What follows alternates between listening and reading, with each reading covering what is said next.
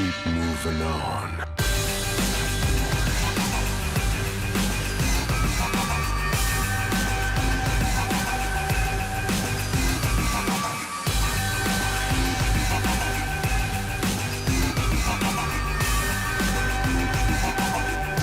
Keep moving on.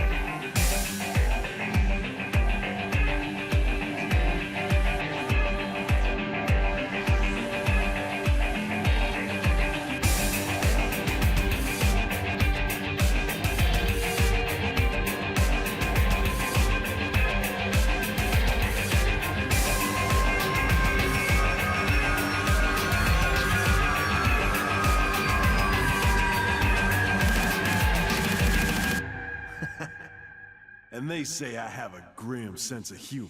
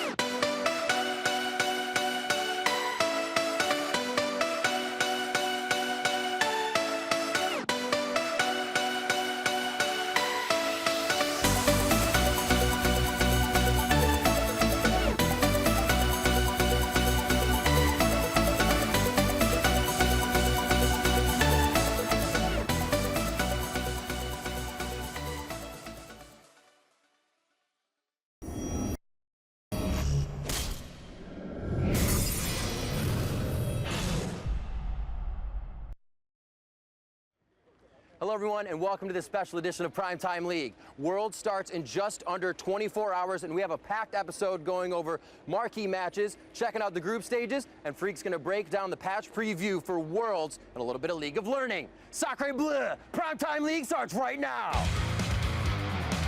Death, what the hell? Gets a triple kill, gets a quadra, gets the pentakill! What on earth is going on? This is the year of SKT. And the faithful shall be rewarded. They're going to take a trip to Worlds.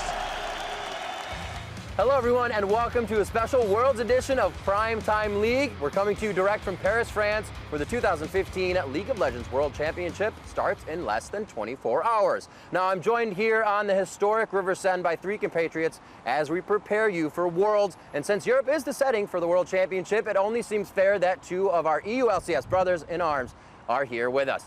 First, former pro player turned caster, best thing in the world, Mitch Crepo Force Pools. Next, his colleague Trevor Quickshot Henry from the European LCS. And finally, from the North American LCS is David Freak Turley. Gentlemen, thank you for joining me here today. Gorgeous, isn't it? It is. It's pretty chilly on the river, A little chilly. that view's epic. I'm gonna say that'll do it for me right there, but we have an awesome show, so let's deliver it. We're here to kick off the group stage of Worlds, so let's jump right into things and talk about the matchups. We'll kick things off with Group A, which people have been calling the group of life for some.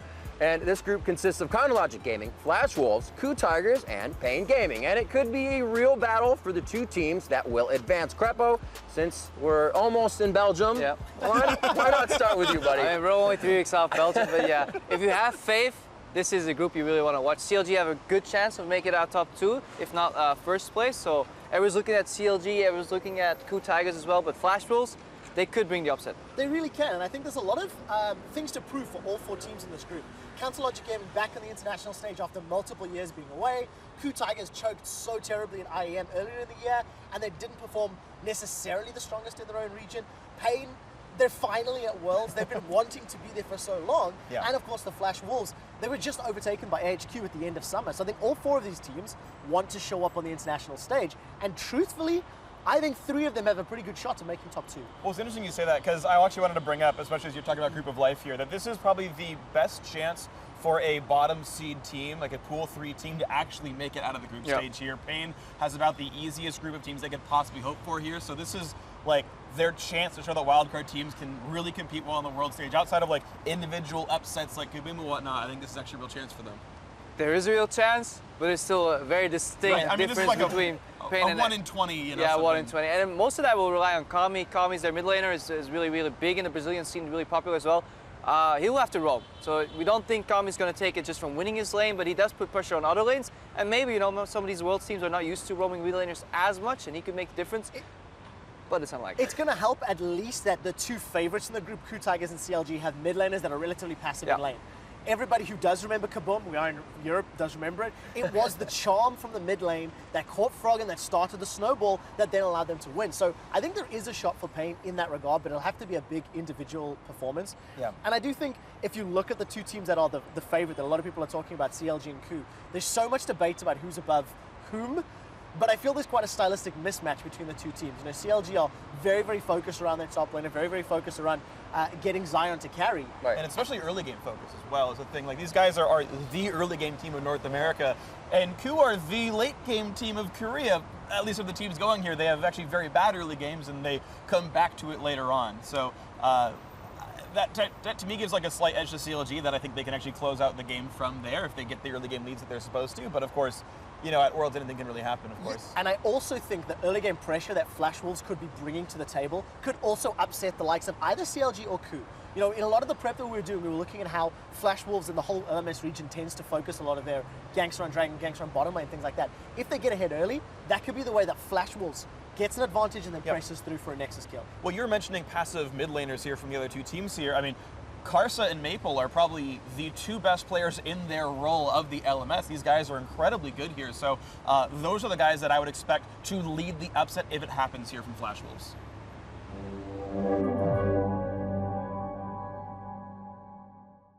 All right, guys, going to see if there's any future world champions coming out of Group A, but it's time to turn to Twitter and talk about the past world champions. We've got 5 of them in attendance here at this year's Worlds. Up first, Season 1 world champion FLICKR.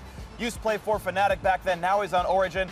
Next up, Season 3 world champions SK Telecom T1 have FLICKR and Bengi returning on the same team. And finally, last year's world champion Samsung White, their mid laner Pawn, is now on Edward Gaming. Their AD carry Imp now over on LGD. Very strong players, very strong teams. And our question is, which of these 5 players will have the highest KDA at the end of the first week of group stage? That goes from today throughout Sunday. I'm going to say that's Imp for my vote.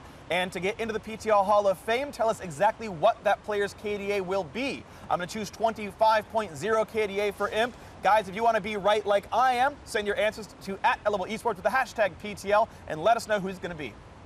25 KDA. Aiming pretty high there, Freak.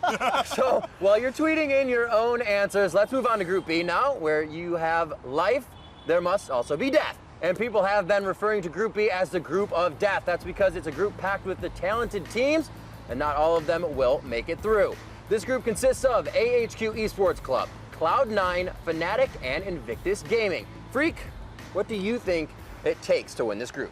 I think it takes a very consistent run through. All of these teams are on some level very real threats. The fact that Cloud9, who's won North America so many times, is actually the bottom seed here, tells you it's a pretty damn strong group, right? You've got #1 from LMS, #1 from Europe, IG definitely no slouches as well. I mean, it is a scary group. The skill set here is strong, so it's being consistent, it's taking every game intelligently, don't underestimate your opponents, and thing is, I don't think we're going to see a 6-0 team coming out of the group, so it's that consistency that does matter. I definitely agree with Freak here. If you look at the teams, yes, Cloud9 is a favorite for almost 4th position, but any team that gets behind Cloud9 early can still count on the fact that High will be shot calling supremely well, and that means you can still lose that game, even if you are on paper the better team, so people will have to watch out for Cloud9.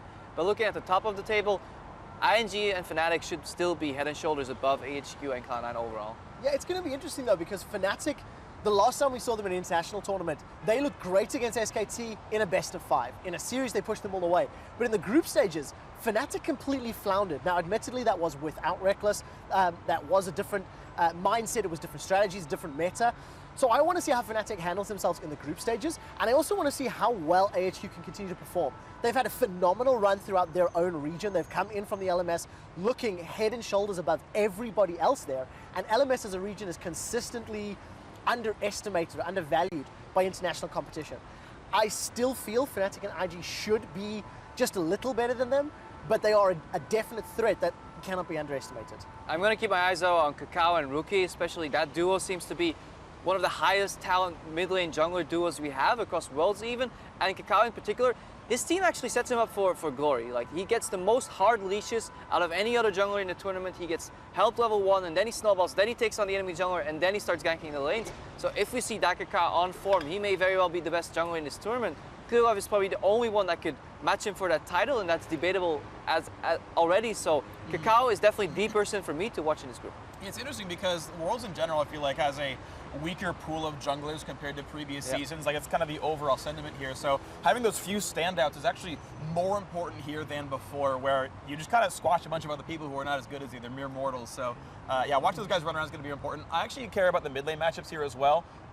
Westdoor, I guess, is debatably very strong. There's, contention whether he's very good or not. Guy's always a world, right? Yeah, right. Exactly. The guy shows up, which I think is important to me, but you got Febiven in his rookie season actually going quite well up against Rookie, which is great. That just makes it very fun overall. And even Incarnation, his rookie season, by the end, he started getting really good. This is, I think, very close mid lane talent-wise, and it's going to make for some very interesting matchups. I can only add to this, and I think the top lane is going to be similar story, and if not even closer. You've got Balls with all the criticism in his play. You've got Ziv, arguably the best player out of LMS, and then Huni as well as Zitai, all doing battle head-to-head on a patch in a meta that favors top laners, where you can win games if your top laner is good enough. So I'm going to be very excited to see how they handle themselves, but more from the angle of how does Balls step up against the likes of Ziv, Zitai, and Huni, because I think that is a very big mountain to climb. Definitely going to be an interesting group from what you guys say to watch the junglers and their cooperation with mid and the top lane.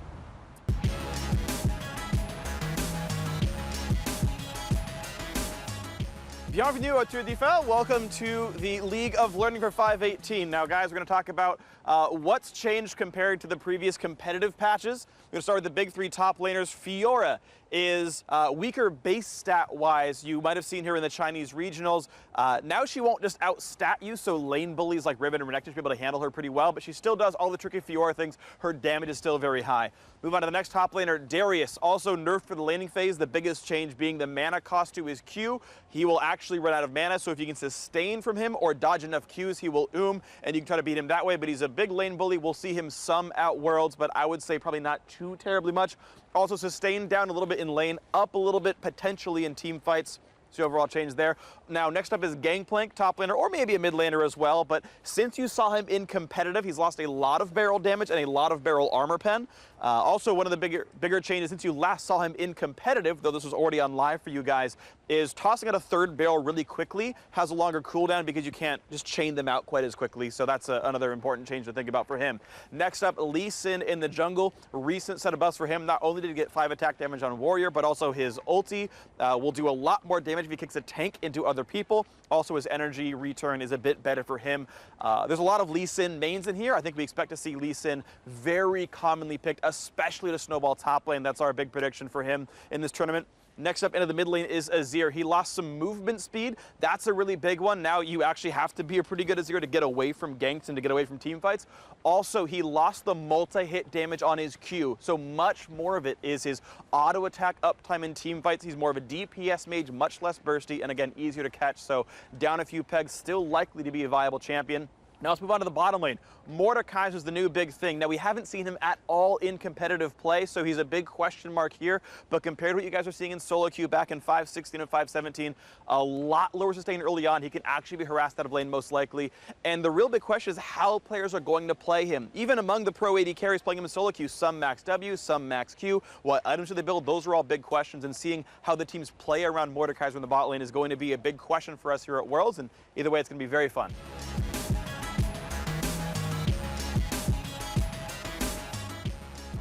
All right, now that your brain is filled with pick possibilities and patch notes that's going to fly into Worlds, it's time to talk about Group C. This group consists of SK Telecom T1, Edward Gaming, H2K, and the Bangkok Titans, also known as the Group of Deft.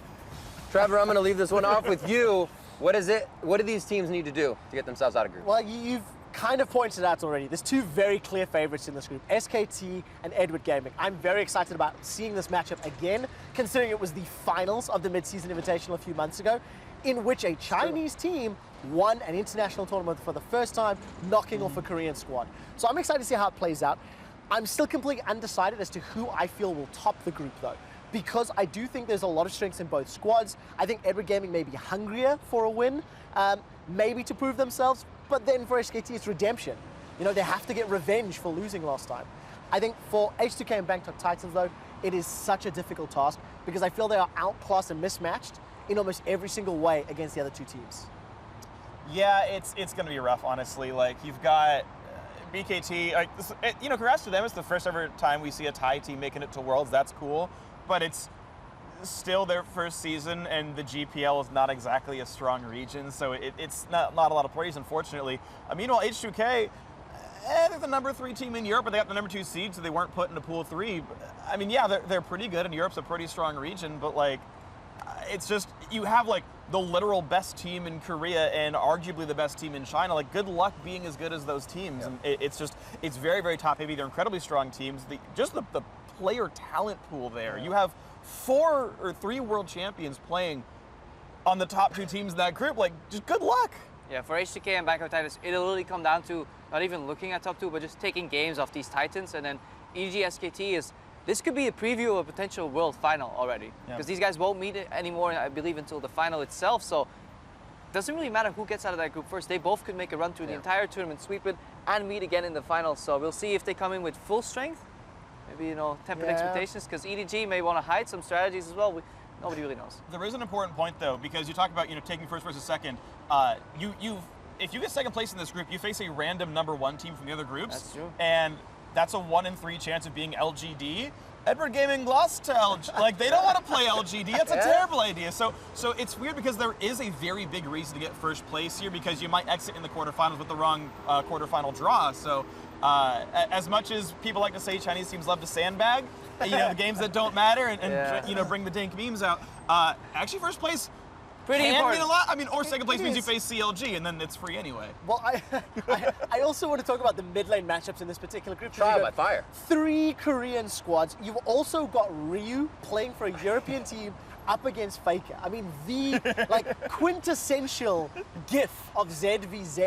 And I mean, he's come out and he said, look, I'm going to first pick Z. I don't expect that to happen, right? But I'm very excited to see how that plays out. Then you've got Pawn in the mix as well. G4 from the Bangkok Titans is going to have a very good proving ground to see where he ranks, because at the international wildcard, G4 absolutely stomped the rest of his competition. Yep. So now we get to see a good barometer as to where he's going to measure versus these 3 Korean gods, for lack of a better word. Yeah, and then looking at Rio and to an extent HTK, they embraced their fate though. Once the live reactions came out to the group tile, they all went on Twitter, it's like, yeah guys, that's it, nice vacation in Paris. So they do seem to be okay with knowing that they're likely not going to make it out of groups, but we may see some spectacular strategies, some cheese come out. You never know. There's one thing to point out though, is that it's double best of 1. So if you can win 1 game against either of those teams, and that ends up being the second place group, you force a tiebreaker already. And then you get smashed. I mean, maybe, right? But like, what we saw that happen at Edward Gaming versus AHQ last year, whereas actually, Green Tea played out of his mind, landed a million hooks, and it was like, okay, now this is close. Now you've got a real chance, and if you pick that 1 game off the right team, that upset can happen, and that's what they got to pray for, that 1 game, and then hope that you get the tiebreaker win. It's going to be awesome. There's no doubt that Group C is a huge powerhouse.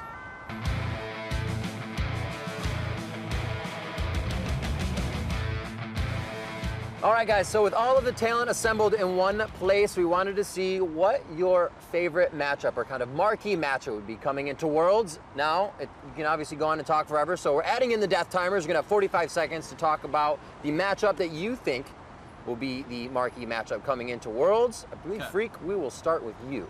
Yeah, well, we're here in Paris. They're known for baking very good things, so they should bake us some apple pie. I want to know how North America's premier bot lane of Rush Hour is going to do up against the Coup Tigers with Prey and Gorilla. Prey and Gorilla are very well-respected players. They're among the very best in Korea. Gorilla's kind of, I would say, most known for bringing Janna to the world stage and making everyone realize this is a good champion, so he's an innovator as well. And so seeing how Doublelift and Afro can do against 2 of the most experienced Koreans in the world stage, and they're known for winning lane in North America, they're known for being the best bot lane in North America, they're known for winning games by themselves. CLG, though they're still a fairly branched out team, still does center a lot around Doublelift, so seeing how those 2 are going to do, and basically just to prove that North America has a talent pool, that North America has good players, because I really do believe in NA this year. I said a few months ago we're going to see 2. Now you're done. Okay. That was great. Fantastic. Quick shot. You now have the pavement, cobblestone, what have you. Take it. Okay, let's go. I'm going to look at Group D. I think my marquee matchup has to be the AD carries of Imp and Niels. Both of these guys are outspoken. They are confident. They have bravado for days, and they do not crack under pressure. These are guys who can single-handedly carry games. They can turn an entire team fight, they can turn an entire match, they can turn the group stage in favor of their particular squads. I also do not think Niels has a penchant for wanting to cry. This is something that Imp has a history of making his opponents do. So I want to see whether or not the European talent, the European rookie of the split, the guy that came up and made Origin an absolute threat, will be able to stand up, go toe-to-toe with the likes of Imp, with the likes of LGD, and I really want to see how Niels is going to be able to carry himself. All right, tissues or not, you feel like that's going to be a fantastic game. Preppo, we're moving on to you. What do you feel is going to be the marquee matchup here? As a long-term Western fanboy and player, I'm just looking at 2 Western mid laners here, FLICKR against Bjergsen. I think Origin as a team, in every position except mid, have more talent or have the better player compared to TSM currently, but I think the mismatch there is in the mid lane, and TSM's strongest player is Bjergsen, Origin's weakest player is FLICKR, and I think that's where it can go wrong for them, because the amount of resources TSM consistently funnels into Bjergsen, including jungle camps, tower gold, even farm share post 15 to 30 minutes, is significantly more than what FLICKR gets from Origin. He usually has to clean up, he plays the utility role, doesn't really get to have any ganks, so if TSM gets their synergy together, gets Santorin ganking from Bjergsen, that matchup can win, spill over, and win over the entire map for TSM. Wow, you had 3 seconds to spare. I'm going to give you that. You want to say anything to your fans? Triple win. All right, gentlemen, thank you for that. While I have my own opinion and critiques on your performances, they went well. We want to know what you think and who won. Send a tweet to @LOL Esports along with the hashtag Crepo1 if you think he made the best case, or you can go with QuickShot1 if you think QuickShot said it the best, or of course, Freak1 if you want to go in that punny direction. So now we have a special treat for you as French casters, Chips and Noir give us a taste of Paris.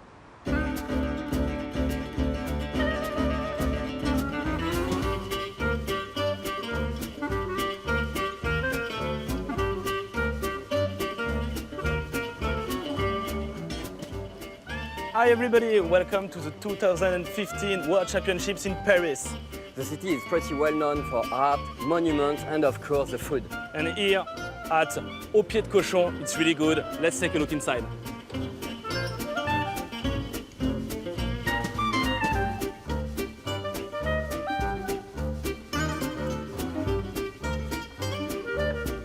So we're in France, and in France, as a starter, we take escargot. Escargot in English is like snails.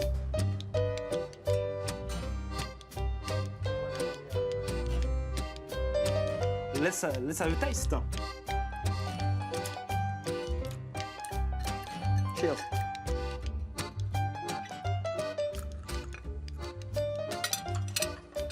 That's really, really good. So we are done with the starters and we are going to have the main course, which is andouillette. Andouillette is a sausage made from chitterlings, and actually that's one of the things I like the most in French cuisine.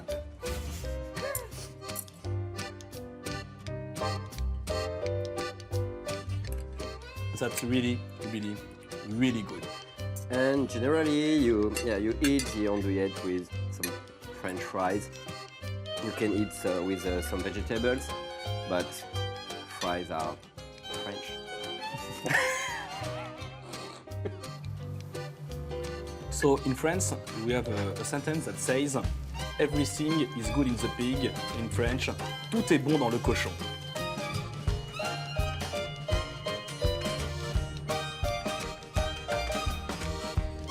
We are going to have the rest of the pig now. Sa sauce béarnaise. Bon appétit, bonne dégustation. Merci.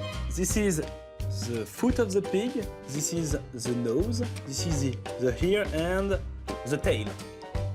So the thing with the foot and the tail is that you got a lot of bones, so you have to do it with your hands.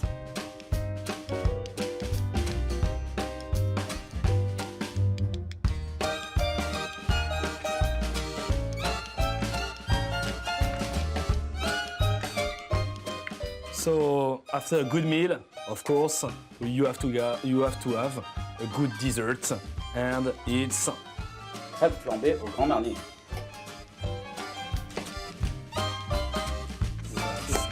so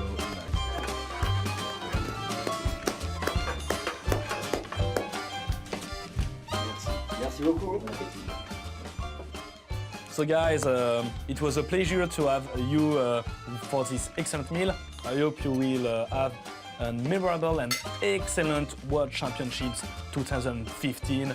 And bon appétit et au revoir. Au revoir. All right, so we've talked about the group of life, the group of death, and the group of deft.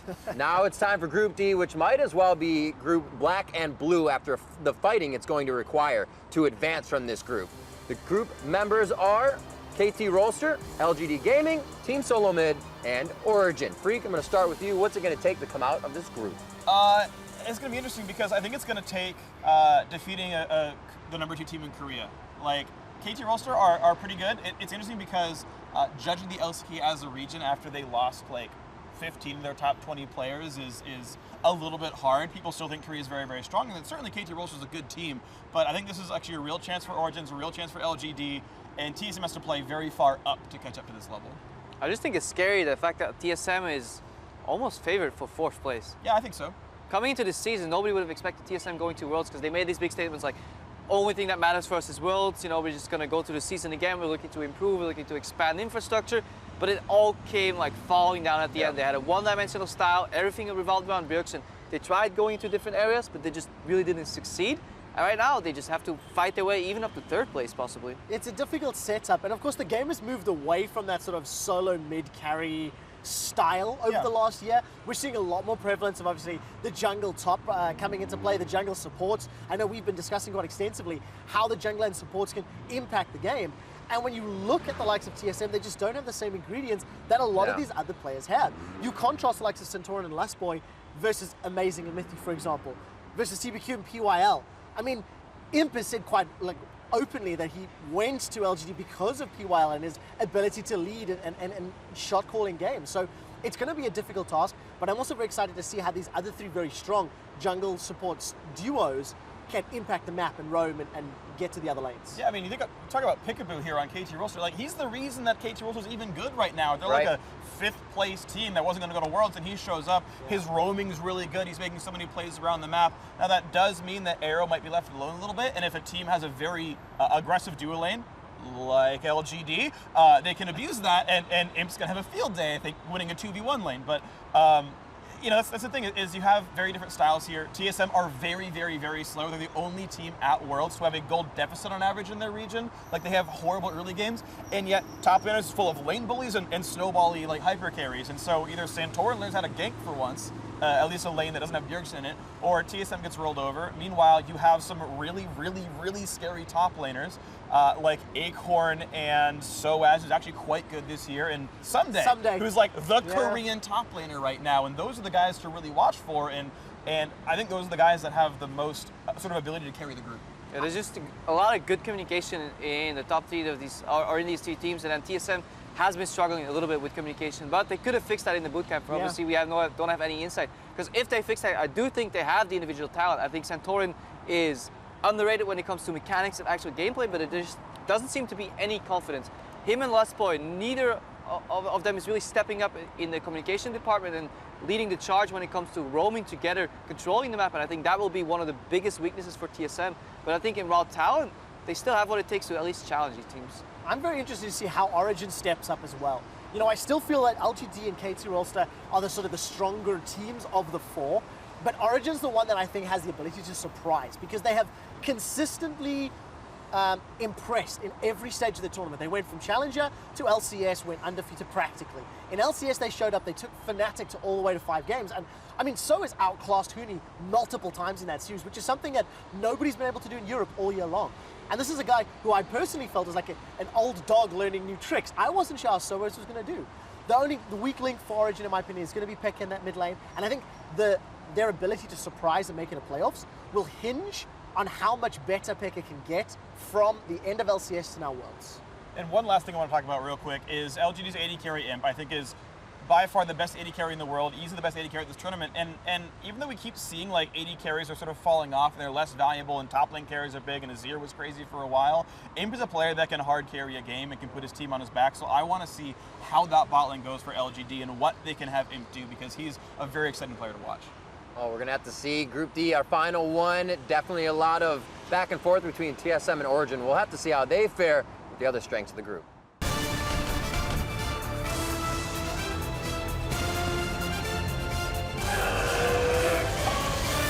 That's how I pick him. That's how I pick him. That's how I pick him. That's how I pick him. That's how I pick him. That's how I pick him. All right, so we've heard the experts talk about the teams, and now it's time to lay it on the line and pick them. This is where we pick the 2 teams that will make it out of each group stage.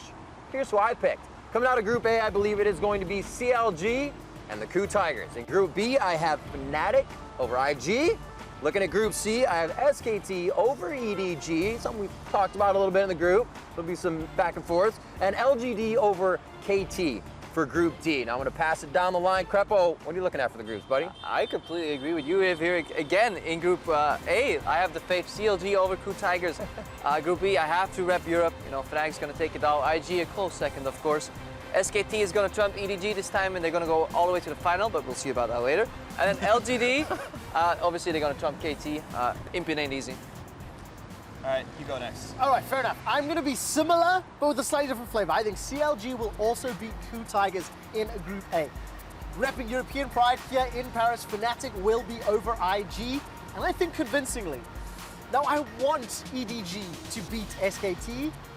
I just think they'll play second in Group, unfortunately. Right. And then finally in Group D, I think Origin are going to surprise, and I think it'll be LGD first and Origin second.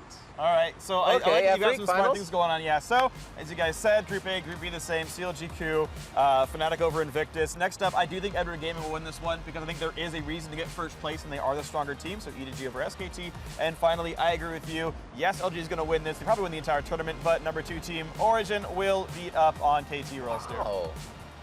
So remember, you can pick them along with us, and there are some nifty prizes involved. Just head over to pick'em.lolesports.com to choose your teams and get all the info. And to help you show support for your picks, you can also sport new team icons. All of the World Championship team icons are available in the store, and you can show it off by hitting Control-6 in-game to show off your favorite team's colors. All icons are available right now, and a portion of each sale goes directly to the teams. So all of your choices will lock in just before the start of the first game on Thursday. So let's check out the schedule for the first part of the group stage. Things will kick off with the opening ceremonies tomorrow at 4 p.m. Central European Summer Time, which is 7 a.m. Pacific. And right after that, Fnatic and Invictus Gaming will hit the Rift in the first game of the 2015 World Championship. The games will continue on through Sunday for the first group stage, and the second group stage will start next week. And, of course, Primetime League will be with you throughout Worlds to kick off each stage. You can catch us again next week before the second part of the group stage on Wednesday, October 7th at 9 p.m. Central European Summer Time and 12 p.m. Pacific. We'll head back on October 30th for the finals. And that's about going to do it for our first Worlds edition of Primetime League. There will be a lot happening at Worlds, so remember that when the games spin up, send us your favorite incredible moments from the teams. Just tweet them to us at LOL Esports. Use the hashtag #ThePenta. You know the drill. We'll compile the best of the best. Now, as everyone prepares for the 2015 World Championship to begin tomorrow, let's check out the 5 best plays from the teams who will be competing.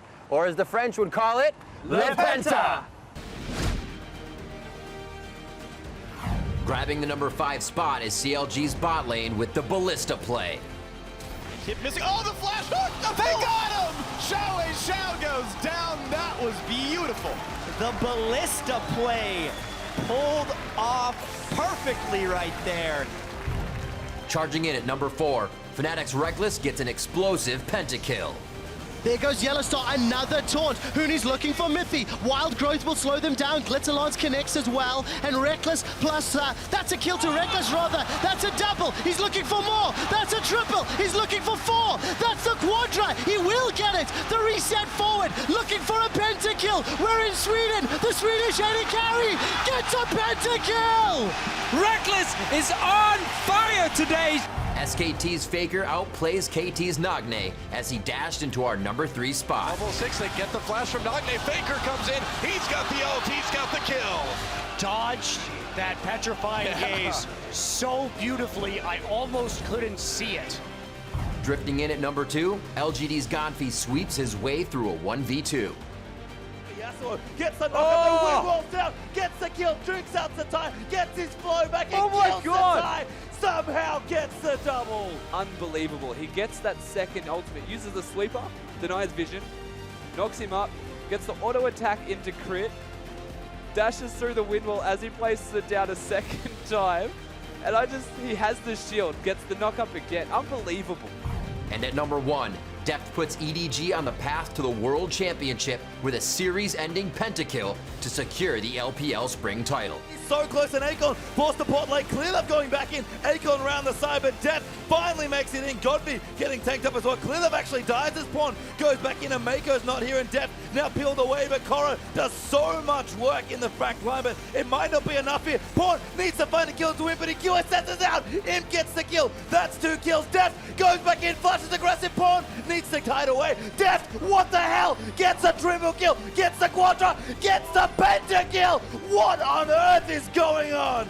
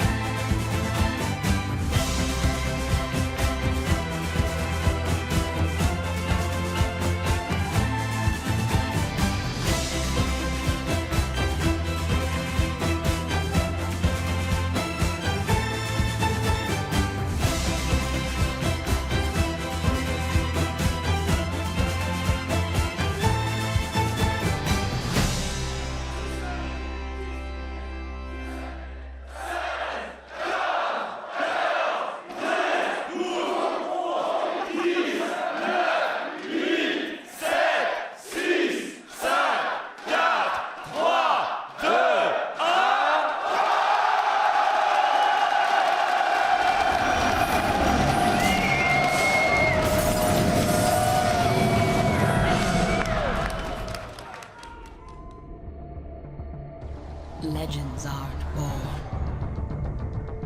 They're made.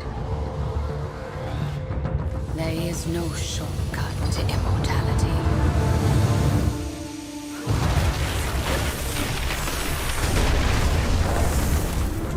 Legends earn their place in history. One fight at a time. Competition is their crucible. Glory, their reward.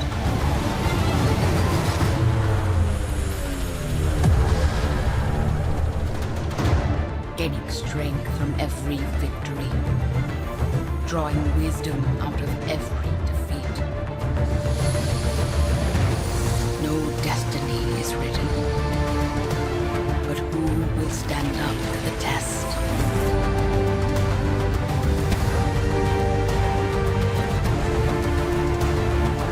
Only one will become legendary.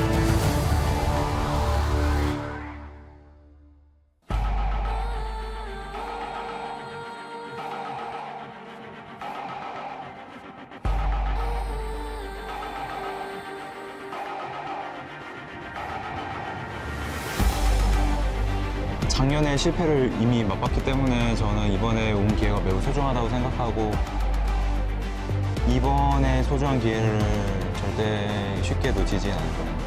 This is the year of SKT. 上次世界赛我们是在台湾打的，那次没有打得很好，那希望这次可以在欧洲拿到世界冠军。We can showcase that we are a strong team. The European steamroll that we had was not only a fluke. I want them to see CLG as a team that should be feared. The faithful shall be rewarded.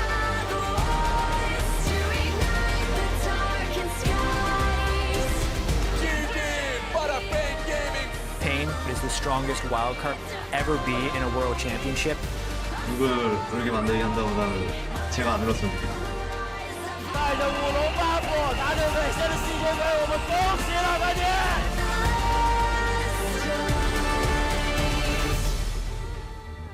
Coming from a small country where nobody knew me, to be here right now, it's like a dream come true. I had no dream of going to Worlds once we were, in 9th place. So actually making it is just like a dream come true. This is our time to show if we can really compete with the best. 좋은 팀을 만나서 다시 오게 돼서 기쁘고요. 사람들이 인정하는 위드가 되고 싶은 마음은 있어요. 멋있는 동영상 하나 만들었잖아요. FLICKR랑 할 때. 뭐 이번에는 죽이는 쪽으로 동영상 만들고 싶어요. I feel like we have a chance there. It's hard, but it's not impossible. It's like what I used to say. It's not gonna be as you think it's gonna be.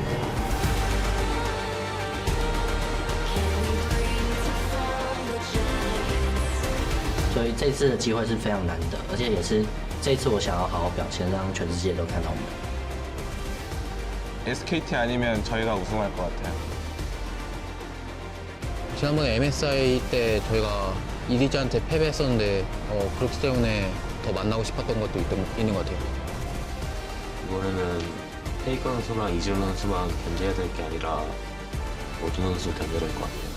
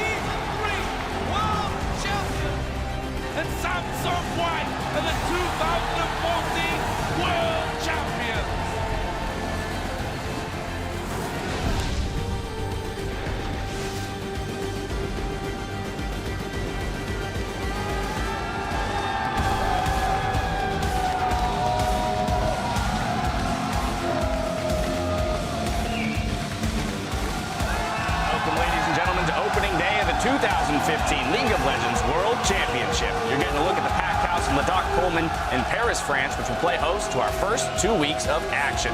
Now, Fnatic fans lined up outside earlier in the day to see the hometown favorites in action. A lot of energy in that crowd. And of course, we've got some cosplayers joining us to enjoy the day. Project Leona, Pulsefire Ezreal. We've got a Diana in the audience as well as Officer Vi. Here they are, though, Fnatic and their coach Daylor getting ready for the first game of the day, against Invictus Gaming. International wildcard Pain Gaming from Brazil warming up for their match later in the day.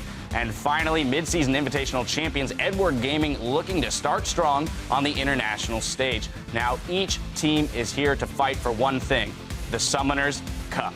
And of course, since January, teams from all around the world have fought for a chance to compete on the international stage and a shot at glory. Now, the best 16 teams have descended on the City of Lights to continue their quest.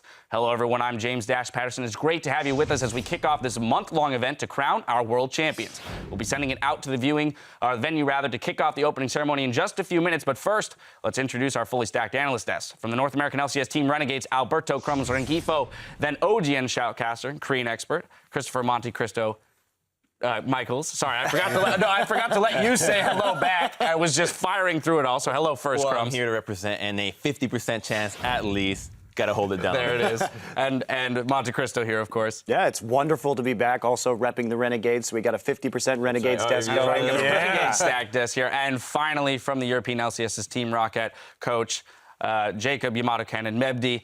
And of course, this wouldn't be a World's Desk without Double Lift on the analyst desk. So don't worry, we've got you covered. Now, we'll be hearing more from these guys in a bit. But first, we want to introduce the rest of the team standing by at the telestrator. We have Aiden Zyrene Moon from the North American LCS, who will be with us throughout the day, as well as joining us on the analyst desk throughout the tournament. If we continue around the horn, introducing the rest of the caster crew, we've got holding down the fort in the interview lounge to get the inside story straight from the pros, as well as providing top-tier analysis, is Efia Shaks de Portera. And Kobe and Crepo will be along a little later to make the big calls in the second half of our day. And here you're getting a look at Jat Deficio and Quick Shot over in the caster booth warming up. They'll be bringing you the play-by-play for our first 3 games today. In addition to our own crack squad of casters, the action from Worlds will be beamed out around the globe in 20 unique languages with crews from China, Brazil, Turkey, Korea's OGN, as well as French broadcasters O Gaming, who will be taking center stage and helming the in-house cast. Right now, we're going to hand it off to our frère français Chips et Noir to meet the combatants of our 2015 World Championship.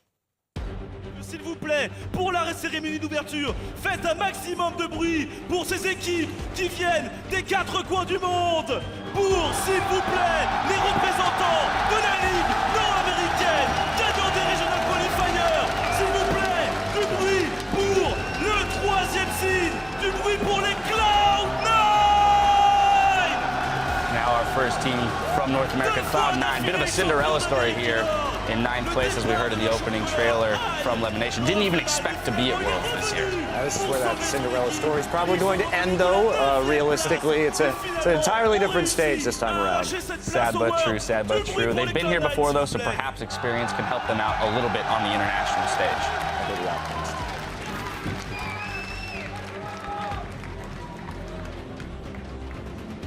Et maintenant, l'équipe légendaire et la plus populaire d'Amérique du Nord, la seule à avoir disputé les 5 championnats du monde, Team Solomid! All eyes on Bjergsen here in this event, in my opinion.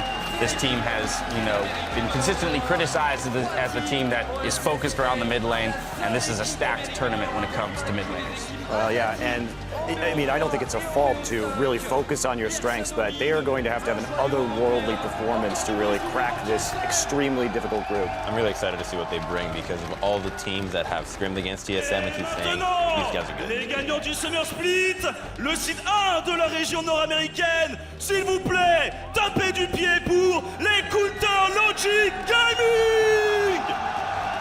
Now, I know this team was outspoken after winning at MSG that they wanted to put up the best possible showing here on the international stage. So you know that their minds are focused. They're set on performing well. We'll see if they can execute. Yeah, higher the expectations, harder to fall. It's absolutely true. Hopefully that's not in the back of their minds, though. At least they have Xmithy now, so they can really show it all and be glad with their performance, whatever it is, because they know that they didn't play themselves. Les 3 équipes d'Amérique du Nord, s'il vous plaît. Cloud9, TSM, Counter Logic Gaming, qui viennent de l'autre côté de l'Atlantique pour tenter d'arracher la Coupe de l'Invocateur et la victoire finale. Du bruit s'il vous plaît encore Paris. There they are, 3 representatives from North America. We'll see if they can do us proud over here in the States. I think CLG will make it to the quarterfinals. I mean, with their group draw, it does seem that they're a pretty big favorite coming into this. There you have it, a little optimism from Monte Cristo on the desk. Just a little realism, you know, that's the difference. Pro League, la LPL, la Chine avec le 3e seed, les quarts de finalistes des Worlds saison 2, Invictus Gaming! Whenever I take a look at the roster of IG, I just have no idea what to expect. That is what I like about them both.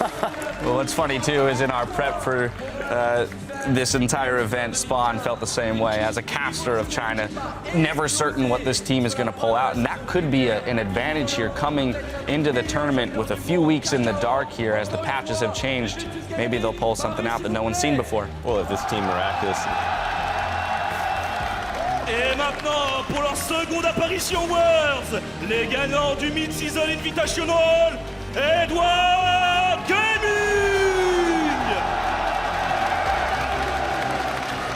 A lot of eyes on this team as they won the most recent international tournament at MSI, defeating SKT as well, but in a hard-fought 5-game series. And I really am looking at Amazing J. They've taken him and are using him as the starting top laner, at least at the beginning of this tournament. And can he step up in a very top lane stacked event? Et désormais, le seed numéro 1 de la Chine, les champions du Summer Split de la LPL, l'équipe qui a fait tomber Edward Gaming, LQD Gaming! You know, LGD came out of that really fantastic end of the season LPL playoff run. They looked very strong, and especially Imp with just an insane performance going through the bracket stage over in China. So he's going to have to really hard carry here again, but a very dangerous team. I think the important thing about these 3 teams is that throughout the LPL, the competition amongst these 3 is super close. Voilà, LGD Gaming, et on applaudit encore une fois toutes ces équipes représentants de la LPL, s'il vous plaît.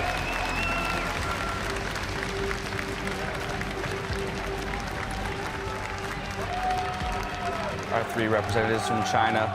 You know, when you look at the top tournament, or teams in the tournament rather, a lot of people have been pointing to this region being the strongest or deepest region of them all coming into the tournament, at least on paper.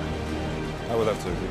Definitely, like overall, I think China is definitely the strongest region. Et maintenant, les représentants des Master Series de League of Legends, les gagnants des finales régionales de la LMS 2015, les Flash Wolves! Flash Wolves, a lot of people, we don't really know what to think about this team right now. We haven't seen LMS in so long that they may have some surprises on these new patches, and it's very difficult to scout these teams just because of the duration of time since their playoffs. I mean, remember, the Stake has been in Worlds 3 times already, and the first time as Gamma Bears, was it 3 times? Well, when he was on Gamma Bears, he actually brought out a new pick of the Shyvana top, so this team is good at innovating picks that others haven't seen. Et désormais, pour leur seconde participation consécutive au championnat du monde, AHQ Esports Club! AHQ, a team that had a pretty impressive showing last year at Worlds. As an organization, of course, every time we see AHQ on the international stage, people point to that mid lane. Definitely all the eyes on Wester, especially with the changes in mid lane. The Assassins are heavily favored right now. And Ziv, of course, we have to talk about him because he was the MVP of that season, this last summer season. So he's got a big role to fill in a top lane meta. I was going to say, you talked about the importance of the top lane. You're definitely going to have to look at him as well as Westor. Nous allons passer maintenant aux autres équipes. Il en reste encore tellement. Nous avons tellement de chance d'accueillir tout le monde. S'il vous plaît, pour les équipes de la LMS qui maintenant vont aller se préparer pour leur prochain match de la journée. S'il vous plaît, Paris.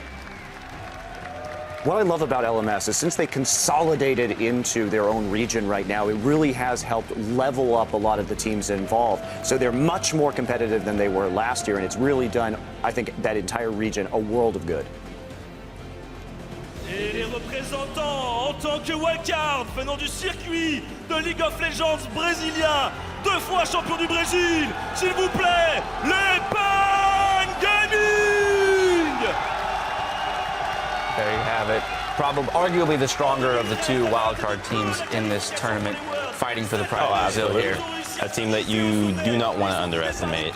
Even though Group A is arguably the easiest group out of all of them, you still want to take every game as seriously as possible because being so close, one loss to anybody will cost you getting out of groups. Well, it's definitely an argument for this team. The fact that they are in Group A gives them the best opportunity to surprise someone and find their way out of it. Et le deuxième représentant issu des wildcards venant de la Thaïlande pour la première fois participant à ces championnats du monde, les Bangkok Titans. This is the team that might have a bit harder of a time getting through groups as they found themselves going up against the likes of EDG and SKT. I mean, they got dumped in probably the hardest group to actually get out of here, and not only that, but you just look at their play style, they're probably the weakest team in this tournament. So, I mean, it would be an amazing upset, but I don't think it's going to happen.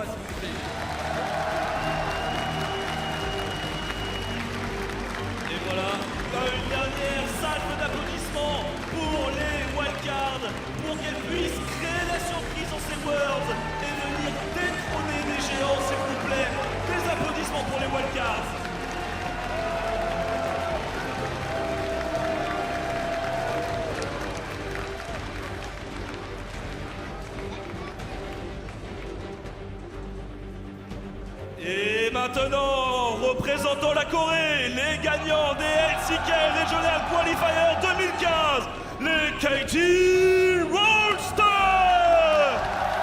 Oh, KT. This is a team that really is a big threat in this tough Group D, but that said, sometimes they can drop games in very silly ways. If you give them a best-of series, I have a lot of faith in them, but best of one, this is a team that could definitely get upset here. I still think they're going to make it out. For me, Sunday's the best top laner in the world. He's the guy to watch on this team.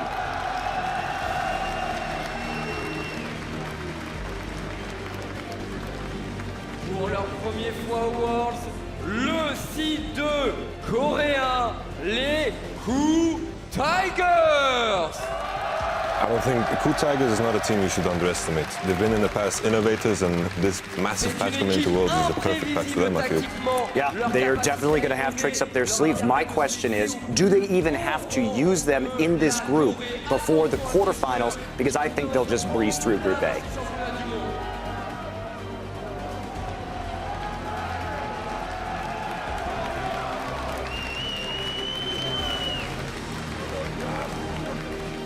Et désormais, l'équipe la plus titrée de Corée, les champions en titre de la LCK, SK Unicorn T1!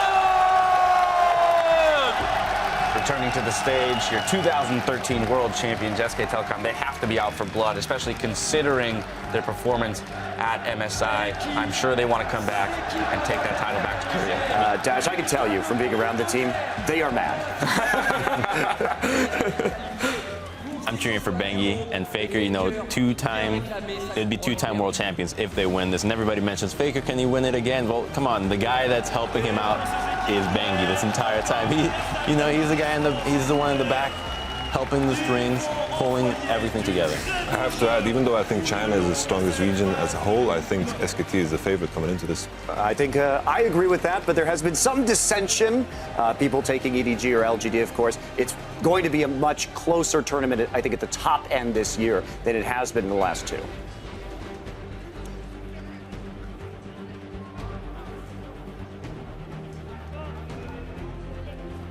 Et représentant la scène européenne, ceux que vous attendez tous pour la première fois Worlds en tant que gagnant des Regional Qualifiers européennes, les Origins! A couple very experienced players on this team, as well as some new ones. Neil's coming in as a rookie into the World Championship here. So a pretty imbalanced team in that regard. I want to see how crazy the fans go for these because all three European teams have French players. This is going to be, and we know the French crowds can be very passionate.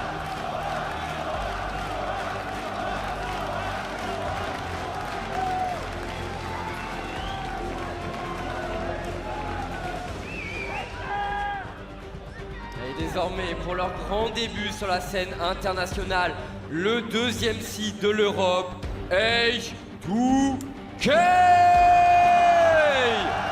You know, we spoke about SK not too long ago. I'm looking at Ryu here on this team. Yeah, I feel like, you know, when you hear H2K coming to the world stage and I think of SK and they're in the same group, you know, this is going to be a pretty fantastic showdown. It's definitely fun for me to see again, especially since Ryu on the KT Bullets played that best of 5 against SKT, which is still my favorite best of 5 of all time in the history of this game. So I just want to see it more of that. Et le moment de vérité, gagnant des Worlds en 2011, 4e participation aux Worlds, les champions du split et du Super Split 2015. Veuillez accueillir FNAC! I have to say, Fnatic.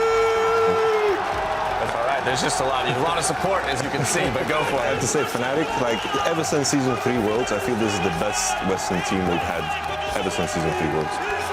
I would say ever since Season 2 Worlds, when we, like Moscow 5 came in, I think, as a major favorite in that tournament. This is a team that I think can make a deep run legitimately. Love their shoes. Oh, They always look great. Love the fashion sense. I mean, you got to say, all the teams that come in with new outfits and different designs, it's a good feeling. You know, the psychological aspect, it's a fresh new look, it's a fresh feeling into a very important tournament, and I think it helps them out. Et voilà, toutes les équipes maintenant vous ont été présentées. Tous les prétendants au titre de champion du monde 2015. Il n'en restera qu'un à la fin, Chips. Que de hype! Et quelle attente, ils sont à domicile. Ils sont à domicile, ces Européens, et bien entendu, ils auront besoin de votre soutien dans les matchs à venir et dans leur bataille pour tenter de sortir de ces phases de poule. Well, that's an incredible sight to see. Top teams from around the world and living legends in the sport already assembling on one stage. Now, you can really feel the excitement, too, of the fans in the house there, you know, for all of the teams, not just the hometown favorites, but those who have traveled across the world. And I think for me, particularly, what I love the most about this is looking at this tournament on paper, arguably the most competitive World Championship we've had to date going in. Absolutely, and as you mentioned with the upper echelons of play, it's going to be very close. You can't say that one of these teams is miles above the other one, at least with the preparation beforehand. Once the games start, perhaps things change, but it's unlikely. Yeah, and that's the thing. It was very easy, I feel, for me to predict the last 2 winners before the tournament even started. But this year, I think SK Telecom, but I am nowhere near as confident as I was in the last couple of years. Yeah, I think that's you know, when we look at this, it's going to make our jobs very fun, right? When we parse through all this information, I know we all did our pick'ems. We'll see how those pan out throughout the tournament. But in general, just, you know, kind of the aura of curiosity that surrounds this tournament and this first day of play, which I think will be so telling on top of the fact that we haven't seen these teams in quite some time. I'm just happy we're guaranteed to have very, very good games no matter what. This is like compared to last Worlds, it was like some games that were just, this is over, no matter what, you know? Without a doubt, some good games ahead of us. Now, over the next 2 weeks, teams will be competing in a round-robin group stage where each team will face off against every other team in their group twice. The top 2 teams from each group will advance to the knockout stage in London, while the other 2 will go home. Now, let's start by taking a quick look at how the group draw played out. In Group A, we have the #1 seed from North America, Counterlogic Gaming, Korea's Coup Tigers, the LMS's Flash Wolves, and the international wildcard from Brazil's CB LOL Pain Gaming. Monty, thoughts on this group? My thoughts on this group should be pretty easy for Coup Tigers to get out. I think CLG can come out of this group, too. Of course, I do have some lingering doubts because they didn't get that full boot camp in with Xmithy. But even then, the rest of the group relatively weaker. But it's going to be a tight race, I think, for #2. And one loss to Pain or one loss to the Flash Wolves really could just disrupt the entire balance. Well, and Crumbs, you spoke to the possibility that Pain could even find their way out of this group if things fall in the right places. Well, I mean, there's chances of hail in Los Angeles as well, and many things could happen. But yes, there's obviously a possibility for Pain to do well. I'm hoping for it. You know, I want to root for the underdogs, the South American team, I mean. And I want to see that happen, but it is, again, unlikely because of the strength of CLG. Now, moving on to Group B, it's Europe's #1 seed Fnatic, the LPL's Invictus Gaming, the LMS's AHQ Esports Club, and Cloud9 of the North American LCS. Yamato, throwing this one to you. I feel like the two favorites are very obvious, the Fnatic and Invictus Gaming. It's very hard for me to judge who's going to take the first seed, but this group with Cloud9 and AHQ in it, I think we could possibly see some upsets. You don't think AHQ is making a run for the top two? Like, I doubt it. I feel Invictus Gaming and Fnatic are the obvious favorites, but I'm expecting, like, with the fact that there's been such a huge time difference where we haven't seen LMS, I think there's a possibility they can bring up something fresh. Well, especially IG, they're the team that I'm looking at because I feel that I know how strong EDG is and I know how strong LGD is, but IG is a team that has been so inconsistent that it's really hard to get a read on them. Kid and Kitties, they have to replicate their most recent performances if they want to do well, because they typically really haven't been that strong. You know, I think the inconsistency comes from the actual play style that is pretty much stuck within the LPL, that all these teams kind of promote each other to play wild all the time, and I think that's one of the things that leads to it. And I don't think this tournament is really going to bring out that inconsistency out of IG, and they'll probably buckle down a lot better. Let's jump over to Group C, which is going to include Korea's #1 seed, SK Telecom T1, the EU LCS's H2K, China's Edward Gaming, and the international wildcard representing the GPL, the Bangkok Titans. Crumbs? Well, I don't want to be that guy for H2K and Bangkok Titans, but it's really a shame, you know. It's a grim picture. Like, as soon as the groups were drawn, it's like, all right, well, guys, you know, let's make vacation plans in Europe. This group is going to be SKT and EDG getting out very clearly, and H2K and Bangkok will just have to use this as a learning opportunity and just try to have some fun out there. Well, and while it's unfortunate for H2K and the Bangkok Titans, from my perspective, having EDG and SKT in the same group is fantastic because that means they'll go into the opposite side of the brackets when they make it out, and that increases our odds of having a really awesome final. So that's really exciting for me. Be a sweet rematch. Like, I was thinking the exact same thing. Like, I'm just hoping we get the EDG-SKT final. This is just my dream. We're set up for the storylines. We'll see if they fall in place. Well, finally, in Group D, it's China's #1 seed, LGD Gaming, Korea's KT Rolster, North America's Team Solomid, and the EU LCS's Origin. And although maybe not as lopsided as Group C, I personally feel here too as well, though the European and North American seeds are in a huge hole that they're about to have to climb out of in order to take down Goliaths like LGD and KT. I think this is the team, the group that has the most fans behind it, because all these teams are pretty popular. Everybody really knows who these guys are and want to see their own region do very well. And we don't really know how well they're going to do, just because, at least personally, I take a lot of the information that the pros say, like, oh, these guys have been doing really well in scrims. I'm like, oh, maybe he said that. I mean, he knows something I don't, obviously. So I want to see. I know you've got some thoughts on how scrims have been going. I mean, my big question is KT, right? Sure, they looked good in the gauntlet, but in their 8-1 best-of-3 run in the second half of the summer season in Korea, it's impressive. They only lost to SK Telecom in best-of-3s. When we go back and we actually dig into those matches, they were losing to single games to some of the worst teams in Korea. So they need to get that consistency up. If KT gets rolling in the early game, if they start to get kills, they're unstoppable. If they start to fall behind, they don't play from behind very well. So the key for them is going to be that early aggression. And if people can replicate SK Telecom shutting down Score and Peekaboo, then I think there's a chance that KT doesn't make it out. Now, if it's not KT, is it TSM or Origin? Origin. Okay. For sure. I feel like in this group, even though there's two clear favorites, I feel like LGD and KT have shown inconsistency throughout the season. So I think it will be interesting to watch this group. All right, maybe closer than I may have thought to begin with. Well, throughout the tournament, teams will be competing on patch 518, where a lot has changed since the last time we saw most of these teams play way back on 514. Most notably, gentlemen, we saw changes going towards the top lane. Well, that top lane shift will affect the bottom lane even harder, because that means that the guys that can TP into the bot lane are going to be more powerful than they ever were. So you get a Darius TP into your bot lane and just triple kill everybody with the mid lane TP, and this is going to be complete madness for everybody down here. I don't think the bot lane is really going to have a lot of fun playing here, so I think that they'll just constantly lane swap and really just avoid having to deal with teleports, because it is going to be a pain in the ass, especially if you have to deal with dragons as well from Mordekaiser. Something else that has gone through a lot of changes is also the mid lane, because throughout the season we've had only Victor and Ozzy going around, but these two champions have been nerfed, and a lot of assassins have been buffed, and I think that's going to have a massive impact on Worlds as well. Well, just the number of mid laners you can run with teleport right now. If you don't lane swap, games are just going to turn into 5v5s very early on in the bottom lane, because there's a whole swath of champions that can run TP out of the mid lane. So I mean, expect some pretty wild skirmishes very early in the game. All of this in mind, when we look at the 16 teams that are going to be here on the world stage, how does all of these changes to the game affect the landscape of League of Legends as we'll see it play out over the next few weeks?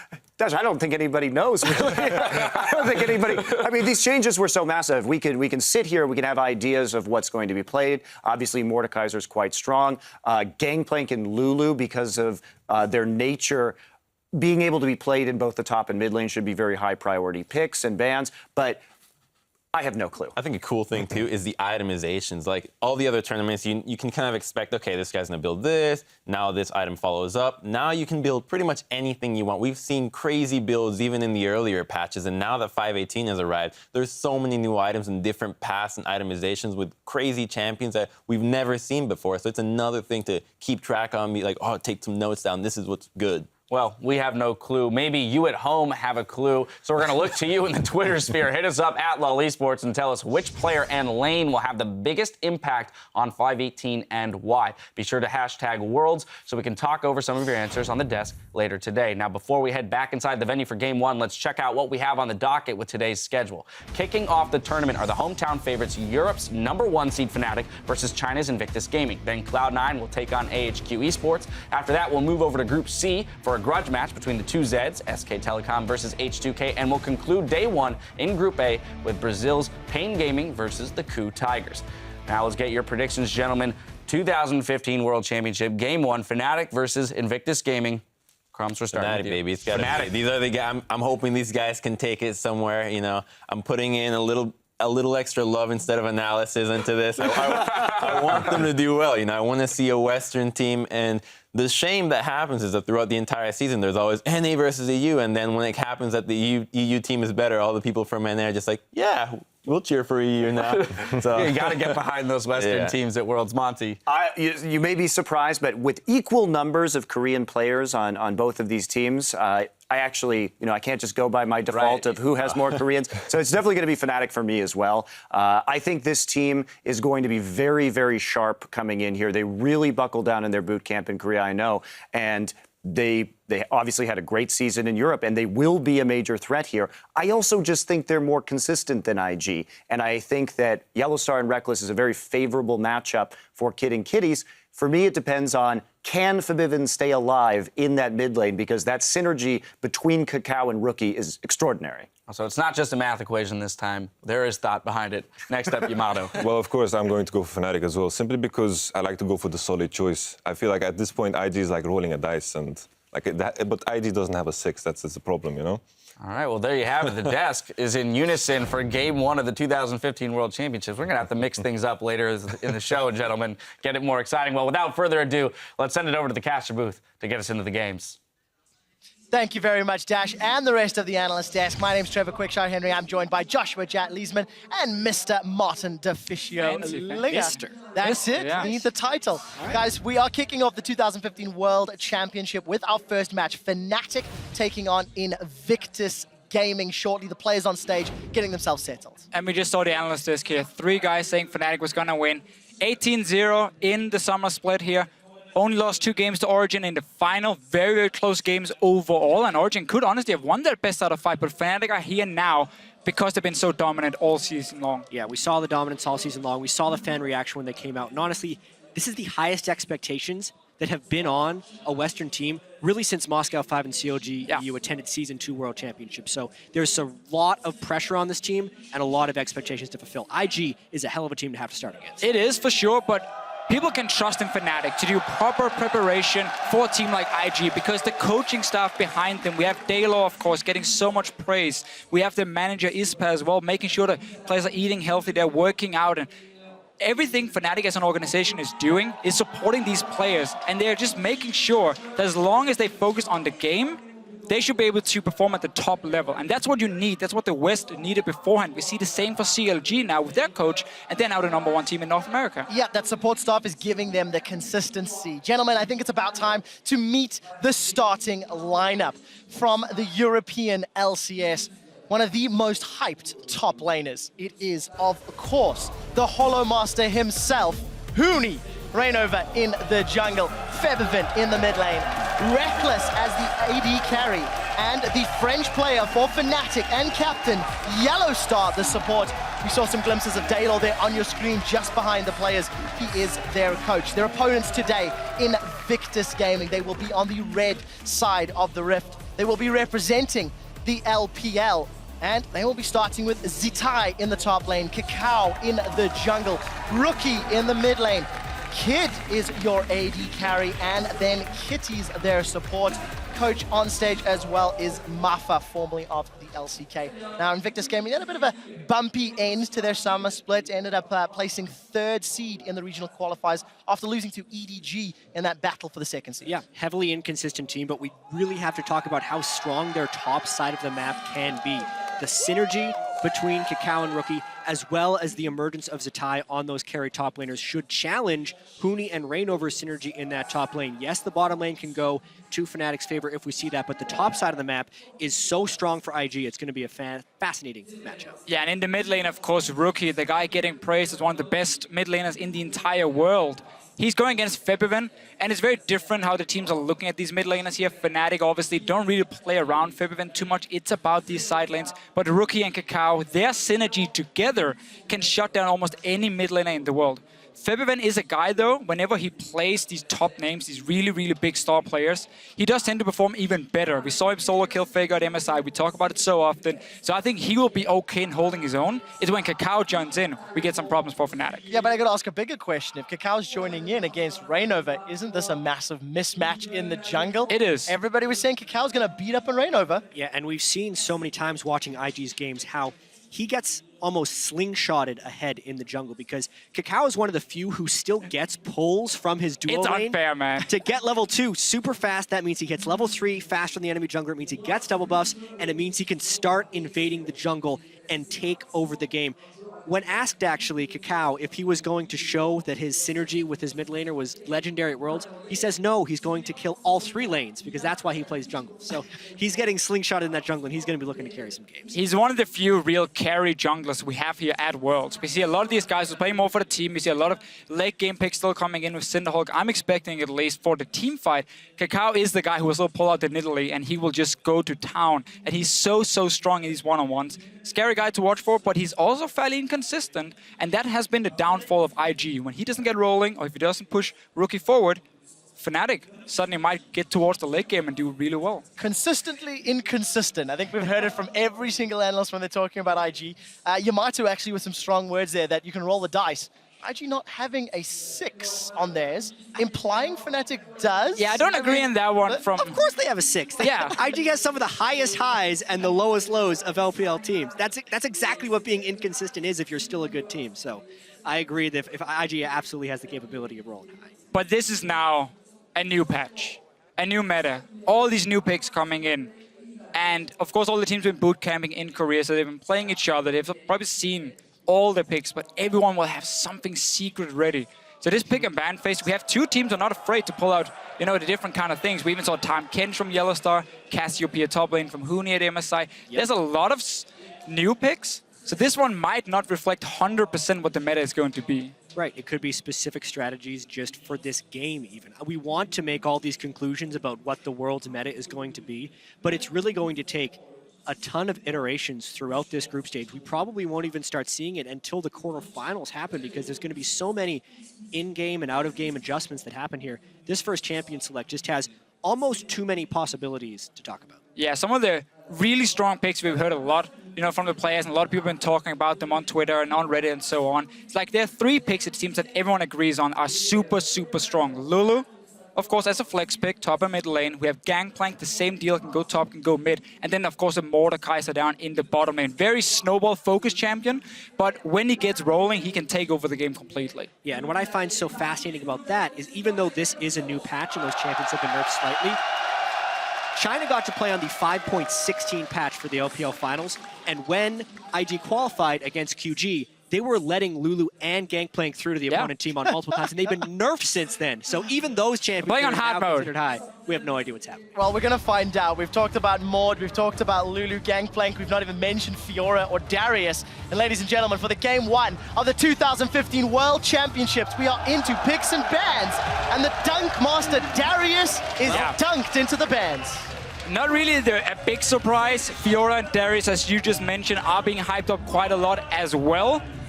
And we have to remind people, this is the blue side ban for Fnatic, so they might still be able to first pick one of these 3 picks we just mentioned before. Yeah, the Lulu ban makes a lot of sense. Fnatic had a ton of success, as did everyone running that as a flex pick between the mid and the top lane. And that can be a very interesting thing when it comes to red side, blue side now, because red side used to be where you could like target ban a little bit more because you wanted multiple OPs to be open so you can get 2 of them on your side. In this case, if there's only 3 that every team agrees on, you have to ban away at least one of them, and then you can trade the last one. They go for all 3, it looks like. Mordekaiser ban, first of its kind that we will see. Gangplank is still up, gentlemen. There are 2 bans remaining. I wonder if these teams will be looking towards that, as is Kalista. We've not touched on some of the AD carry roles yet either. Really, Vayne is actually banned before Kalista. Kalista has received some nerfs throughout patches now. One of the lowest win rate you have in solo queue, but still tremendous competitive capability.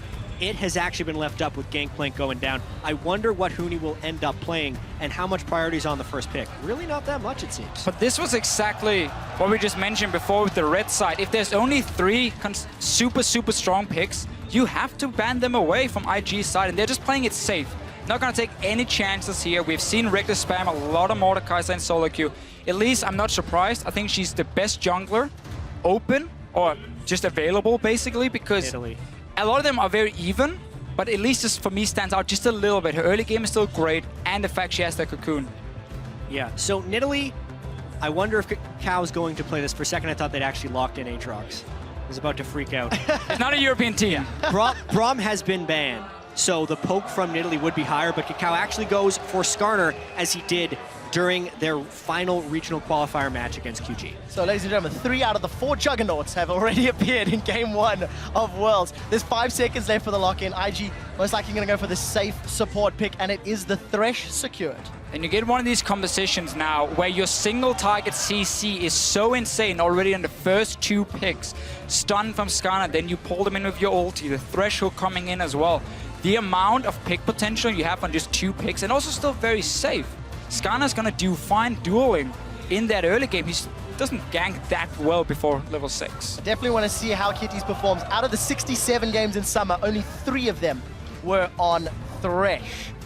For Fnatic, they now know what they're facing in the jungle. They now know what their support is, but solo lanes still left available for both teams. And with both Lulu and Gangplank being banned away, that's 2 of the most standard flex picks we're going to see. On blue side now, you might have to blind pick both your solo laners, which can be a big problem for Fnatic, and it would open up potentially for some interesting counter picks from IG. Yeah, well, what's interesting here is that Shen could technically be flexed. It's been a long time since we've seen Shen support, but it could absolutely fit in this context. Or Huni can play it as a neutralizing tank in the top lane.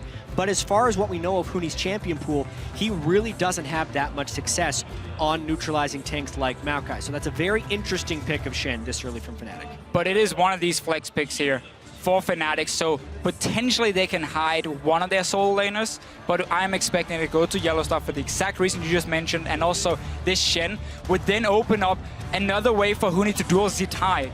And with Reino join, Kakao join, we're gonna have so many fights on that top side of the map. Shen support will fit in super well there. And a lot of opportunity left for IG. I like how long these teams are taking in the pick and ban phase. There are so many different things to be prepared for that they have to switch it up. And we already get to see Ribbon. Zitai, hello! Rookie could also take it to the mid lane. He could. For IG. But again, you have this conversation with Ashe. Even more single target pick potential. And then you add in a burst bruiser in Riven, even an assassin we can call it. Skarner. And Skarner again to jump on that one target and simply just burst them down. Fnatic, they're gonna look to get a QSS. Not as the first item, but they probably wish they could. Well, Invictus Gaming already with some surprises. And for Fnatic, I'm not seeing a lot of damage yet. They do have 20 seconds. They will be showing both of their solo lanes. And as we mentioned, that Riven could technically flex. If you were in Fnatic's shoes, how do you round this compound? I'd expect a Victor of some kind in here. Azir, Victor. Just a reliable damage mage. We were wondering whether Febiven would be switching over to an assassin play style or if he'd stick with the more defensive mages. And it is Azir, not necessarily defensive mage, but a high damage control mage. Yeah, and I think Azir is a little bit safer as a blind pick compared to Victor now that his early game has been nerfed a little bit. You can get onto him and you can duel him very effective. Azir can just, from basically level 1 or level 2, to start pushing his wave. And if he's in a bad matchup, you just push out your lane and you don't look to fight the guy and you farm up to late. So I like that as the blind safe pick for Fnatic, but really being on blue side has been an issue for them because they have to show so many things. Exactly, and with the nerfs to Azir and lower movement speed, as well as the potential rise of Assassins, we were wondering how dangerous it would be to pick Azir early, even though Azir can push up the lane here. But Rookie also played Victor in his last 3 competitive games and crushed with it. So it would not be very surprising if he picks it here. Yeah, that was a funny thing about this 5-16 regionals we saw in LPL, where Victor just got nerfed, the CS just got nerfed, and yet it was Victor who became one of the most impactful champions in the tournament itself. It's still super strong. Early game, yes, is affected, but when it comes to the late game scaling, it is even better than before. Final champion locked in. There we go. Victor, once you eventually get to level 18 in outscales, I'm going to be very interested to see how Skarner and Riven will perform. Team compositions are now rounded out. Jet. Not only do we get to see Riven, we get to see Huni come back onto Hecarim again, something he hasn't touched in a really long time. Support Shen. It's really just a throwback competition for Fnatic. It's like we're on the 5-12 patch again with the champions they're playing. I'm just looking at Fnatic here saying, we know you're going to play around that top side of the map with the Riven. We have Shen support, Elise, strong early game jungler. We have an offensive summoner spell on our top laner. We are ready to take that fight. Whoever wins it might just run away with the game. Both of these teams want to do just that. Two of the most talked about top laners in the World Championships. You can see the coaches on screen, Daylor and Mafa, getting them teams the last little bit of information as we load up onto the Rift. We are, of course, here in Le Doc Pullman in Paris, France. The audience is cheering on their teams, as are everybody watching at home. I mean, the first pick in Van Phase. I love it. We weren't exactly sure what to expect. Maud, Lulu, and GP, gone. I'm actually a little bit surprised because of how dated feeling Fnatic's champions look like. No one was expecting really Hecarim to be a large pick, or Sivir, or Support Shen, and they have all of them. Well, you did see the team comps on your screens. Guys, jump onto Twitter and vote for who you feel will be victorious and get that first W on the board. Hashtag FNCWin or hashtag IGWin. Make sure you guys keep your eyes open, be on the lookout for any pentakills or any Baron steals, because that is going to unlock a little bit of an extra chance to get a legendary or esports-inspired skin.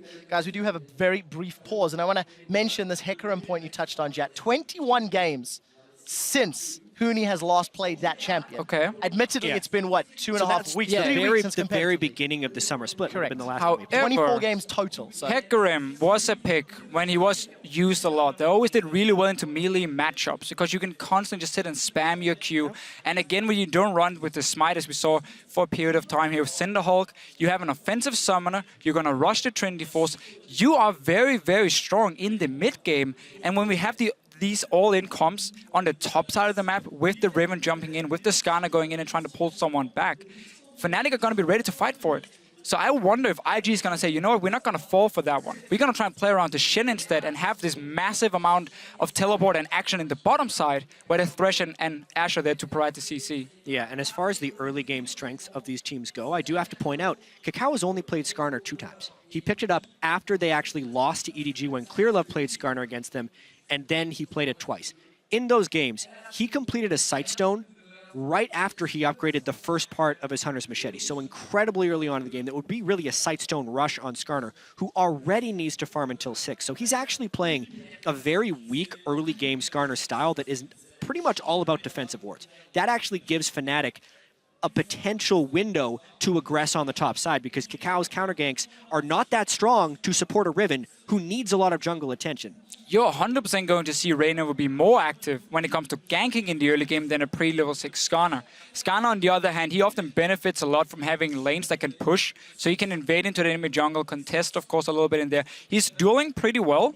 It's just running to a target pre-level 6 is not very effective. You have to land your E then to connect the stun as well, and that's very difficult for him. So we might see Reignover be very active. We've seen it before, Trevor, in Europe, how Reignover is constantly around Huni in that top lane and try and snowball him, because then eventually Huni would TP to the bottom side, and every single lane is then rolling for Fnatic. It's pretty much Fnatic style. Guys, I do have an update from production. The players are having a little bit of glare on the screens from the stage lights, so while our technicians are tweaking with those settings, we will just keep chatting a little bit more about the matchup. And for Yellowstar to play Shen, it is a champion he's also only played twice, something that Fnatic were in fact punished with when playing against the likes of Origin and H2K, because Fnatic played so much around their top lane, then all of a sudden their opponent Shen would TP up and Huni would go, oh bugger.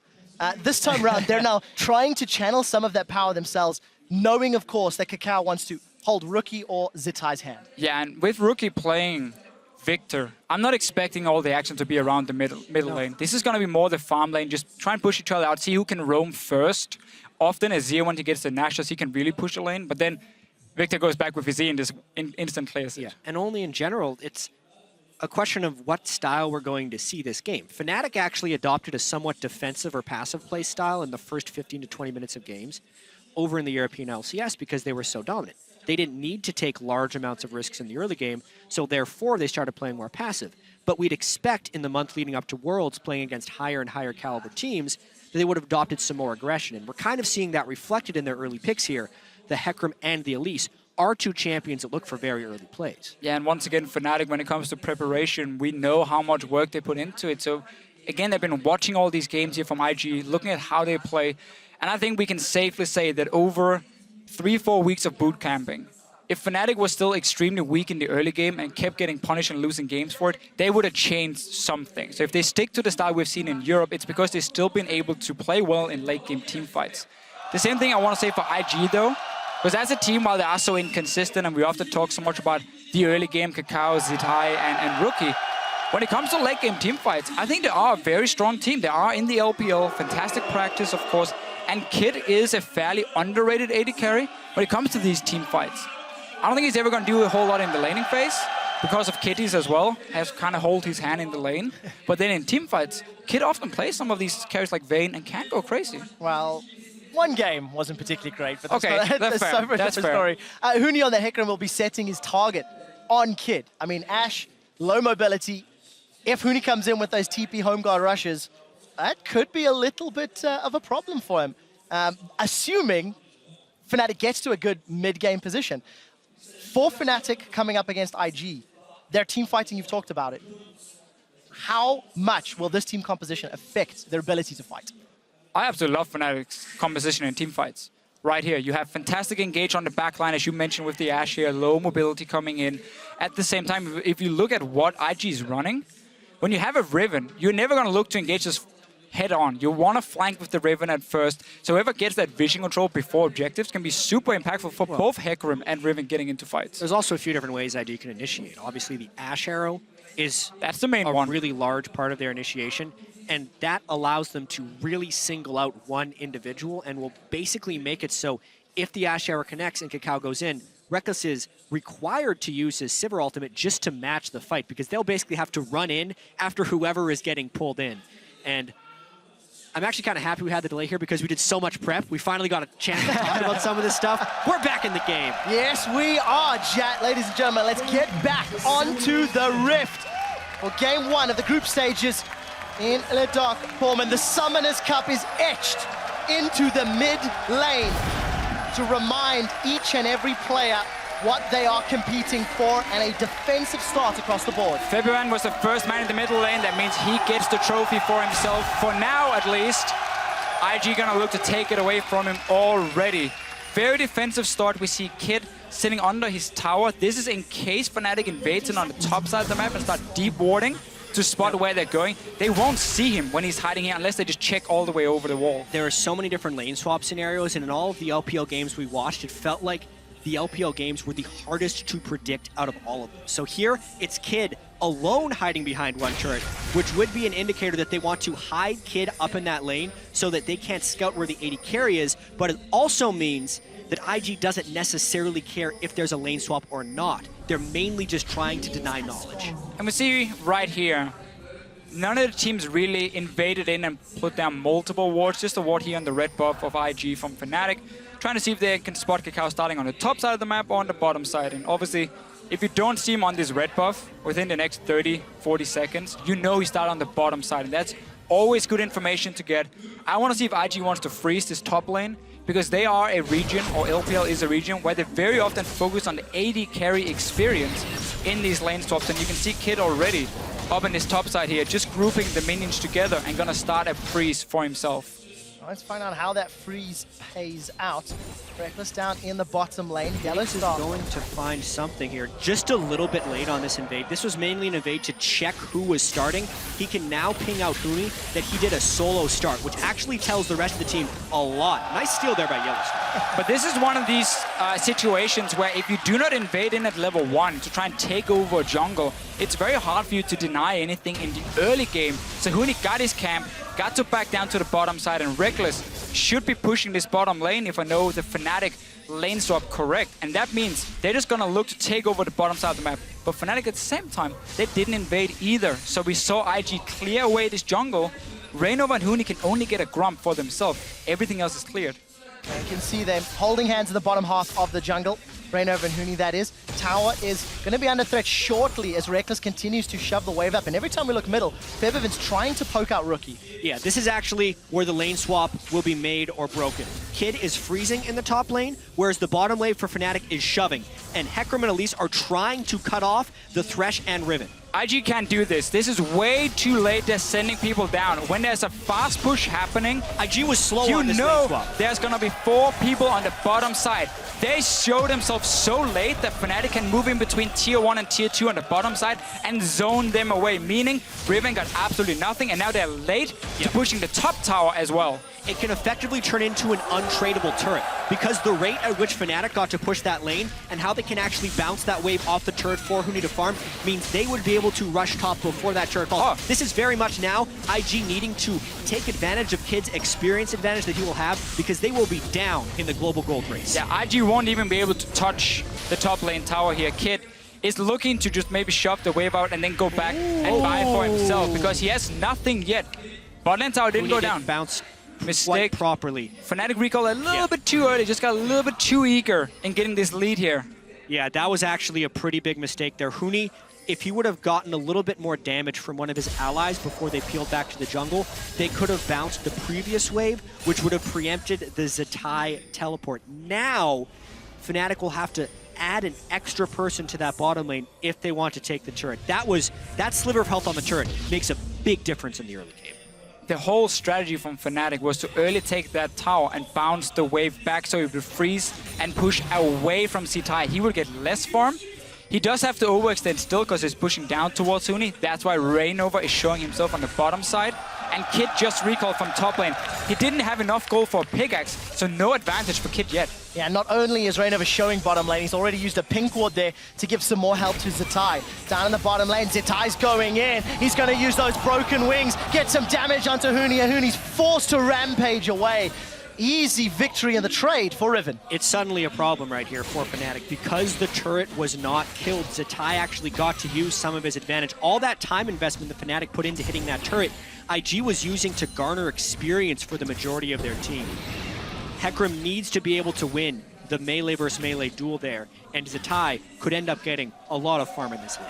Now, it's not all bad for Fnatic because they got the big wave coming down to Huni. They're even in AD carry experience, or maybe a small advantage for Kid, but not enough to make a difference. You even see Reckless hitting 5, seeing as he has the big wave coming down for Kid. Yeah. So, for now, it is not all bad for Fnatic, but they just lost the chance to get a big advantage. Yeah, and what's interesting here actually is that Reckless has a superior CS score to Kid, despite Kid being left alone in that top lane during all of the early game action. Fnatic actually able to push that in with Sivir, so it is somewhat a trade of lanes. And I quite like Sivir into Ashe, because you can constantly push the wave here, make it fairly difficult for IG then to coordinate a proper gank, and you have the spell shield. So what Ashe would normally do is she's gonna sit fairly passive in the start of the laning phase, hit level 6, arrow someone in the face, and a TP comes in and you have a massive fight already started. Spell shield from Reckless is gonna stop that. Taunt from Yellowstar to dodge out of the arrow makes it very difficult for Kid to set it up. And now he's just gonna get pushed down to his tower over and over. Well, take a look at the trinkets already. Febiven swapped over to that sweeping trinket for fairly early on for the mid lane, and we do see Kakao hovering in this bottom lane. Huni's gonna come out slightly ahead in that trade, as he did know Reignover was right behind for backup. Well, also a very early Sightstone from Kakao once again, so he's going for some pretty strong river ward control. I don't necessarily expect Kakao to get in for some deep wards. And an interesting choice there. Huni had a big wave, and Kakao actually, Zatai allowed it to kill the turret, and he might look to freeze this. That's a somewhat dangerous lane unless he gets firm support. I do like the call though from Zatai just backing away, because he knows if Reignover is on the bottom side of the map, that's a 2v2 IG is not going to win with a level 4 Sightstone Skarner. So he backs away, he plays it safe, he knows the tower is too low anyway, and now we're just gonna have to see how Fnatic push up. I like the move again from Reignover. He's staying on the bottom side, and because Huni's pushing up, he can invade him. Yeah, so this is the early mid-game power of the Elise and the Hecarim kicking in. We go all the way 5 or 6 minutes back to the beginning of this lane swap. This is what we thought was going to happen for Fnatic when IG was slow to react to the bottom lane turret push. It took a while to formulate here, but this is that early goal lead that we were expecting from Fnatic about 3 minutes early. Yeah, and Fnatic can just keep playing around the bottom side. You're gonna have Shen, who can join in very soon. He's still level 5, but about to hit level 6, and then you even have a numbers advantage. And as I highlighted earlier here, IG's bottom lane, it's very difficult for them to set up any play, so they're just gonna have to farm on the tower and wait for Skarner's level 6. Wow, getting closer and closer for Kakao. Kid as well as Reckless hit their respective ultimates, but with Kid having that early boots, he's 500 gold behind Reckless. So Reckless is going up for that BF sword, is in fact starting to back Yellowstar. No Stand United completed just yet. And Fnatic got to push the bot lane wave close to the tower, so now it starts pushing back. One of the minions will die to the tower itself, and Zatai is going to build up a pretty large wave that Huni has to make sure he gets, because you cannot afford to fall behind in this matchup. Even see Huni, early frozen heart he's aiming towards, because he knows the all-in from Riven is what he needs to respect.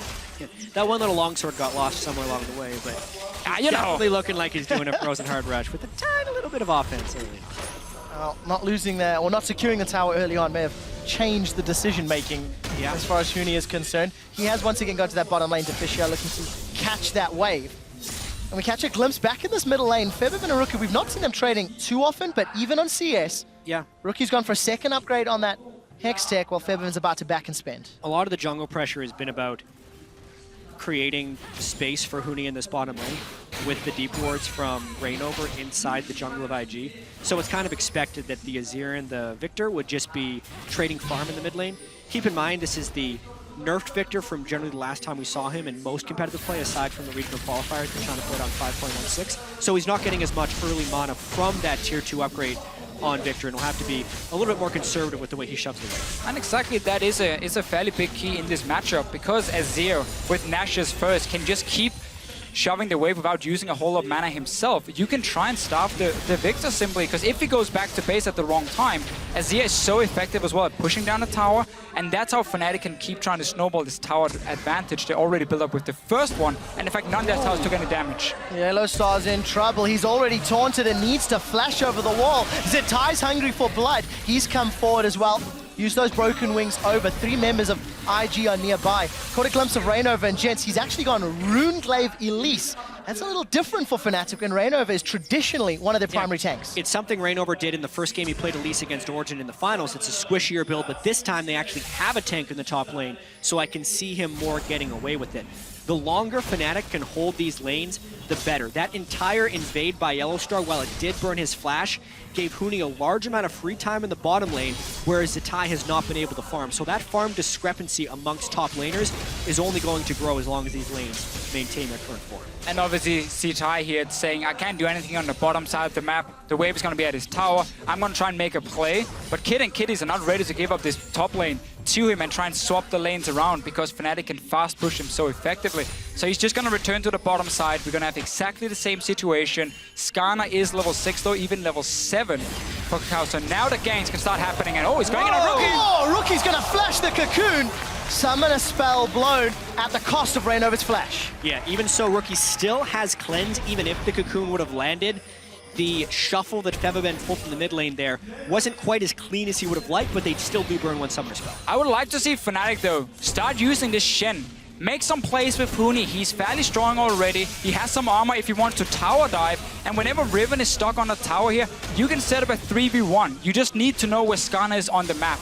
Yeah, and the main thing Fnatic's doing with the Shen ultimate right now is just pushing up the mid lane with the Stand United in their back pocket. They are waiting for Kakao to become relevant. Even though he is level 6, he still hasn't upgraded the Cinderhulk, whereas Reignover's been sitting on his jungle upgrade for quite some time. This entire sector of the map, where because of the positioning of the mid and top laner we expected IG to be strong on, has actually been heavily controlled by Fnatic through champion select, through lane swapping, and through their play. Exactly.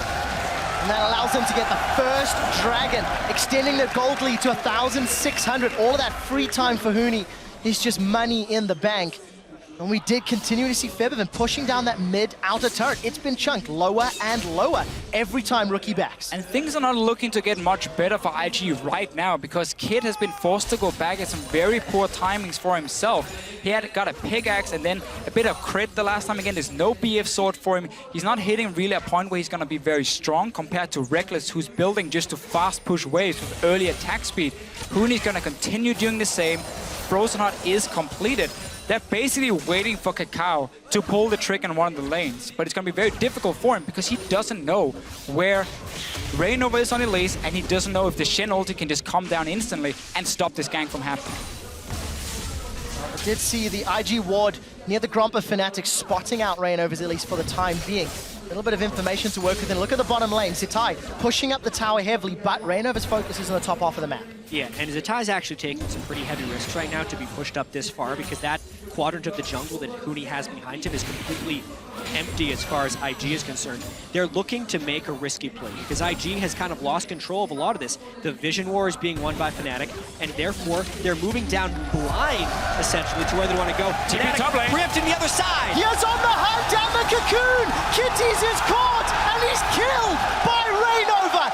First blood to the Europeans, Fnatic! Fnatic had the pressure on the top side of the map. They push in the tower, and IG once again returned from base to that top side with Kid and Kitties, and there was nothing they could do.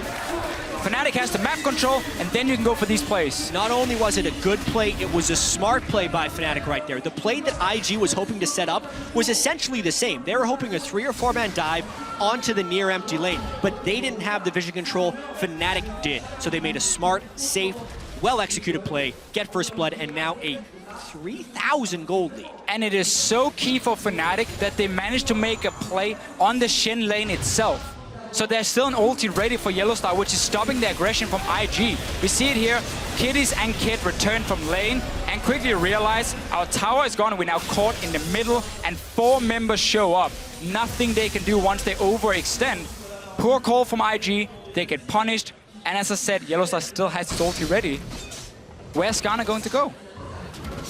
One unfortunate thing there for Huni is that he did not get a kill nor an assist in that, despite using his teleport. Obviously, Zitai also burned teleport amongst the chaos, and if anything, I expect IG to maybe try and find their fight around the next dragon. A few minutes away. Fnatic has so much vision control. And sight ward for both Reignover and Yellowstar doing a lot of work. Deep vision thanks to their first blood earlier.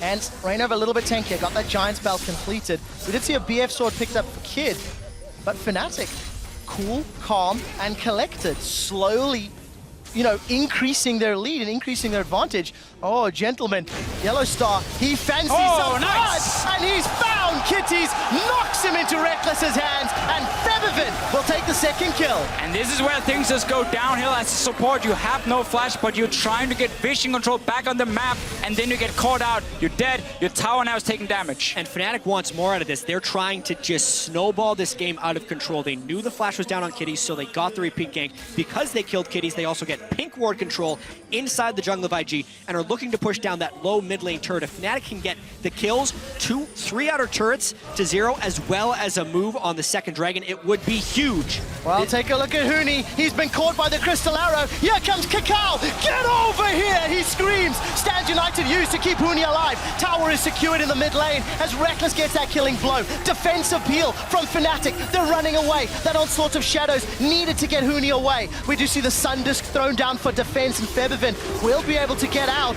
That was close, but they got the tower. Yeah, they got the turret. Huni was trying to make a poke play, and because they'd saved the stand United and Huni had gone for Frozen Heart for a tankier Hecarim, he was able to escape. So much burned by IG there. The Flash and the Skarner ultimate being burned in that engagement, as well as Ash Arrow, really hurts IG's ability to fight back now. 3 turrets to 0 is not something that is often recovered. I just have to really highlight how valuable this Shen pickup is for Yellowstar as a support against what IG had built. We kept highlighting how much single target CC they had to catch out one guy, and Yellowstar could stop that. And now we see once Kakao gets onto a champion, Yellowstar is there anyway to help, Huni gets out, and more important for Fnatic, all they were waiting for the last 5-6 minutes was just these outer turrets to die. They kept having to push in every single lane. Once the towers went down, now we see them contest all the vision in the jungle, and soon there's no jungle left for Kakao to farm. It's going to belong to Fnatic. So Fnatic stamping authority in game 1 of groups, that 4,000 gold lead thanks to exquisite lane pressure. 30 seconds to Dragon. Chat, you'd mentioned IG may want to fight around it, but they're quite far down if they want to think about it. Yeah, they lost their summoner flash on Kakao. Their ultimates will be back around the right time, but they just strictly don't have the vision control. They have lost so much map pressure to how well Fnatic has played these lanes and how timely Fnatic's ganks have been. As soon as IG looks towards this dragon, Fnatic is hoping to get more picks and a larger snowball. Kakao needs some help. Really lucky to be getting that ward down without being punished. There's just barely any other options though for IG. Then try and go down here and try and catch out a target with Arrow and then Skarner to get that one kill, because otherwise the map is lost. It's essentially Hawkshot into Ash Arrow, but if they do Ash Arrow, the team has to be able to follow. That's a teleport, that's an arrow. The arrow does go on Febiven, is instantly cleansed. Dragon secured. They turn their focus to Kakao. There's the team fight. Onslaught of shadows throws IG's backline. Zatai's forced to retreat. They've traded 1-for-1 thus far, but Reckless takes out Rookie. Now they're looking for Cocoon. He's Cocoon. Cocoon is down. Rainover gets another one. It's a 3-for-1 plus Dragon. We talked about it here for IG. They were running out of options. This was never going to be the best one, but they had to do something. We see it right here. You try and catch Febiven. He has a cleanse. Spell shield on the Sivir. It is impossible for Kid to find the right target, and Fnatic, they take another fight. And what's most impressive about Fnatic's 6,000 gold lead here at 19 minutes is the fact that they didn't have to take large risks in order to acquire this. They have just been playing the lane swap game extremely cleanly. They are ganking with vision control, and they are forcing IG into unfavorable, low percentage plays. We were wondering if Fnatic would have to adopt a higher risk play style against these better teams at Worlds. So far, no, they're just playing amazing. And notice here, Febiven with the cleanse, doesn't care about the arrow, and now IG's composition, there's no real front line. Kakao is too squishy. Zitai and Kiddies are trying to be that front line for Rookie and Kid, but they die too fast and have to back out. Specifically, IG built themselves a pick composition that relies on teleport plays. The pick didn't work because they were 5-man brawling into a fight that Fnatic has set up with a zone control mage in Azir. That was almost never going to be a one fight for IG because the setup was not even close to where it needed to be. And we're not even at the point yet where Fnatic can get a QSS. And simply say also Skarner ulti, we don't even care about that on our carries, because right now for Fnatic, they can split up in 1-3-1 setups. You normally don't want to do that against an Ashe because she can just arrow out of vision, catch one guy, and then break this split push. But because again you have the Sivir, you have the Shen ulti, you have Cleanse on Febiven, nothing really hurts them from what Ashe can do to engage. And that is the main engage from IG, other than a flash ulti from Kakao. As we've crested the 20-minute mark, Fnatic are quite infamous for their 20 to 25 minute Baron secures. There's already a pink ward in the pit. And we've talked about the 1-3-1, another option for Fnatic, play the Baron bait game. If any region knows how to dance around that objective, it's going to be Europe. And look, they're calling IG, saying we dare you to check. And Fnatic really is far ahead. Fnatic was praised for their ability to come back in some games. The largest Fnatic was down at 20 minutes this year in which they were able to achieve victory was 4,700 gold. They have a larger lead than that over IG right now. So the chance of comeback from IG is actually very low. And either Fnatic would have to make some pretty large mistakes from here on out, or IG would just have to play otherworldly. Small window with no cleanse on February, but should be ready in just a few seconds, and then that engage option is down. Kakao has flash ready. IG needs to just pick off one target when the fight starts, and you need this Riven to be able to get into the backline and take care of Reckless or February, but there's been no chance for Zitai to have an impact. Yeah, I mean, part of this goes back to champion select, and another part goes back to the way the lane swap was played out. Kakao is not a jungler who can apply the early jungle pressure to get Riven and Edge. Hecarim then stacked armor and has been a beautiful counter pick from there, but now Fnatic, they're going for Baron. They are indeed. The arrow's coming out. It's connected onto Reyno, but it is in fact Featherfin that secures Nash. Invictus going to peel away. That got close, and we did see the teleport come in as well. Really strange interaction happened right there. Featherfin actually put his Azir ultimate up against the Baron wall, and Kakao tried to flash over to steal the Baron, but specifically because the way the soldiers work, unless your entire model is over top of the Azir ultimate, he will get bounced back. So Kakao flashed in, immediately got pushed back, and could not smite it.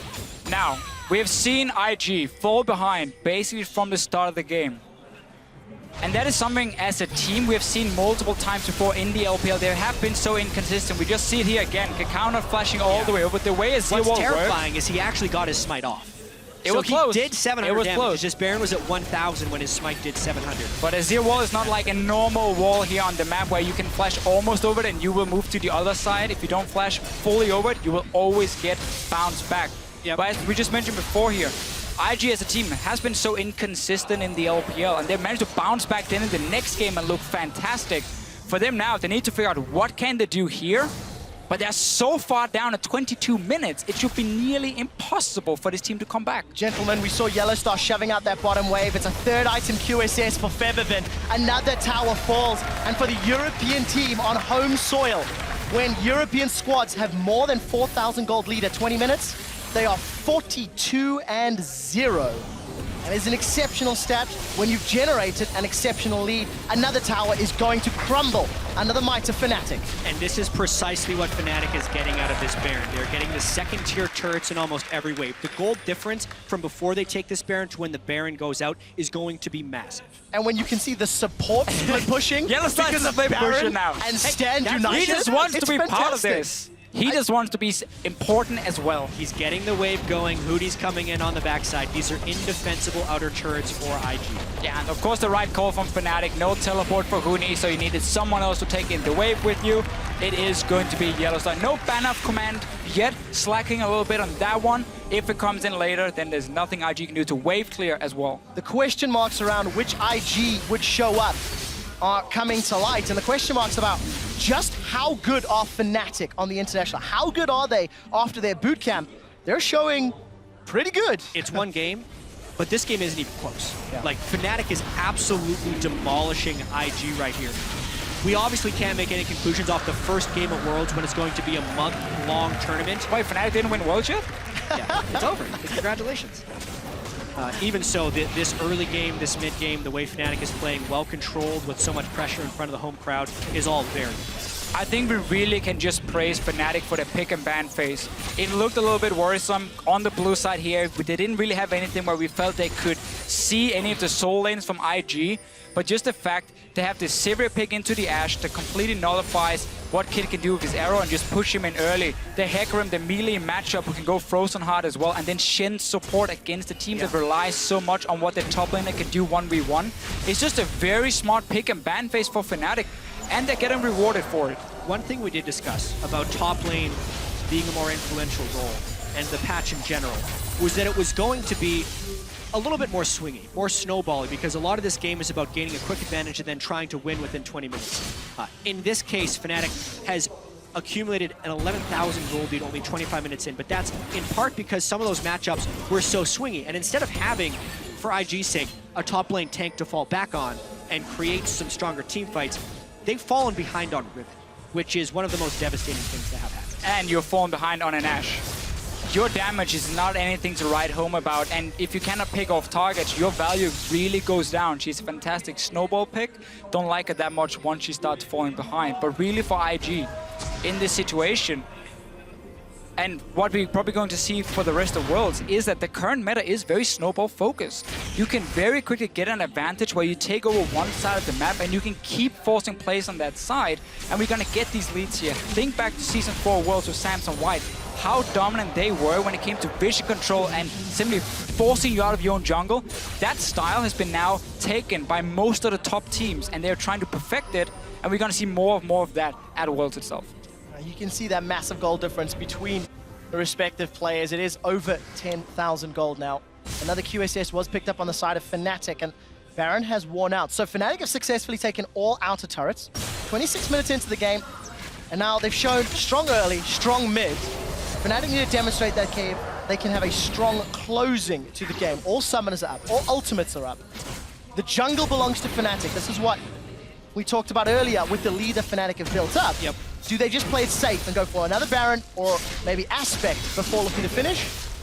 I say Fnatic is definitely going to be playing this one pretty safe. That's why they've had the luxury of building 2 QSSs, because the last thing they want is to have a priority target pulled into an inhibitor or a Nexus turret and get quickly executed. With Baron coming up in about 90 seconds and Fnatic having complete control of the map, that's obviously the next thing they're going to take.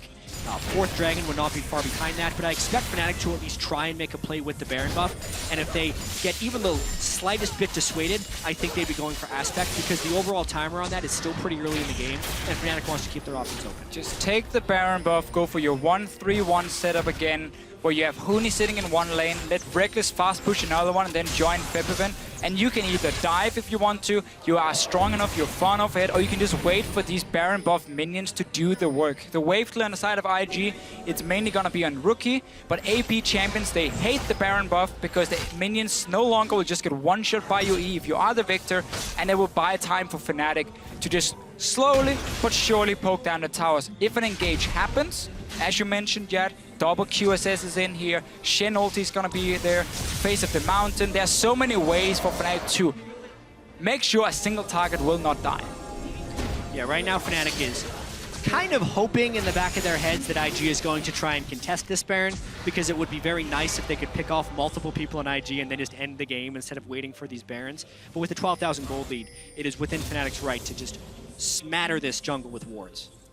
Using those sweeping lenses to clear out any vision from IG. You can see Invictus have grouped up near the north quadrant as they clear out the wave in mid. But look at Fnatic's positioning. They are tightly knit. We could be set up for a fight. That's a Sand Soldier. He's been sent forward. Huni's coming Exploratory. from the flank. Yeah, Huni is in potential flank position. IG is actually pretty far away Look at from Yellow the base, and Star. they do not have wards on the side. Multiple flanks. They're just bailing out of here, though. Gonna make it out. Kakao looking for more. He's gonna have access to that Spire just yet. Yellow Star and Reignover backs away. Gonna use the dash to dodge the death sentence. Everybody's postured very aggressively. Crystal Spire secured for Kakao Skarner. Where is Huni? Mid lane.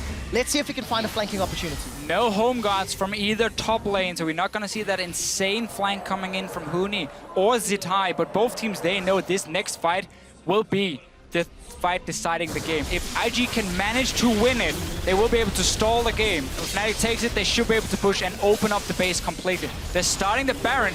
No reason to risk Kakao flashing in and stealing it.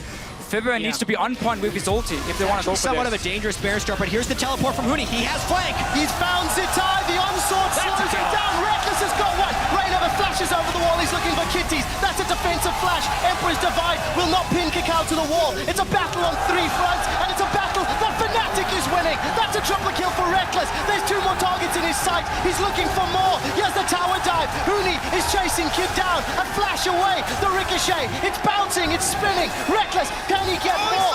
Boomerang's not there. Huni and Reckless are inside the base of IG. Fnatic chase so far, and the minion wave is there. That's an inhibitor down, but they're playing the long game. They get the inhibitor and the 1 fight. Everything counts for Fnatic. They get the kills. They get a Zhonya's as well from Febvin. Showing off a little bit. Can go back. That's a surrender from IG. They know the game was over. Invictus Gaming surrender, and the hometown heroes strike first blood at the 2015 World Championships. Fnatic had a goal lead since 2 minutes into the game. They had a better lane swap. IG were very greedy with the way they moved Zitai around. He got denied. And this conversation from Fnatic had all the answers versus the pick comp from IG. Yeah, and this is a statement game for Fnatic. They made it to 5 games against SK Telecom and MSI. They went undefeated in the regular season, but then they dropped 2 games to Origin in their finals. And a lot of people are wondering how they would be able to stand up to these expectations. Well, early read on it is very, very well. We started the spring split looking at Europe and saying we just crashed and burned at Season 4 Worlds. We didn't make it out of groups at all. We had a long way to become a competitive region again. Fnatic shows up with Yellowstein, 4 new guys. They look good in the spring split, not fantastic, but good. Win it, go to MSI, 5 games against MSI. We started believing this team had potential. 18-0, 18-0 in the summer split, win the whole thing, and now we suddenly trust in Fnatic. We believe that Fnatic can be a team that can take at least the group. I'm not gonna go further than that. Well, the whole town and crowd here in Europe is definitely rooting for Fnatic. And Jat, I distinctly remember Jat22 on Fnatic mentioning how they, in their victories, they didn't show the greatest of elation. They lost it after seeing the surrender votes. Well, specifically being in front of this crowd as well, to start the World Championship against the other favorite in the group and to beat them so decisively has to be a fantastic sense of accomplishment. The challenge now for Fnatic will be to not let up, because this was the first of their 6 group stage games, which would lead to even more games at Worlds if they continue to succeed. And IG has been here before, where they lose a game and they know how to bounce back again. We keep talking about how they've been inconsistent. They are a fantastic team. This composition didn't really seem to fit them, or at least give them a lot of openings to make plays. With the Skarner from Kakao, he had no impact. I'm sure they will bounce back and they will still be one of the favorites to make it out of groups. And of course, talking about the word bouncing, we're going to have to keep our eye on the lane swap scenarios. There's so much talk about how each region lane swaps and how you need to adapt to your opponent's lane swaps. It felt like Fnatic just had a much better read from early, despite that little misstep on the first tower. It was a minor misstep even at the end of the day, because they didn't lose the top lane despite Kid freezing it for so long. And then Hootie did get a small amount of jungle pressure from Reignover and could easily take the turret over. So honestly, IG was very slow at keeping up with that lane swap. And the instant they tried to push down, it was just maybe 2 full steps behind where Fnatic was as far as the decision tree that you have to go down in a complex lane swap. Fnatic crushed it. They did, and that's what gives you such a big lead. And when you play champions like Riven, you can never afford to fall behind. You have to snowball from it, and that's basically what IG didn't manage to do. Now, if we step back just a little bit, and we go back to picks and bans, Maud, Lulu, GP. We're going all the way back to bans? Like, I just, Darius, like all of the question marks we had as far as champions are concerned, if they're banned, I'm very interested to see how the rest of these teams play and the rest of the pick ban priority happens. Well, specifically, I think the flaw from IG's team composition here was pairing Riven with a low early pressure jungler. And Fnatic jumped all over top of that. They already had the Elise when the Skarner was locked in, and they're just like, okay, we'll out melee versus melee you, one of the swingiest top laners in the game in Hecarim, and they had superior jungle pressure. So that was just a really good outdraft in that specific instance by Fnatic. We saw more standard picks, though, I want to say, compared to what I expected, because Fnatic and IG are teams where they have pulled out some crazy stuff in the past, at least. We've seen a lot of weird picks. We didn't get to see that right here. I mean, this is what I expect to see more of, like these kind of picks in here, especially the bans as well, with the 3-1 you mentioned, Mordekaiser, Lulu, and Gangplank, and Darius coming in from Fnatic. So we didn't get to see the big surprise yet, but there's a lot more games today. Yeah, there really is. There's a lot more games throughout the entire group stage. I want to see just exactly how the rest of them pan out. We will be getting an interview ready for you guys shortly, but I think we actually are in fact ready. So let's head over to Shocks, where we can chat to a few members of the victorious Fnatic. Thank you so much, guys, as I am joined here by Huni and Yellowstar after that fantastic victory of Fnatic in the very first game of the group stage over IG. Well, you guys had the fan support at the beginning. You have it even more now. Let's talk about the game a little bit first. Picks and bans, which were quite unexpected maybe coming out of the side of IG. How do you think you handled it? What was the hardest thing to deal with? I think they have a particular style where the bot lane is really passive, and then they usually do plays around the top lane. So we try to shut him down as much as we can, and our coach Taylor is preparing the draft.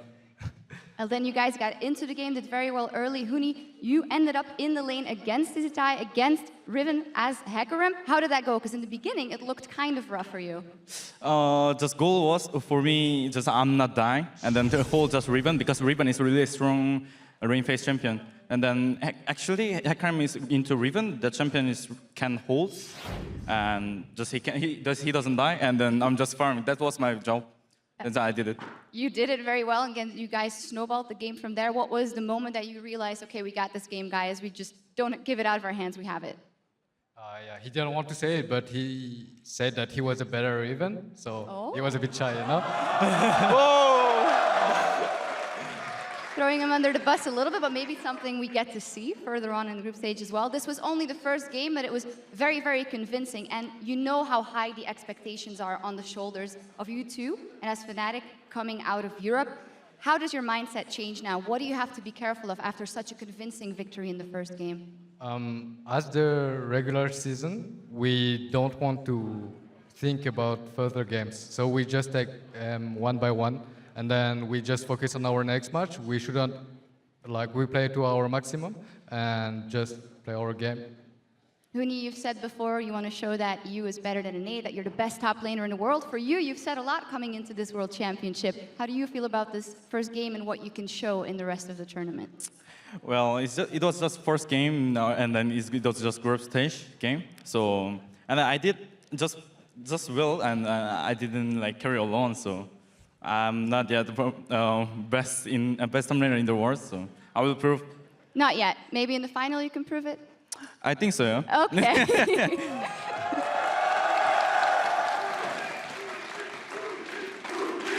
Well, they already think so. Finalement, Yellowstar, gagner ici, c'est très spécial, j'imagine, pour vous. Est-ce que vous voulez dire quelque chose à la fin d'ici?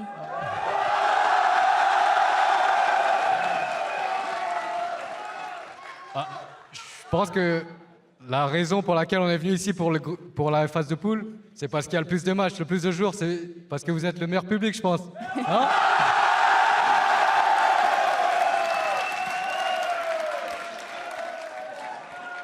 En tout cas, depuis la création de Fnatic, j'ai envie de vous remercier, plus particulièrement au public français, parce que vous étiez beaucoup à y croire, à nous soutenir et m'envoyer beaucoup de messages de soutien.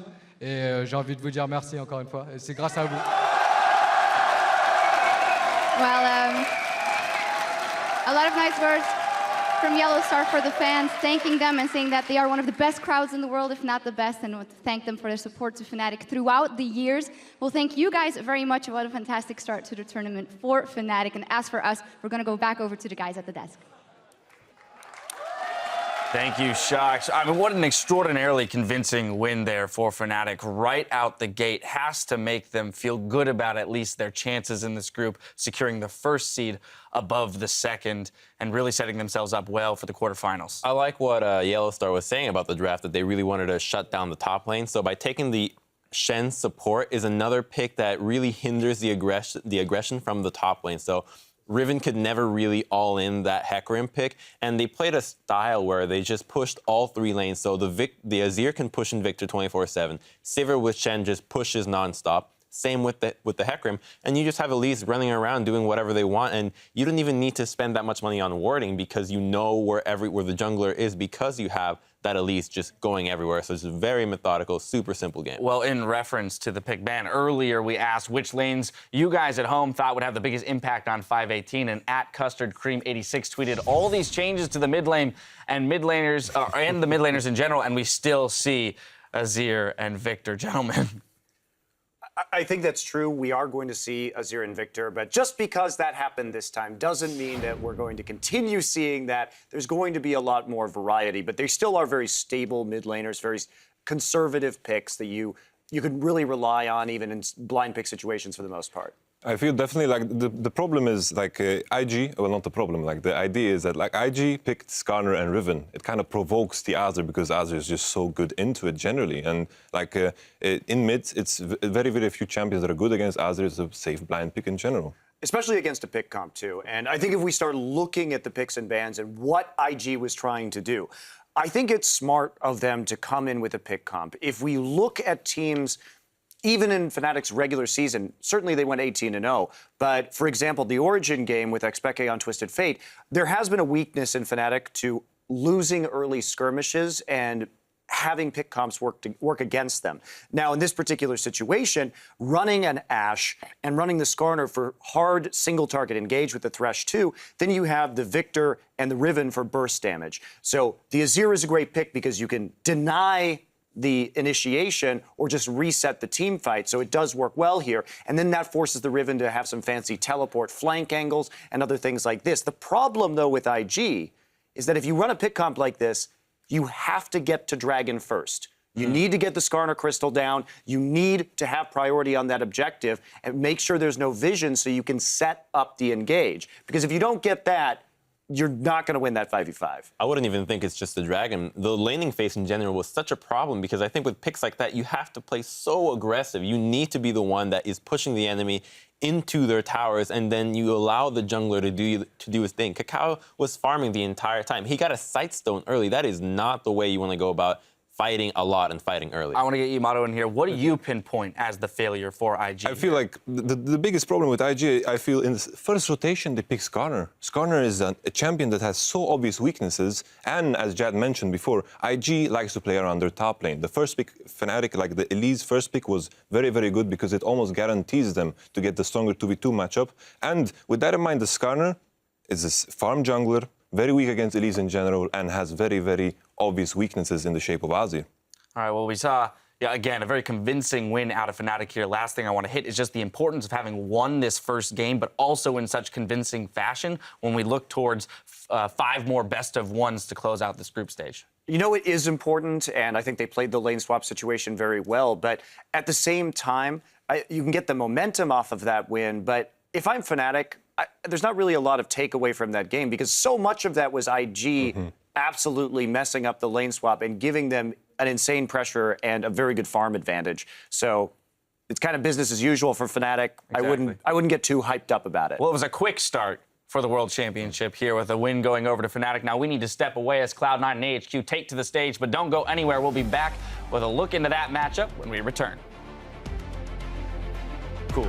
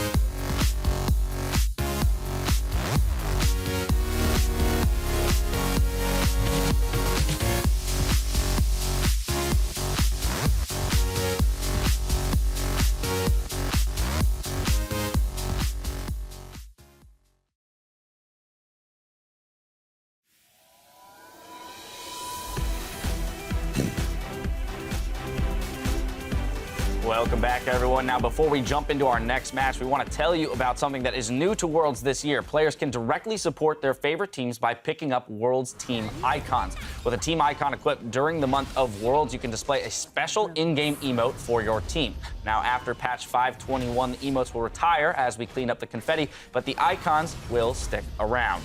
Now, of course, let's jump into our next Rumble on the Rift between North America's Cloud9 and AHQ Esports. I want to start by looking at AHQ, who were the first team to qualify for Worlds by winning the 2015 LMS Summer Split back in July, going 28-3. So, rather commanding there. Historically, people have pointed to Westdoor, though, as the player to watch when we get to international play. Is that going to hold true coming into this year? That's the big question, right? I don't think this is... The meta is going to be good for Westdoor, but at the same time, when he plays these champions like Ari, like Diana, like Fizz, these are going to be picks that will be popular at the World Championship this year, and he does his thing. He likes to roam very extensively, but he hasn't really been the big star player on this team, and I think Incarnation definitely has a chance to win this lane and do well.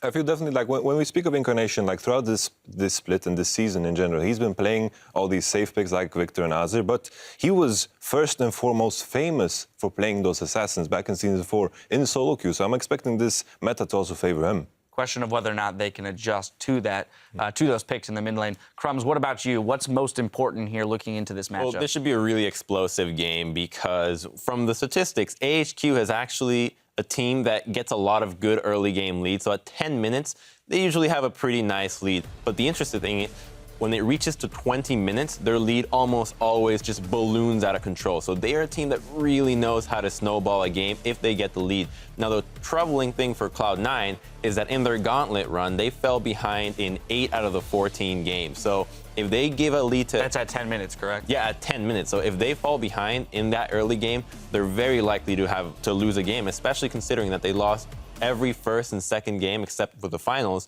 in which this is a best of one. It's a group stage best of one. You don't get to a redo to make it out of groups. And in this particular matchup, too, HQ, they like to fight early, right? And there's not going to be any Devourer, Shyvana stacking shenanigans, because if you try and do that against HQ, they're just going to kick your ass in the early game, and your jungler's never going to be relevant. This is where High needs to really step up, right? And there's a mismatch in the top lane, too, with the Ziv and Balls issue. I think Ziv is an outstanding mid laner. Balls has been having his troubles, and they got to show more in the early game for sure.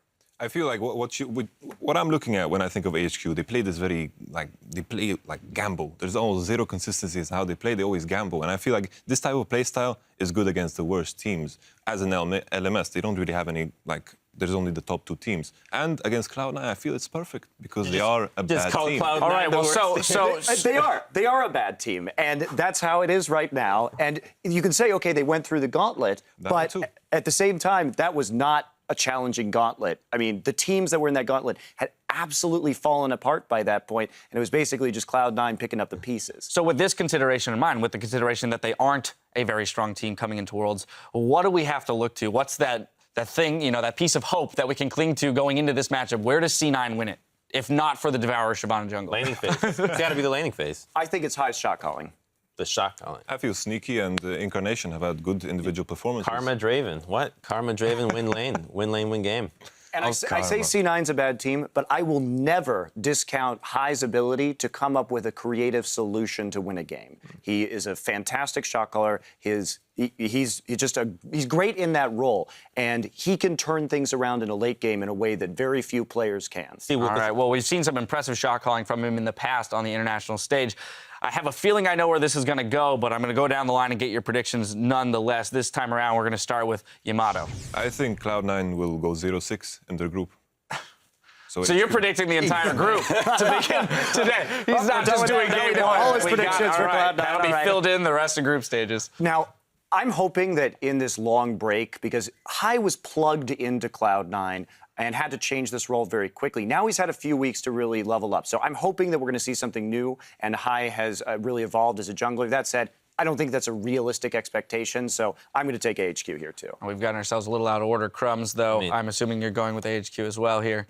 I like Cloud9. I like what they did in the gauntlet, but the fact that they lost the first game so many times and the fact that AHQ's ability to snowball leads out of control is so prevalent, it's very hard for me to want to go with Cloud9. So again, I'm going to have to agree with Monty and Yamato here and go with AHQ. All right, second game in a row. We're all in agreement here on the desk, painting a grim picture for Cloud9. Let's send it over to our caster booth to get the game underway. Now, as we go, Westor says the Incarnation and High partnership has made Cloud9's mid lane a serious threat.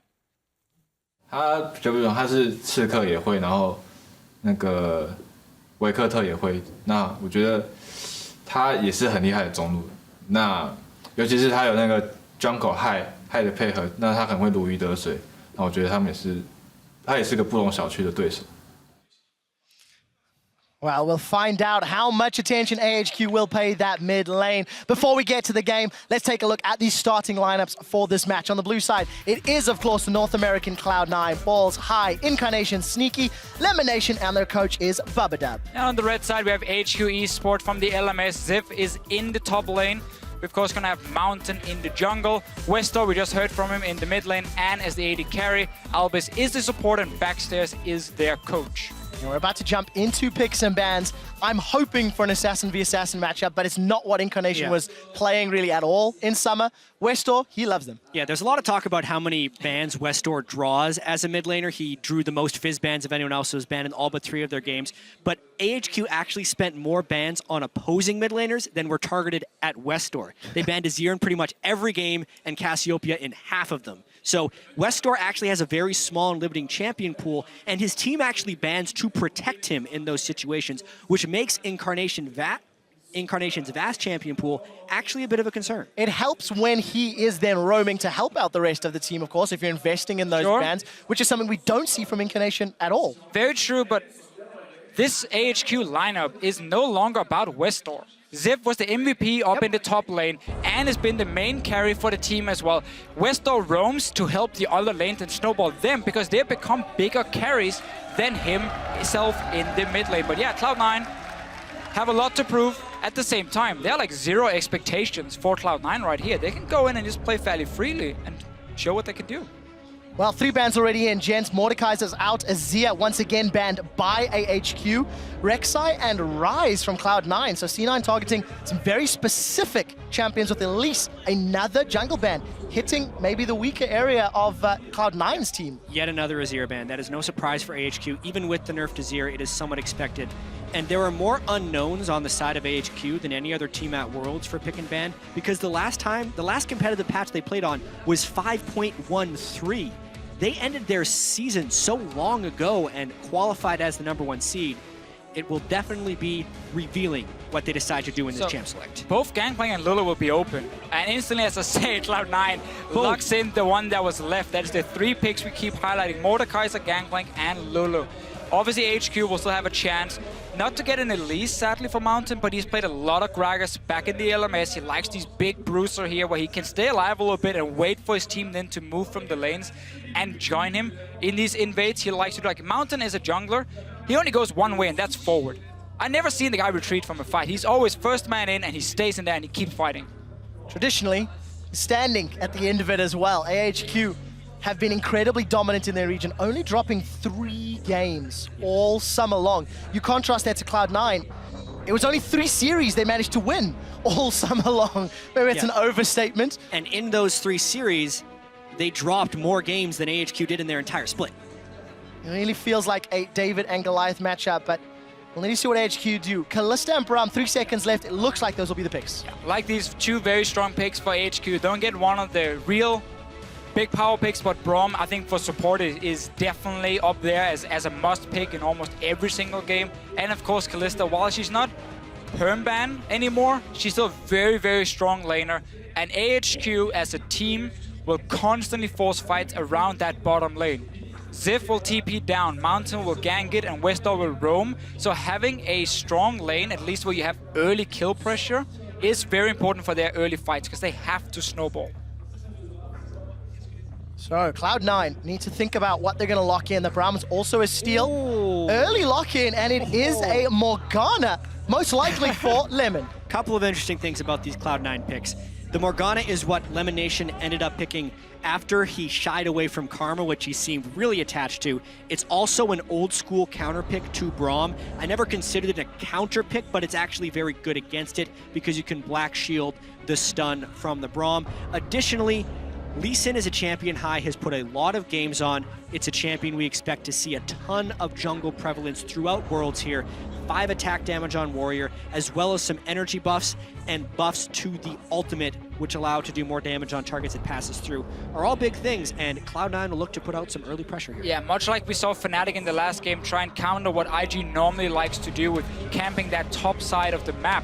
Cloud9 now knows how HQ plays the early game, and they want early aggression with at least a jungle pick. Gangplank can also fight for himself, but Darius was still left open. And Gentlemen, that's a very strong pick. Darius and Rengar at the 2015 World Championships. So 2 of the big champions, 2 of the 3 big champions we pointed out as being extremely powerful on this patch have been picked here, Darius and Gangplank. Lulu was, of course, banned. And then out of nowhere, we get this Rengar from Mountain. We're looking at the champions he's played since the summer split. He actually wasn't their jungler until the very end of the spring split. And there are no Rengar games anywhere here. This is awesome. Yeah. And we've got so many questions, not only on the side of AHQ. Balls not played Gangplank. We've got 1 game for Hai and Lee Sin, and it was a loss. I cannot wait to see how they play in game. 20 seconds left for 2 more picks. Remember, Gangplank is a flex pick. It can go to the mid lane. I might even say it's probably better in the mid lane. You have a free farming lane. But Vega as well, I love this pick. This is like Christmas. So much. So now we know the mid lane. We're assuming that's Incarnation's Vega. That's going to be his Vega. This pick and ban is Christmas. Deficio, I'll give it to you. You have many things to say about Vega. So Vega is coming in now as a champion that has been buffed in quite a few patches to slowly under the surface, been getting buffs in there. The last one he got was very big for him. And in this mid lane, as a pick here, he's not the greatest early laner. He's not going to destroy your pre-level 6. Which could be worrying against Westor. Sure. He's yet to pick. He gets to pick a counter assassin. He has to go find assassin against it. He has to. But if you do not shut down the Vega... It wasn't banned. It's been banned in almost every game against AHQ. If you don't shut down the Vega before he hits level 11, he will take over the game and he will one-shot everyone. And then Westor is going to stand on this fist here being like, I want to one-shot one guy, and then Incarnation takes out 3 at the same time. So we're going to have to see AHQ use Rengar level 6 combined with Fizz level 6 and destroy Incarnation so he doesn't sit and stack up AP, get his cooldown reduction, and just one-shot targets in the late game. This is going to be such an explosive game. And you know what, Jad? You said to me, imagine if you have Veigar and Gangplank on the same team. The zone control is huge. And his stun coming down, that burst damage is Ladies and gentlemen, on the bus right here, we were talking about champions we thought we'd see, and all of the champions we got excited about are already starting to trickle through. Every champion pick in the first 2 games has been unique. There have been no duplicate champions from this game to the next, as far as picks. I really like this patch. Now the question is, so far, this is still I just like it. This is still very snowbally, as I'm led to believe. If Darius gets ahead of Rengar, gets ahead, if Veigar gets ahead, etc. It's the meta. It's also the teams. Out of control. Like AHQ needs to fly ahead of the opponent to win, and they do it very often. And they've got the tools to do it again. Here's your team compositions, ladies and gentlemen. They need level 6 this time around for AHQ, and then they can go crazy. Let's find out, because we are exceptionally excited. Jump on Twitter once again, hashtag C9win. Do they have more magic in their tank, or will AHQ, the favorites coming into this game, pick up their first victory here in the group stages? It is Cloud9 taking on AHQ with Veigar in the mid lane, the tiny master of evil. And we also get Westor's Fizz in this game. Yes, Westor wasn't high in the MVP voting over in the LMS, but it's Westor's Fizz. He doesn't get to play this champion. And now he's playing it against Veigar. And you know what? It's Ant's Kalista. So AHQ, when they have these early fights in the bottom lane, they're looking to give Ant the kills, and of course Westor whatever he can pick up. But late game, you might just be one-shot by Incarnation. Westor's Fizz is 4-0 in their last 31 games played with a 15 KDA. Yeah, and it's been banned 26 times. Well, picked away one other. Anytime there's a game with Westor, Fizz shows up and picks her bans. Now, For Cloud9, we mentioned a little bit how the Lee Sin pick, they want to try and counter some of the early aggression. But for me, the Gangplank and Veigar, that is where Cloud9 wants a bit more time before their composition really kicks in. So for them, you gotta play safe in the early game. You gotta be able to predict where HQ is going. Because once you hit 11 and get rank to ulti and rank 3 of your E on this Veigar here with the stun, grouping is gonna be so powerful for them. And I don't think HQ will be able to respond against that. We'll find out if they get a chance to respond to Fisher. We're almost at 2 minutes. Lane swap seems to be initiated by Cloud9. And coming into this, we talked about how maybe a lane swap could have helped Cloud9 overcome some of the tower diving and team fighting strengths in the early game from AHQ. But some of their champions will struggle a little bit. I know there was a discussion regarding Lee Sin and his effectiveness or preference in lane swaps. Really late invade there by Cloud9, but it seems to have actually pushed AHQ down just a little bit. They won't be starting Krugs, and in fact, Cloud9's going to get the start of the Krugs. I actually feel like that's an incredibly small win for Cloud9, being able to start on the opposing jungle. So what both teams could look to do, if you value getting that early experience for your AD carry and support, is you fast push the first 2 waves and then you bounce it on the tower and you freeze it from there. And you try and just get a high level AD carry who can 1v1 the enemy top laner. For now though, both teams obviously instantly in. You see Albus on the bottom side of the map warding up the jungle of Cloud9, because now they gotta make sure that High and Balls can move down and start farming on the side. But we see Cloud9 already sending members. You have to respect this roam right away. Whenever there's an AD carry, the support goes rogue. And Albus now looking to do a bit of an invade into the bottom jungle. Slightly vertical jungle, but actually if High doesn't make it over quickly, he's going to be counter-jungling pretty hard. So because Cloud9 up in the top side of the map saw where Rengar and Darius were starting, they knew they were really far away from the bottom side, and that's why they can send Balls in here. But High, as you said, he needs to be down there as well. Otherwise, HQ can just focus and dive. I don't think Cloud9 actually saw the jungle start. They walked through a ward, but then Darius and Rengar dodged below. We'll see whether Cloud9 will be able to respond. Ziv is going to teleport up top, and every time we... High is lost here. He went in, they did not know he started red, so that's why he late voted the red, right, and now he's going down to his own jungle. But because he made the quick reaction, Mountain is also not able to counter jungle red.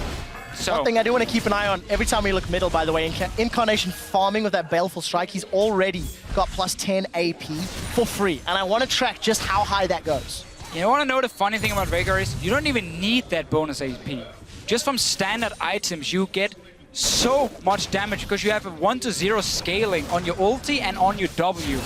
So late game, you're just such a monster. It's more about even the stun duration and the cooldown of your stun, blocking such a massive zone and making it very difficult for Kalista to jump around in a fight. With all the early game action, Balls is the one that's suffering 7 CS. In contrast to Ziv's 14. Lemonation did back earlier after doing those Krugs to help babysit Balls in this lane. And we've got an interesting 2v2. It's a very different lane swap compared to what we saw in the last game, where Fnatic were fast pushing from the start and AHQ tried to freeze one wave and then send down people to defend. Backfired completely because they were so late. Here we see both teams kind of being happy, just trading experience on top and the AD carry. We see up in the top with Darius being in the one-on-one lane. Yeah. High instead looking for a player on the mid lane. We're not expecting Mountain to do anything pre-6, and Westor's going in. He's gone in aggressively, and that might be brave. Event Horizon is flashed as Westor gets past the Christmas bells. Oh, Dark Binding connects on Anne, but there's no follow-up. Exactly, and also they can just put up the Braum Shield anytime a Binding lands so the balls can't shoot through. These are actually really favorable lane matchups for AHQ early in this lane swap. Ziv on Darius should be able to farm up just fine with Doran Shields and 4 health potions.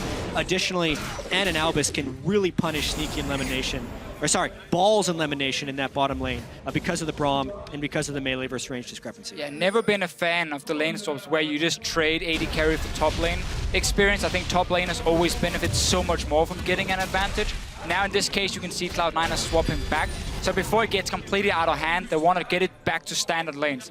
I like the little play though from High around the mid lane, because you saw the minion wave were pushing slowly down to Incarnation. That meant Westor, he had to overextend to keep farming as a melee champion, and therefore High knew there was a chance he could get in, and he forces a flash, which can be key now that Westor will be under more pressure, and Incarnation is soon hitting level 6. Yeah, of course, Incarnation is going to have that freedom thanks to his opponent not having flash. I want to mention Balls going toe-to-toe with Ziv's Darius. We've touched a lot on the Gangplank and the Veigar, but Darius, a champion we've not seen in the West at all. He simply became relevant after the patches, after the tournaments had already ended. What are we expecting out of Darius? He is tremendously strong in melee versus melee matchups.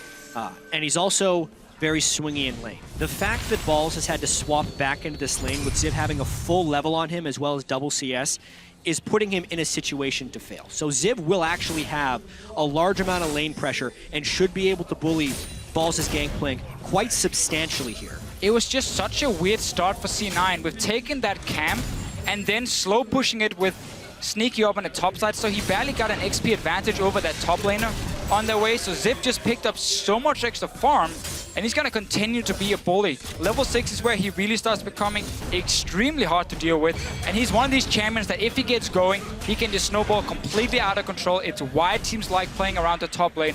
And we had a question regarding Ziv and his champion pool coming into this tournament. He used to be mainly the tank player, being the main engage.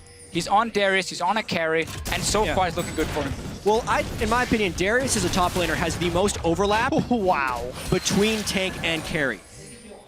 Maokai or Gnar or Shen, the things that Ziv played a lot of in the regular season, are full tanks, but Darius generally builds tank items, and then if he gets Noxian Might up, will gain upwards of 200 attack damage in the late game and become the carry. So the textbook juggernaut, I would say, for Darius. The standard build we see from me is Black Cleaver and then often Dead Man's Plate coming in as well. And I think that's an extremely powerful item on this patch here, giving him a bit of movement speed, and also if he stacks it up to 100, of course, that first hit where he gets the extra damage and a slow is really good for a fairly low mobility champion like Darius.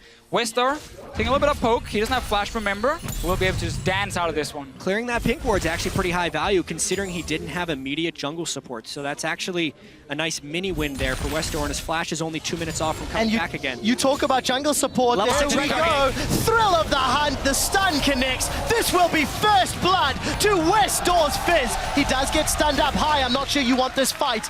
Gets some damage down. And the assassin has got his hands on the gold. Something we hadn't talked about much this game is the importance of the level 6 Rengar gank, and also the importance of Elise Sin having impact before Rengar can hit that point. Not only did Mountain nail his first Rengar gank, 10 out of 10, getting the kill and the flash from Incarnation, Hai hasn't even hit 6 yet, nor has he pulled off a gank that burned any summoner spell. Surprising that the first gank C9 pulls off was very smart, timing the minion wave, pushing in, forcing a flash. There was no return from Hai. A no flash mid laner managed to take away a pink ward. That should never happen, especially because your jungler has not been paying attention to the side lanes either. So we need to see Hai go in and still use the fact that Westar had no summoner, or for a few more seconds, 1 minute maybe, he can still be punished. So far, HQ has been getting everything in this game. Slowly pulling ahead, over 1,000 gold. Every time we look top, Ziv is shoving balls under his tower. We see Sneaky and Lemon being forced down. They're taking unfavorable trades from Albus and Anne. And, you know, Mountain, he wasn't needed. He was able to just power farm his way up to Thrill of the Hunt. And the problem now for C9 is the fact that if you do not have lanes pushing against the Rengar, it is very difficult to get into the jungle and start warding deep where you can spot him using his ulti. You can't even deep ward in the lanes either to see if he's coming from there. So suddenly Mountain, every time ulti is ready, should have the opportunity to surprise Cloud9. No flash for Incarnation this time around. Westar has ulti. You can just return to the mid lane and do exactly the same thing again. Yeah, I should also note the early gank from Hai did burn the flash, but that's pretty much all he did. Exactly, but we need the follow-up then. Yeah, and he's missed that follow-up. Westar again has flash, and his mid laner is the one sitting without. It's really a lot about Incarnation trying to passively farm here to get his ability power up, and Balls' Gangplank passively farming to get extra gold from his barrels, because outside of that, Cloud9 doesn't have many windows for success here in the early game. And Incarnation, of course, running cooldown reduction per level runes for himself, get the 3.75% for masteries as well. And then he's Athenes, and he can start making some plays with Mountain. We just mentioned it, he's back towards the mid lane. Incarnation is standing very far back though. Yep. Not going to be at risk of getting caught this time. As we've crested 10 minutes, AHQ have that 1,000 gold lead. And a touch on that early game graph, they accelerate as they get closer to 20. Incarnation may be in trouble. He's going to get far enough away And small misplay from Mountain. And I think actually Incarnation played that really well. It was greedy of Mountain to pop Thrill the Hunt so early, but Incarnation was constantly dashing in and out of where turret range would be if Rengar jumped on him, and Mountain was not willing to engage himself in a full-on turret dive, so nice job there. And a very important thing to highlight with Veigar's stun in this matchup. Let's just see the bot lane first though. Elimination doesn't look to go aggressive, but you can not dash through the stun of Veigar. So when he gets the warning that Mountain is coming, he can just pop down the stun near himself, and Rengar will always get stunned on the way in and should not be able to one-shot him or at least lock him down. So Incarnation, as long as he stays far enough back and gets the warning and not hog a boost or whatever, so someone can jump in and kill him, he should be okay. Plus 58 ability power on Dark Matter, almost 3 amp tomes already. And outside of a big CS discrepancy in the top lane, it's not looking great for Cloud9. AHQ continue to just play for the long game. Yeah, the one saving grace here for Cloud9 is this bottom lane. Tristana is a pick that mainly caught on in North America, and this is specifically what they do for it. They continually push up, they get the explosive charge on the turrets, and they shove them down as quickly as possible. Even though Sneaky was top lane for the early start of that lane, he still gets the turret. And even though the rest of the game was going towards AHQ, that turret gold is going to come in really handy if they can withstand the rest of these ganks. Well, Mountain wants to get balls. Apprehend connects, as does the Decimate. That's a flash away. The teleport from Incarnation gets cancelled by Chum the Waters. Westall gets away. While all that is going on, Lemon, Sneaky, and High take Dragon number 1 after taking Tower number 1. Yeah, Mountain wasted that ulti in the mid lane before, so didn't have it ready for the dive up top, and then C9 using all the globals they had ready. High just making Westar use a bit of mana, and now he cannot clear the wave because they're already pushing on it. And Cloud9 is rotating around Sneaky to get the explosive charge on turrets as quickly as possible and trying to punish the low wave clear of the Fizz mid. Cloud9 is still very much in this game, getting the Dragon, avoiding the dive in the top lane, and also getting that bottom turret. It is putting the emphasis on AHQ to start fights, which shouldn't be a problem, but they haven't found the fights yet. One of the main things for Tristana when she became a pick was that she was good in lane against Kalista. You could out-trade the Kalista with the early trades because you had your E doing the physical damage, and then once you get towards these towers here, because Kalista is a fairly slow wave clear and basically very limited before Hurricane with the wave clear, Tristana will always get the 4-5 hits with the bomb exploding. So C9, when you have a Veigar, when you have a Tristana and a Black Shield, that's a very, very strong siege composition for them against absolutely no defensive wave clear on the side of AHQ. So AHQ are looking to open up the map soon and start fighting. They do not want a longer laning phase. They need to start getting these roams and creating these picks. Otherwise, Cloud9 can just easily group. Incarnation is getting very close to his 11, and then suddenly it becomes very bad for AHQ. Well, AHQ do look to secure their first tower in a moment or two. Their next wave is busy conga lining down. Balls still 35 CS down. But while he's unable to defend top, AHQ are under pressure middle. It looks like Lemon will be aiding Incarnation, and High's just waiting in the wings. So what Sneaky wants to do here is push up the bottom lane to apply pressure and force someone to defend, and then he can just rotate to the mid lane, group up with Incarnation, and take down this mid tower. You can see him already move away and start moving through the jungle, or at least trying to. Then they spot Rengar on a lot of these deep wards, and now he can safely just jump away. Very, very good wards from C9. They know which lanes to play around, bottom side and mid lane, because those are the outer turrets you're aiming for. Let Balls just try and farm whatever he can up top. So Mountain's first ultimate was fantastic. The following two, optimistic. And have not paid off. Just a quick difference in their item builds as well. Moby Boots, both warrior enchantments.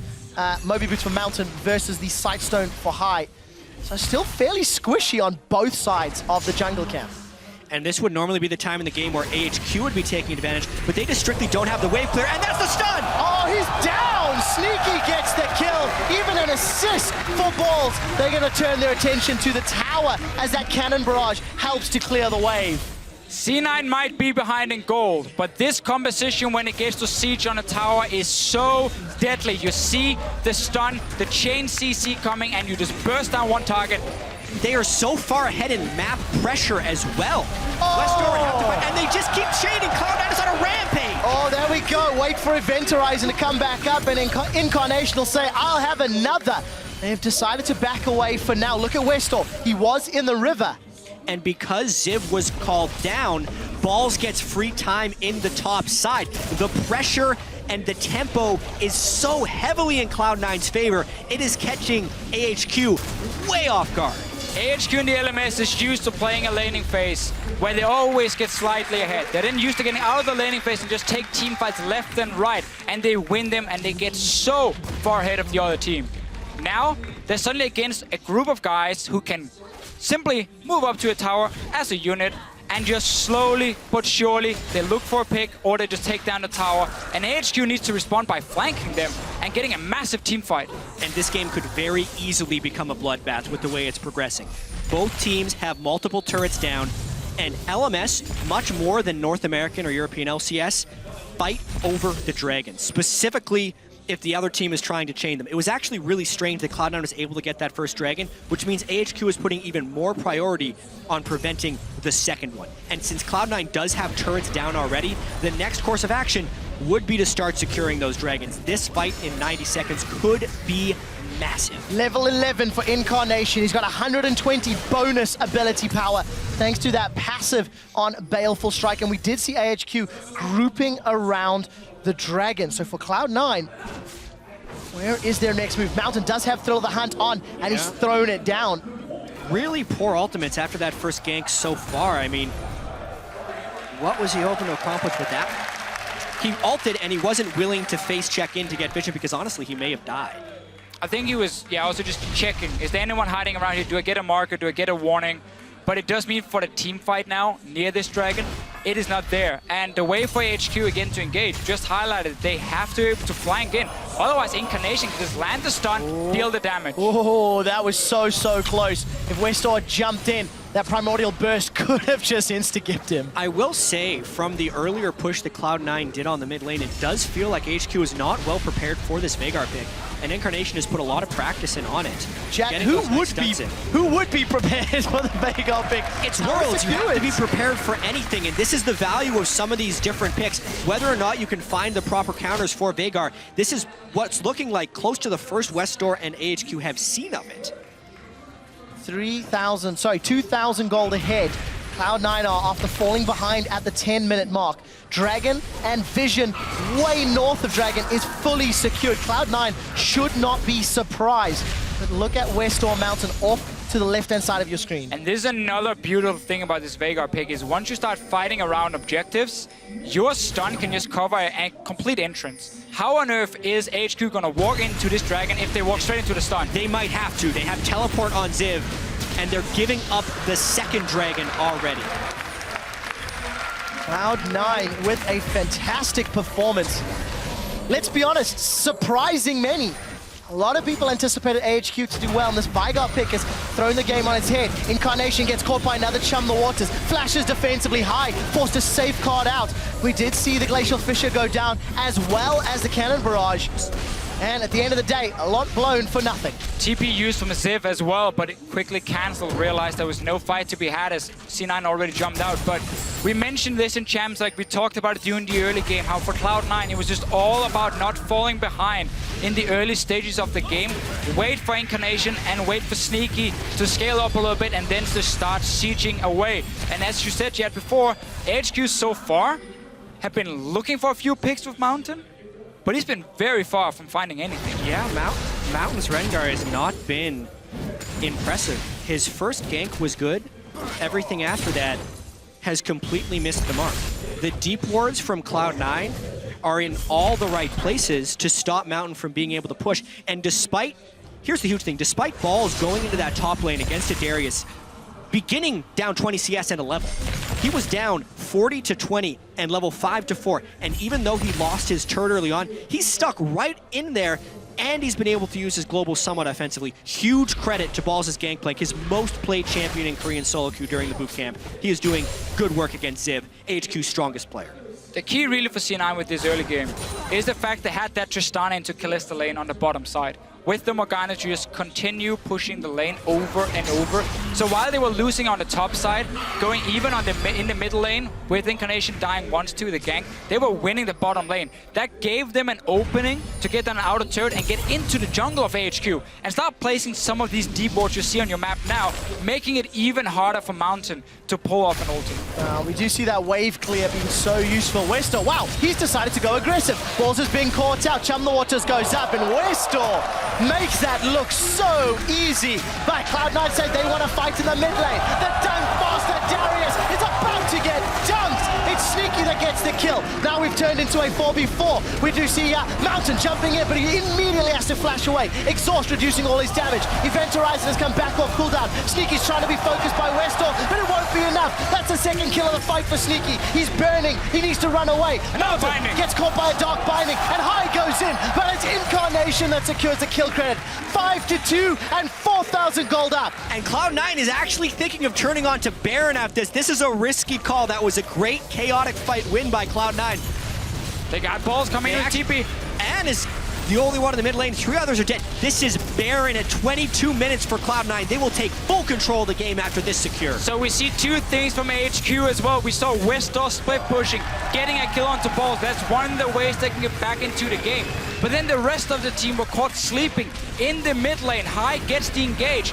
Look at Elimination landing binding after binding as well, and the CC between him and Incarnation allows Sneaky to stay alive and just sit back and deal all the damage. And specifically the fact that Ziv was eliminated before that fight made it even though AHQ thought with the collapse up from Westor they would have the edge. But Westor too had burned significant cooldowns to kill balls in the bottom lane, and the binding accuracy versus the skill shot accuracy from Incarnation's Veigar in this fight were just too much for AHQ to handle. And we're just getting later and later into the build for Incarnation. Because you get 5 on every kill or assist. 168 bonus AP.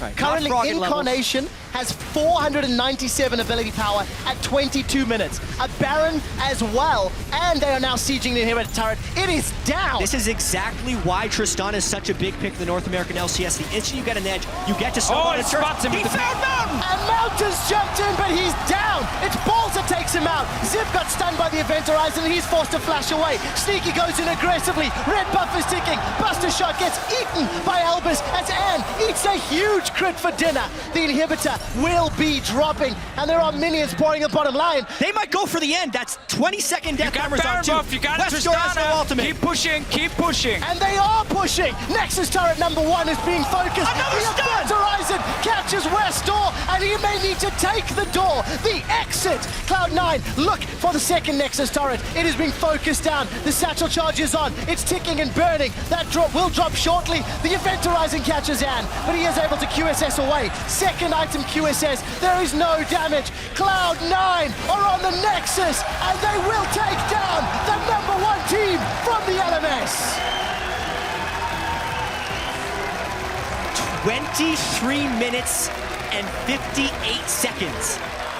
One of the fastest games of the year come against AHQ, the number 1 team from the LMS, and Cloud9, a team who at one point in the regular season was 9th.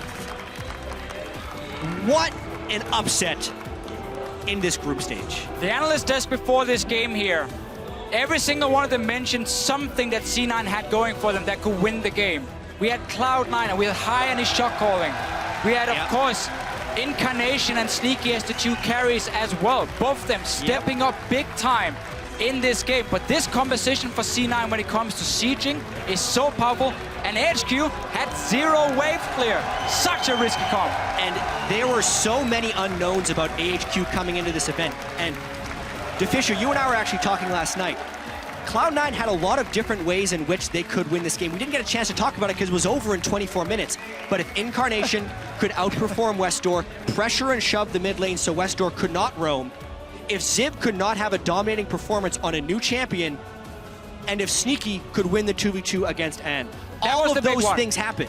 Really the Sneaky versus Anne in the bottom lane for me. C9 gave up the first spot in the mid lane. It looked like, okay, you're losing top. Are you going to start losing mid lane as well?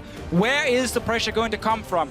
Bottom lane. Tristana pick from Sneaky, elimination on the Morgana. Get that early tower, get the deep ward, start rotating. Mountain I'm not sure what he was doing with the ultis. 24 minutes. He wasn't even close. This game was over in under 24 minutes. Obviously, Baron buff timing with the Trist makes it easier to shove down turrets, but man, did they close that fast. We got so excited in picks and bans that we was forgot to worth like overlook the lack of wave clear on the side of AHQ. There was too much information going around with new picks coming in, the teams and everything.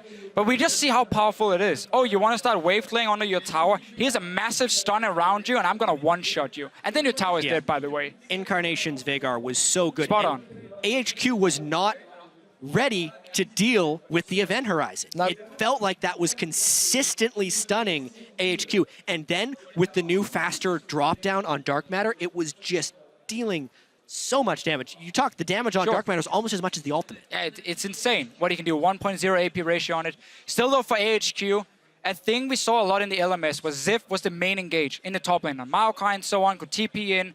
He was the guy starting fights. With him now playing Darius and so on, he can no longer be the main engage. Yeah. And we saw the focus be switched over to Mountain on this Rengar pick. And it did not work. He had too many times where he tried. Extremely risky. He didn't respect the wards that could be there, or Incarnation just putting a stun around him in the mid lane and then he couldn't jump him. That is something HQ has to fix for the future games. So many things to talk about from this game, not only from picks and bans, from execution, now the surprise of Cloud9. Let's call it upsetting AHQ. 100% kill participation for both Incarnation and Sneaky in that game. And with the first 2 games of Worlds lockdown, we actually now can take a look at the Group B standings. We've seen all 4 teams, and it is Fnatic and Cloud9 over Invictus and AHQ. We will obviously keep tracking this as we lock down more games throughout the day. But gentlemen, 518 is looking to be a very exciting match. Absolutely love it. That group is now done for the day, right? We're going to be moving on to Group C as our next matchup, but not necessarily expected results. Europe and North America atop the group at the start of the day against LMS and China. That was not expected by many people, I have to say. And even if you had predicted the result, the manner in which the results were secured is even more of a talking Very point. one-sided game. I mean, you could argue that Cloud9, they went slightly behind in the first 10 minutes, but they accelerated over the next 13. That was their composition. Their composition had to fall behind a little bit. HQ had 2 kills. Oh, it was incredible. Gentlemen, we'll have to talk about this off-air a little bit later. For now, we're going to head to Shox, who's standing by with Cloud9's European mid laner, Incarnation. Sorry. Thank you very much, Trevor. I love how you're European mid laner, if we didn't know, but congratulations, Incarnation. A victory here for Cloud9, and I think it's safe to say that a lot of people hadn't expected that much from your team coming in, so tell me how you went, or what your mindset was going into this one. I felt like a lot of people underestimate us because we got 7th place, but with Hive, we've always been playing really good, I would say. So it was really weird to us because we personally feel like we're a good team, so yeah. Well, that's the most important thing. How much do you think, Margin, you've improved from making that fantastic run for you guys for qualifying for Worlds and then going to Korea to bootcamp? How has that helped you personally? It's helped me a lot because in Korea, we played against the top Korean and Chinese teams, and they're all really good mechanically. So I learned a lot playing against the top players there as well. It's quite interesting because you're kind of a rookie here at the World Championship, while you have a lot of people in Cloud9 who've been to the World Championship a couple of times and maybe didn't have the biggest hopes going into the tournament. How is that contrast within the team? Well, I feel like we have good expectations of ourselves, and we know we can get far in the tournament if we really play well. So it didn't really affect us. How does this win and the fact that Fnatic did so well versus IG maybe change your thoughts about the group? We know Fnatic is a really good team, so we kind of expected them to win. I felt like we had pretty good chances going into this match as well. So yeah. Yeah, finally, we have to talk about that crazy pick and ban phase and about your Veigar pick coming out. Tell us, what was the plan around that, and were you going to go for that no matter what? Yeah, more or less. We played some Veigar, and we had a lot of success with it. So yeah, it was pretty much planned from the start. Pretty much planned, and it went pretty well. Well, congratulations. Yep. Thank you very much. Incarnation, that is Cloud9 winning over AHQ. We have to take a short break, but when we come back, we'll be back with a rematch, FLICKR versus Ryu. More World Championship action with SKT versus H2K right after this.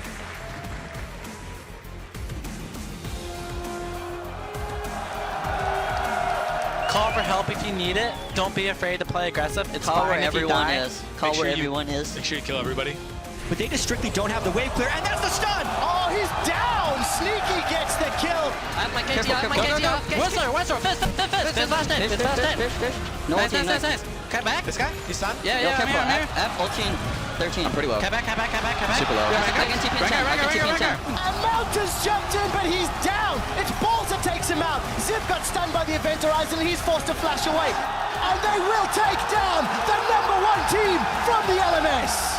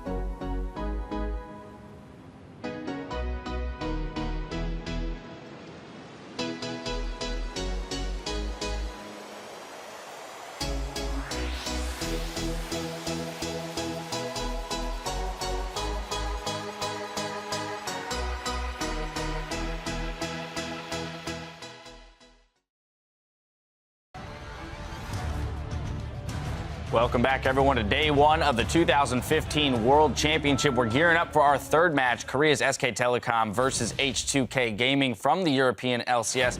Now, for two teams from different regions, this game carries a lot of history. Ryu versus FLICKR is a matchup that people have been wanting for a long time, including Ryu himself. You have just FLICKR nightmares. You wake up in a cold sweat. You're like, FLICKR's behind me. I know, right? I mean, it's known internationally. There's a joke in Korea that says, Ryu dies every 5 seconds. It means like if someone watches the FLICKR versus Ryu Z clip every 5 seconds. Man on the floor, I think he's in the bed. Oh, FLICKR maybe in trouble here. Deathmark tries to clean it up for Ryu. Oh, look at the cleanse, look at the moves. FLICKR, what was that? 류페이스 굉장히 재밌다고 생각하는데 그래도 역시 H2K에서 H2K전에서 류페이스를 보려면은 역시 상혁이가 나와서 아마 보여주지 않을까 저는 생각하고 있긴 해요. Ryu gets the drop onto FLICKR right there, gets him down to about a third health, and we see the death mark come down right there from Ryu. The immediate cleanse. Look at the shadow swap, so the QSS removes the death mark, and then at this point he gets enough damage with the flash afterwards to chunk him just up. Ryu tries to come in, but there we go. Back to the living shadow again. Goes back with the E. 다들 알다시피 페이커랑 하는 거 지금 제일 기대하고 있어요.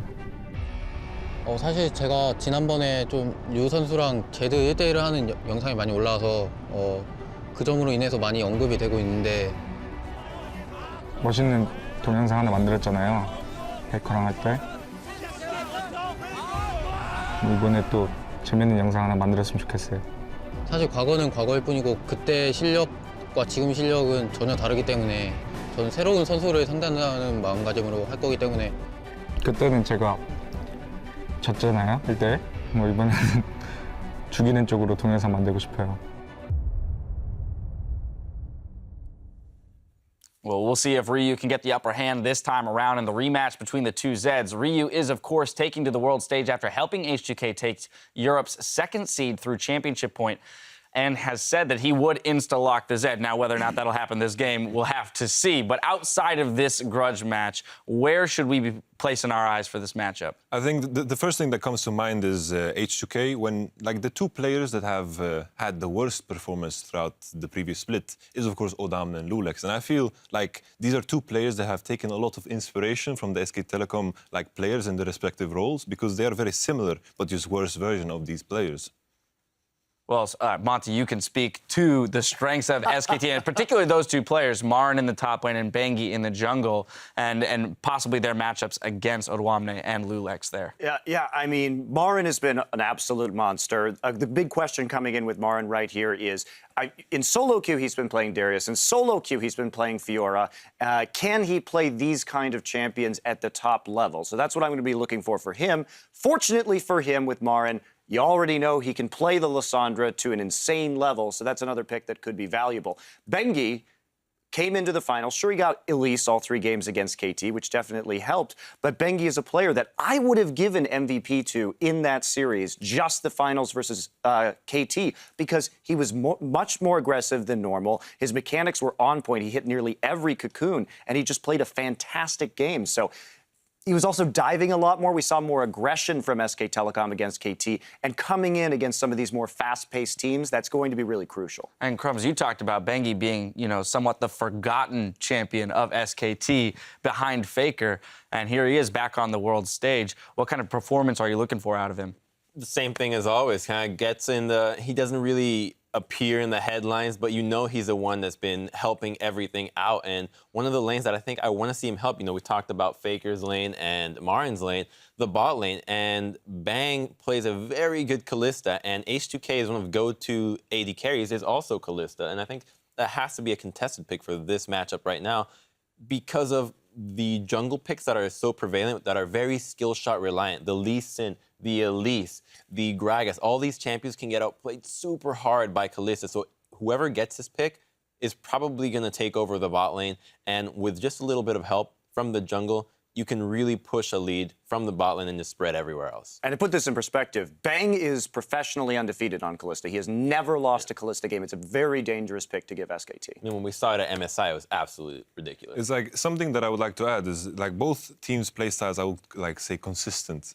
H2K is very, very rare that they do something crazy. Throughout the European split, they rarely do anything crazy. They just play a consistent play style. It is very by the book. And with that in mind, it's if a team has a higher level of consistency, I cannot imagine H2K taking this. Right, so Monty, what happens when these two styles, these consistent styles, clash in this matchup? SK Telecom wins. How badly? Where are we going to see that manifest? Well, and that's it, right? I mean, if we look at some of SKT's style, they play very heavily around their solo lanes and snowballing FLICKR and Marin, whereas Wolf and Bang tend to be more reserved, although it did mix it up stylistically to defeat KT.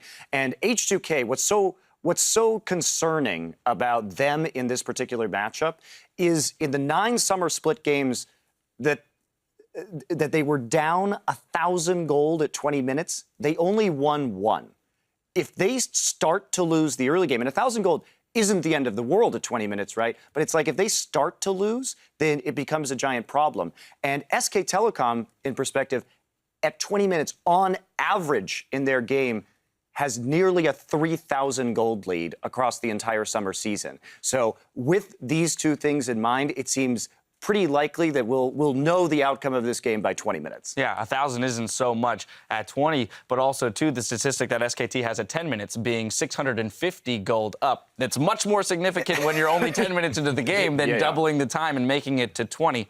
And that's right, because they go from 650 at 10 minutes to 2,900 at 29 minutes. They snowball ridiculously during the 10 to 20 minute period in the game. And that's when H2K can really fall on their face, and they can only win 1 game out of 9 when they're down by 1,000, much less 3,000. All right, so finally, Yamato, we're looking at H2K needing to establish an early lead if they have any chance here. Who are the players specifically, and where around the map are they going to create those advantages? I think definitely, like, it's so hard for me to imagine because I feel like it's just Master versus Padawan in a way. I feel H2K's playstyle is very, very inspired by SKT, and I feel like they're just outmatched in every matchup. But what I would just specifically watch is the bot lane. I think if anything would happen, it's in the bot lane because I think that is where they could get outplayed, SKT then. All right, well, we'll keep our eyes glued to the bot lane. Once again, it's time to pull you guys on who you think are going to win the game. Crumbs, we're starting with you this time around. I could do this one with my eyes closed. SKT, hands down. You could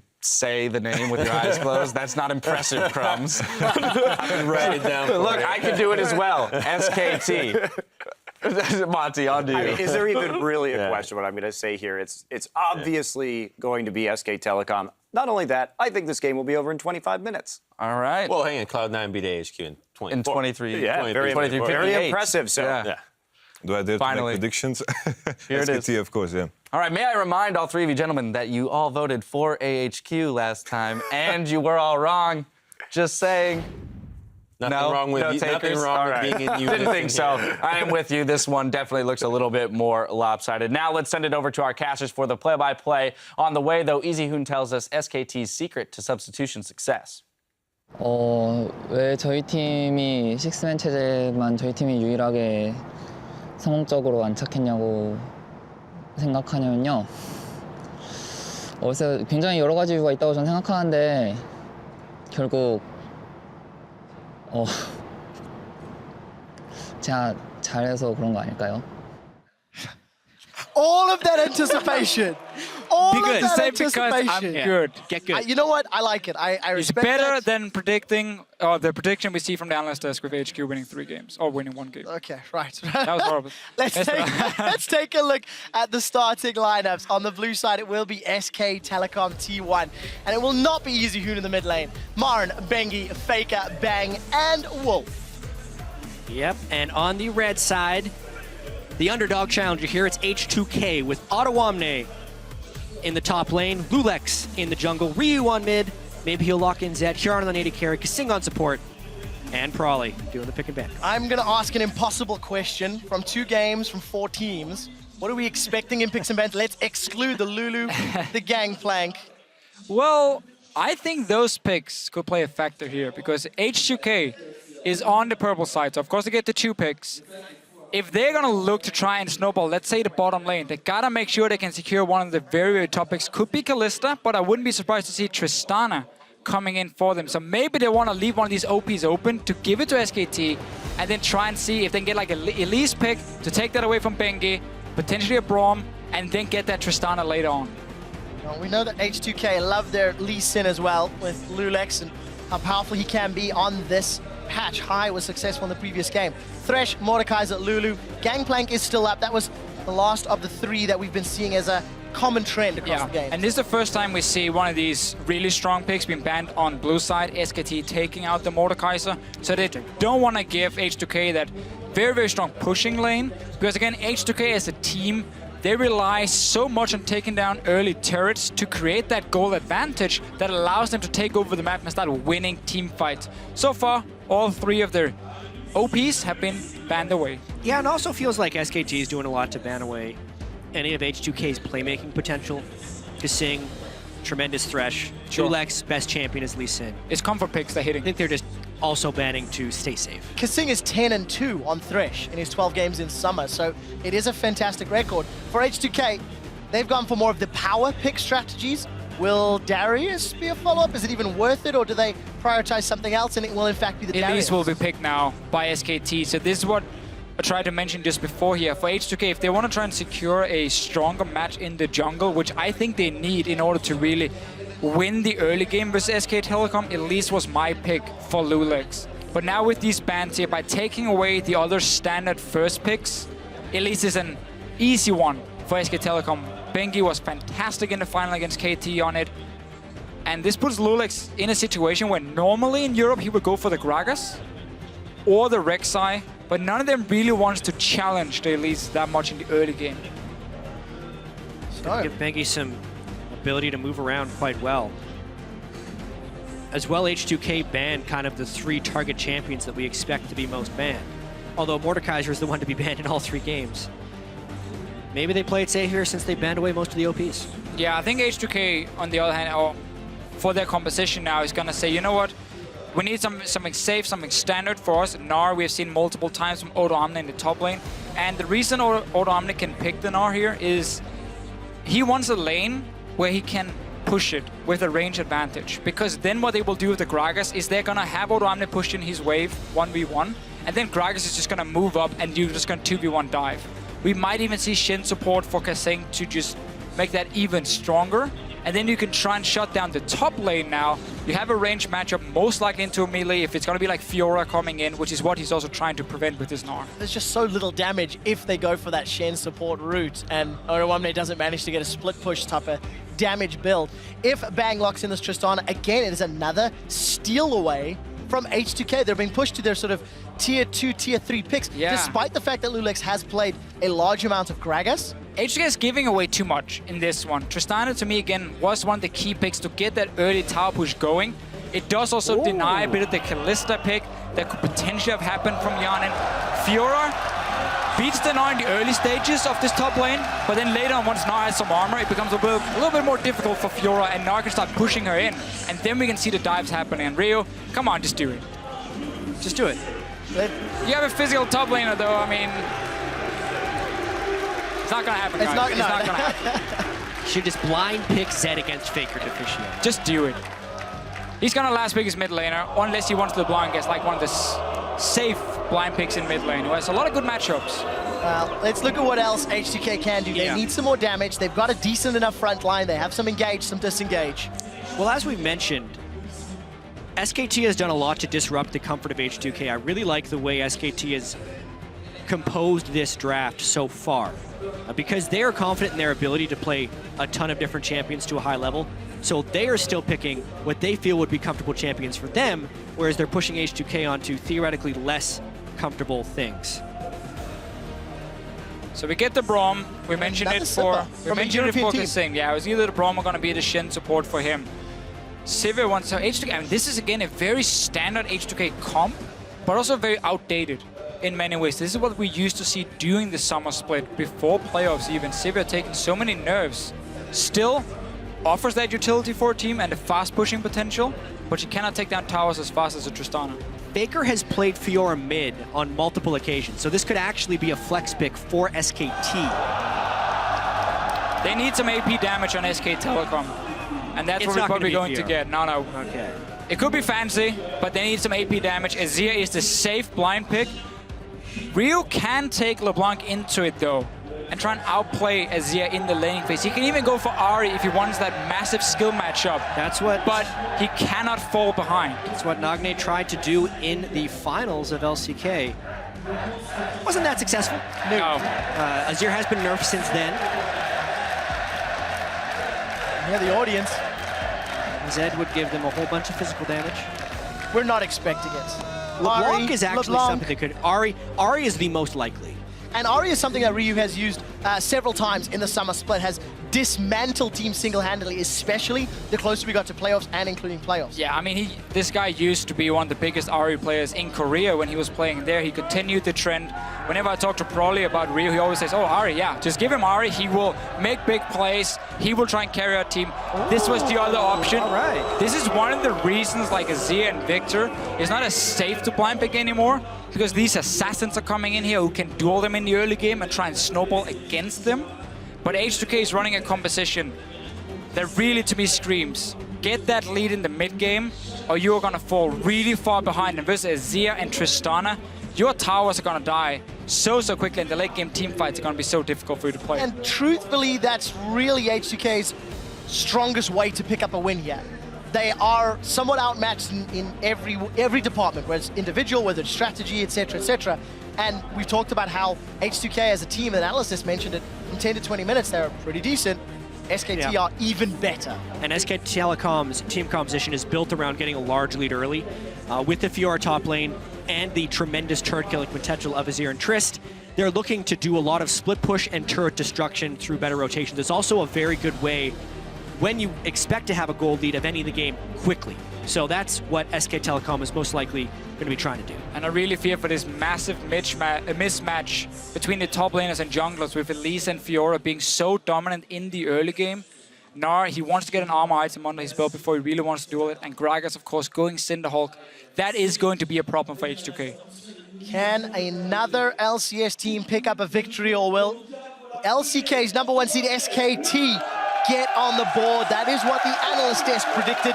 And in 25 minutes, according to Monte Cristo, SKT sure as hell have the tools to make that one happen. We're loading up to game number 3. This is the first from Group C. It's SK Telecom versus H2K.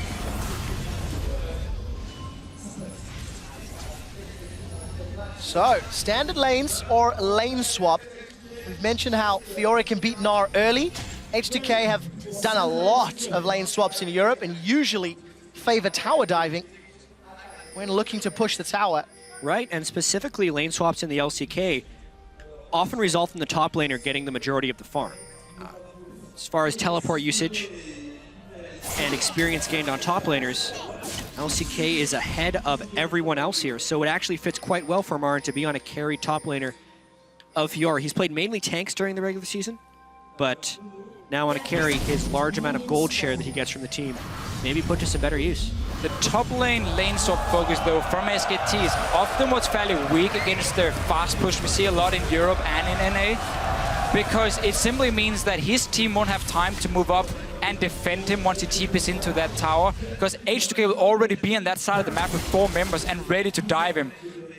Just forcing him out of the jungle, taking over this side. You see the 3 wards to spot every single entrance. SKT has just responded, getting very good wards into spot where H2K will be starting. And H2K pretty smartly walks out away from that blue buff. They would have potentially been outmanned by SKT, but also because SKT put the deep ward in the red buff, this makes a very well-informed start for SK Telecom. They're going to get pretty much whatever they want now. Yeah, you're going to see Lulix and Oda on the top side. So right now for SKT, either they expect the bottom lane for H2K to have recalled, but they will return very late to the bottom side, so they're expecting them to be up here as well. And now you get the 2v2 lane for them. So Fiora gets her 1v1 in. That's the key thing. It's not about the bottom lane winning. That's going to be basically like a sustain lane against each other. Bottom side of the map, though, Fiora and Elise together is looking to be the ones dominating. And of course, Lulix is the player that was substituted out during the course of the end of the summer split. Bitong Yoka was brought in. And we need to see how much synergy he's been able to build up with H2K. FLICKR on the receiving end of some bursts from Ryu, but it's Ryu that walks away, having taken more damage. Now, Ryu is starting Flask and 3 potions for himself, so he wants to take early trades, seeing as he can out-sustain FLICKR, but it also makes him weaker when he takes the trade, and he cannot take return damage if he starts running out of sustain. Then he's just so much weaker than FLICKR with the Dorn's Ring. You have to at least trade, not just get hit by Azir again and again. But Azir is pretty annoying because he has these soldiers standing so far ahead, and you're trying to last hit and just be a nice guy, and then smack, smack, smack. Very true. Lauren jumps in, lunges forward, and hits one of Odoamne's critical spots. And this is specifically the result of the early game play by H2K. SKT had great knowledge of where they're being, and Bengi, being the smart jungler that he is, goes right in and denies Lulex. Such a smart play there. This goes all the way back to level 1, where Marin kept walking towards the bush, and H2K was still standing there with the dual lane. Kasing kept hitting him with his Q, so he knew he was on the top side of the map. And it was very easy for SKT to read where the dual lane were going and simply just mirror it, get the 1v1. Bengi's already playing aggressive. We talked about the Gragas with the Cinderhawk. So far, SKT is off to a good start. Yeah, and this is an example of a jungler who is in tune with his team's plan and a jungler who is not. Even based on the level 1, when H2K did the deep invade, they had no one guarding Lulex's own jungle start to see that he was spotted Chain or on not. the minion. Meanwhile, the rest of SKT was willing to counter-invade to push H2K away from the blue buff area. And the long result of that means Bengi can just go and counter-jungle the blue buff. And Lulex should and would have known that that would be a possibility and would have needed to have his team play around him, but nothing has been done to protect him, and therefore Lulex is far behind him. It's just so hard, though, in the early game to protect, because if, let's say, Odoamne leaves the bottom lane to go in and force Bengi out, he falls even further behind in farm compared to what he is already. Yeah, well, Bengi is one step ahead again. Ryu may be in trouble. The chains connect onto FLICKR. There is the Mimic. Ryu's going to be chomped down by Bengi. Takes a turret shot, in fact. Ryu not going to be able to reply, and Lulex too late to the party to make anything happen. Still some charges left on the flask and one potion for Ryu or Biscuit. We'll grab it. So far, with all these early trades, he has managed to force FLICKR back and use the sustain in his advantage. Top lane, a bit as expected. Not a whole lot happening, some early trades, but keeping fairly even in farm. Yeah, but truthfully, despite Ryu trying to put pressure on FLICKR, it has not resulted in a lead. They are even on CS. FLICKR's got that second Doran's and Amp Tome as he's returning to lane. Ryu now backing. And it's even CS across the board. Look at the bottom half of the map. Bengi is about to come jump in on Odoamne. Those vitals are exposed. Marin's gonna lunge forward, pop the vital, flash away. One more attack is all that's needed. Marin goes in and flashes out for first blood. First time Odoamne gets a chance to push their way back because he was so close to his tower. Bengi is already there, and Lulex is on the opposite side of the map. So Odoamne, I know it's such a tricky situation for a top laner, but you just gotta leave the farm right there. You gotta go back, get a ward for yourself, because you know this can happen. Based on the position of the lane, his ward would not keep him safe. He had the ward in what I like to call the too late brush, because by the time you see someone in it, it's already too late, and he was pushed up in the wave. Yeah, you gotta get that extra side. Yeah, it did burn 2 flashes from SKT, so if there was a return gank of some kind by Lulex, and they didn't have a 2-on-2, they would be able to turn it around. So at least it wasn't a total loss. A small timing window if H2K can take advantage, but at only 6 minutes is a 700 gold lead for SKT. Small CS advantage and obviously that first blood gold, but take a look top. Bang and Wolf are now being pushed in by Hyanet and Kasing. But it's been a very standard start for SK Telecom. They are a team who put a lot of focus on Marin in the early game with Bengi. They value getting these early fights between the solo laners and the junglers so much. It's so rarely about Bang and Wolf winning the early game. So just getting to play the style with these picks is perfect for them. And that's where it becomes even more difficult for H2K. Everyone agrees they are a weaker team, and you also get to play the playstyle SKT likes to use. So you didn't even like push them off and force early aggression or anything. It's just a standard SKT game so far. SKT playing a little cheeky. See if they can make something happen. Remember, Headbutt Pulverize, it travels a little slower these days. Hyanet, is your spell shield up to it? He does manage to get out. Kasing is going to stand behind me to Hyanet, continuing to retreat. The unbreakable wall is good, but it is not good enough. He has a teleport from Odoamne, a reply from Marin. They turn their attention to Wolf. The Gnar gets a reply. Stun onto Marin. Reposit was not used. Continues to run away. The Braum is not going to be enough. That's a trade of 1-for-1. Top laner for the support, and H2K have nothing more to play with. Lulex is on the bottom of the map. I need to see some synergy for H2K when this make plays. This one, obviously, you can't really blame them because they were jumped. They expected SKT to have recall from this top side, so they just wanted to push out the wave. Suddenly, Alistar Tristana jumps out of the bush. It's a good teleport from Odoamne to react and try and turn it around.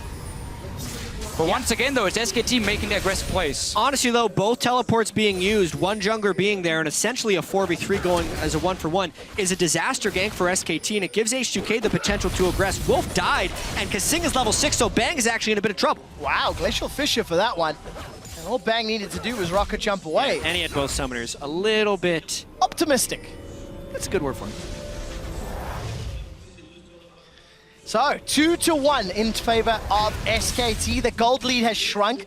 Ryu's earned a minute CS advantage, continuing to try pressure Faker, but this LeBlanc, dare I say, counter pick, is not shown through yet. Marin lunges forward and procs that vital on Hyanan. I mean, Ryu has had a good laning phase so far. He was ganked early on, managed to escape it. He's ahead in farm on LeBlanc here. He has a good back timing already straight towards his Morello Nomicon. So Ryu so far can be fairly happy with how the early game has been going.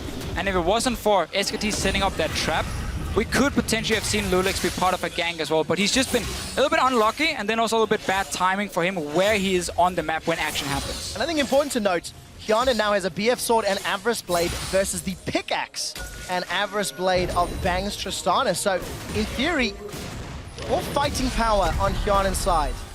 Well, they're in different lanes, is one thing. Bang, I think smartly for SKT, swap back around the 10-minute mark. Trist, especially if it's going to be in a 2v1, can get a lot of turret pressure, not to mention Dragon advantage. Oh, the root connects. Fake is throwing out the soldiers. Lulix does have access to that satchel, barrel rather. They're not going to get it down. So if you notice the positioning here for Faker doing this trade, he's always moving down towards the bottom side of the map. Because we had to swap around, and H2K sent Kasing and Hyanan to the top side of the map, they completely lost control around Dragon. So Faker knows there's backup and there's zero vision for H2K, meaning Lulix cannot flash forward and take an aggressive one. Hyanan, on the other hand, he makes really good bait. The grand challenge comes out, but here comes Lulix. The body slam does connect. Beautiful play. Goes down, and the three-man dive gets the kill. That's what we like to see, and this is why the Gragas comes in for him. They're going on Faker! It's not over yet. Ryu does manage to get away. That was risky and close, but he didn't throw down the ignite, and Ryu forced a flash. This game stepped up in pace real quick in the last 2 minutes right there. SKT did the swap down to get Dragon control, whereas H2K didn't care about the Dragon and instead went for a kill. It could have been a dive that SKT planned on Ottawamne. They did not go for it. They instead used their 3 team members to go for the Dragon. And H2K does actually come out of this with a gold lead at 10 minutes. Who would have thunk it? I like this Sivir pick because it means Hyanan can just keep pushing in the wave whenever there's a chance, and then H2K get to play their style with the dives from Lulix. He comes up. Finally, we see some coordination for them. I mean, it's harsh to blame him for what happened before, but this was the right move. And I like it. And it's a very European style that you trade top tower for Dragon. We normally don't care about those flying ones. We just want the gold from the towers instead. And that's how the European teams start snowballing. I do have to say, sorry, quick shot. Much was made about SKT's gold leads at 10 and 20 minutes in the pregame. As far as teams at Worlds, H2K actually averages a 770 gold lead at 10 minutes, which is more than SKT. Obviously, there's a difference because it's about the competition you play against, and H2K was in Europe, whereas SKT was in Korea. But this is not all too different than the way H2K normally plays. Oh! Well, that ranged minion saved Hyanan's life from the cocoon, and finish off that point, that 10-minute What you're gold trying to lead. say, Trevor, is it cost him mana, because he would obviously have spell shield that one. With that gold lead, H2K need to do more. Because I feel SKT's headroom with a 700 gold deficit is significantly more impressive in my mind. Absolutely. So let's see what they can do. Ryu continuing to try and make a play, 10 CS advantage. And he's not going to find those ethereal chains this time. Lulix and the rest of H2K have actually been able to get a lot of deep wards into the territory of SKT. Both jungle sides are deep warded, and they're clearing away the defensive wards. Was about to. Is he going back for it? Not this time. Almost cleared away the defensive wards of was too SKT. high. So map pressure is actually pretty strong for H2K right now, which could potentially set up a play. And now he's like getting to the point where Ottawamne can just keep pushing that top lane. He's going towards the Black Cleaver first on the Gnar. So as long as he can keep Fiora in place, the rest of H2K can look to make plays. Ryu is constantly jumping Faker over and over, but he needs to be careful now. Bengi's coming as well. Gonna be in trouble. Does get that passive pop, the mirror image, and is forced to peel away. No flash on Ryu, keep that in mind, versus the flash barrier, sorry, just flash of FLICKR. Ryu needed Lulex here about 20 seconds ago because this turret is going to take a hurt right here. And even if Lulex comes in, it's now dangerous for him to do so because they need to be able to match Wolf as well. This turret is in a lot of danger. And again, look at Kasing. He's coming up. SKT, Mel, they get caught out. Lulex gets caught by the Cocoon. Glacial Fish is out. The body slam flash gets FLICKR. Empress Divide splits him, but Ryu kills FLICKR. The chains onto Wolf. He's forced to flash away defensively. Neither Marin nor Bang move from their lanes, and H2K get one. So SKT were just one step ahead at first, but then H2K, they showed they're not afraid to make the plays. They have the mechanics. Instant engage onto FLICKR, get the kill, and they return the damage now onto the mid tower. Wolf and Bengi trying their best to defend it. Well, Wolf gets a multi-man knockup, but H2K are unbothered by that tower stance. Actually, a really great cocoon there by Bengi to stop Yarn from auto-attacking that turret. That gives enough time for Marin to come and defend that turret right here and could end up saving SKT from a turret deficit. Yeah, but now H2K are in trouble. Marin has a grand challenge and he's going to throw it down. It goes down onto, I believe, Kasing. Now he's forced to back away. The Winter's Bite comes out and a little bit of sloppy play here from both sides. This Braum pick here can be super important for H2K because whenever SKT try and move forward, let's look at what can engage a team fight if you're SK Telecom. Bengi landing his snare or Wolf jumping in, knocking up targets. It's very easy for Kasing to position himself in the front, block the cocoon coming in from Bengi, or at least tag whoever's moving forward. If Marin comes in, tag him once, proc that stun very quickly. The way you beat Fiora in team fights is by having CC. She's gonna be a fairly squishy target, especially now we come to the mid game. H2K with some good focus fire can take her down very effectively, and a lot of it starts with Kasing. You can only riposte one spell. There is a Glacial Fissure, an Explosive Cast, there are Ethereal Chains. There's a lot of tools for H2K to get rid of Fiora in that fight. My question is, if SKT starts split pushing with her, who does H2K send to deal with that? Because at the moment, I don't see anybody. It's incredibly important that Ottawamne get his farm up. He needs to be able to complete Ninja Tabi, get his Black Cleaver down, and be a dueling threat to Fiora. It's unlikely that he gets to the point where he can actually beat Fiora, but if he can neutralize the Fiora, that's really all that's necessary. I think more so in this game, while SKT will do a lot of split pushing as they always do, it's all about split pushing to unlock objective and most specifically dragon control. This game is all about the dragons for SKT. It's their one lone advantage at this point, the fact that they have the first dragon, and I expect them to group heavily for the second one coming up in a minute. Spotting Bengi on the bottom side. Both teams already moving in. Just a little bit of damage being traded. No TP for Ottawamne at the moment. Not even sure. They might just be ready in time for when the dragon spawns. And that's going to be so key. The difference in team fight between the big tank Gnar later on and if you're trying to assassinate a target. Ryu, again though, taking so much damage and he has to back away from the tower. FLICKR keeps chunking him down, and thanks to FLICKR's work, tower number 2 falls in favor of SKT. They now regain gold lead, 700 in their favor, and Lulex forced out of his own jungle. Dragon's up in 20 seconds. SKT are getting all of the deep jungle vision they need to make this a safe and secure objective. Yeah, and Ryu has chosen to chug his flask instead of going back to base before this dragon, so he's going to be just above half health if they decide to contest it. Not to mention they don't have the wave positioning, and the slow, methodical pushing of SKT, waiting for a little bit of scaling, which is near Nashor's Tooth on Azir and Ravenous Hydra on Fiora, and they're starting to win almost all of their lanes, which is applying the appropriate amount of pressure to unlock these free dragons. Such a key thing right here was simply just the lack of teleport from Ottawamne. It meant that H2K could never engage in a fight because then Fiora joins in and it's a 5 versus 4 for SKT. So suddenly, all the pressure on the map, it's gone. SKT can invade in with Bengi and the rest of the guys, deep warded, force H2K back, take tower, take dragon. Teleport is such an important summoner spell in these a little bit slower games between two teams who kind of think the same. I call this a slower game, that's been action enough. But basically, if you mistime your teleport even once, you might end up losing multiple objectives just from that one summoner spell being down. So, H2K, they did lose that dragon.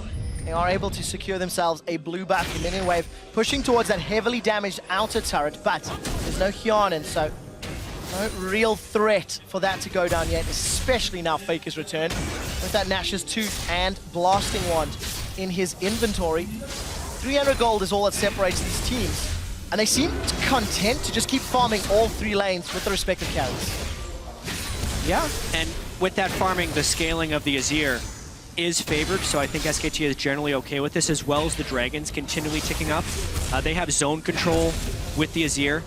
Obviously, they would like to be able to end this game soon, but with some of the missteps that they had early game, this minimal gold lead requires a slower pace for SKT. They don't want to take risks, and they're going to try and play off their one advantage. Step 1 for SKT is always going to be push up the mid lane first, because then you open up 2 ways to walk into the enemy jungle on both sides of the map. And that means you can so quickly move from the mid lane with FLICKR, with Wolf, who's sitting with him as the backup, to the side lanes. If someone is there defending a tower, you dive them. Otherwise, you just slowly push down the tower. Marin is doing on the top side. The problem here for H2K, again, they're just not necessarily on the same page. No one yet to defend this top tower. Odoamne is left in the bottom lane. He's now fighting Bang. Bang's going to jump in, get stunned up by the Gnar. He'll have the support of Wolf in a moment or two, so H2K lose that tower. Well, the problem right here for H2K is that they always have someone who is in a disadvantage. In this case here, it's because FLICKR can constantly push the mid lane, and then because Marin, of course, is going Hydra on Fiora, so he can clear the waves and sustain so quickly that he can just always keep pushing it. Odoamne needs more time shoving the wave back. So the tempo which you can clear waves is heavily in favor of SKT, so they can always make the first move, because they push the waves first. So H2K is forced to sit back and try and react. And reacting is never or rarely a good thing in League of Legends, especially when you're against things that can fast push down your turrets. 2,000 gold difference just from that passage of play, the last few minutes, and a dragon as well.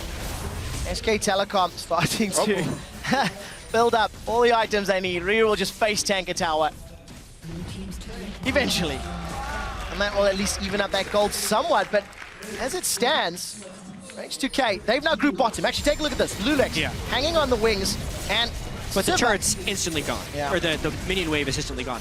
If SKT does anything well, which is pretty much everything, but the thing that I think they do best is wave manipulation and control. Specifically with this team composition, trying to keep almost every single wave at a point of threat at every stage in the game kneecaps the opponent, and it makes it so they can't make aggressive moves because they're always standing to lose something by even attempting it. It's why this game is staying so low in kills, is because the tempo of the wave clear by SKT is so far ahead that of H2K. If H2K wants to break this cycle, they have to find a giant fight anywhere on the map that can't be disengaged. But then you look at SKT, they have the Azir knockback, the Tristana knockback, and an Alistar, so it's easier said than done. What H2K needs to do right now is they have to put Yanin in the middle lane, because he's the only guy who can match FLICKR when it comes to pushing in these waves so quickly. And Ryu, you need to enable him to look for picks other than just jumping FLICKR over and over, because there's early magic resist coming, there's gonna be an Abyssal, he has barrier. He's not the guy you're looking to one-shot right now. You need to find a Tristana, or you need to go to the lane and 2v1 against Marin on this Fiora. So Yanin has to sit in mid lane. Whenever he keeps going bot lane, it just goes even in that lane between him and Tristana, and then SKT wins the other 2 lanes in terms of pushing, and that's a big problem for H2K. It really is, and again, we'll talk about a little bit more numbers. Ryu's going to jump in on Bengi. Repel will be able to get him out alive, but H2K is a team have traditionally either won early and won the game or lost. When behind at 20, they're 2-8. Whereas if they're ahead at 20, they're actually 16-2 over the course of the summer split. So stark differences. I'm not going to call 1,000 gold the end of the game yet, but for H2K, they are not in control of this match at all. No, and the other play they could have made here, or should make, is if you want to stop these dragons from happening, when you play with an assassin, it's very important you get to the dragon first, and you start setting up deep, or not deep wards, but just pink wards. So you have bushes where you can hide out of vision for Ryu, and then surprise SKT, get to the backline and one-shot a guy.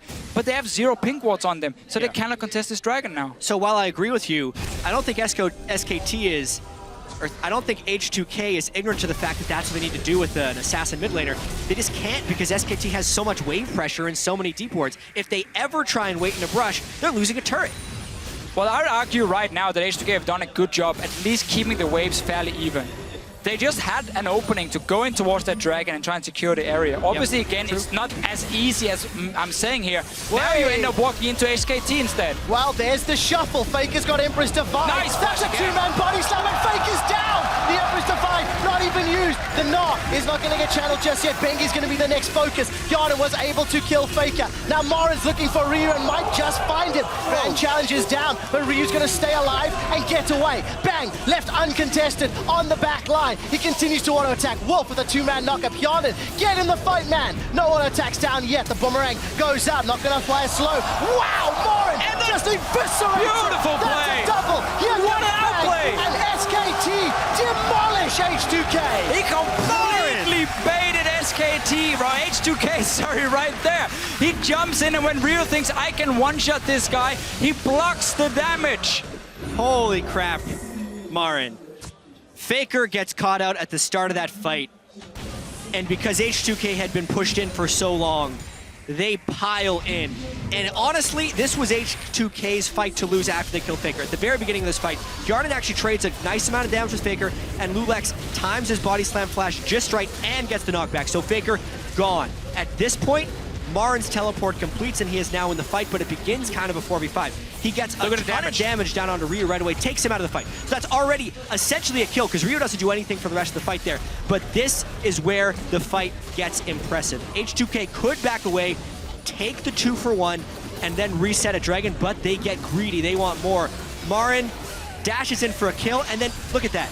While he's channeling, you cannot deal damage to him.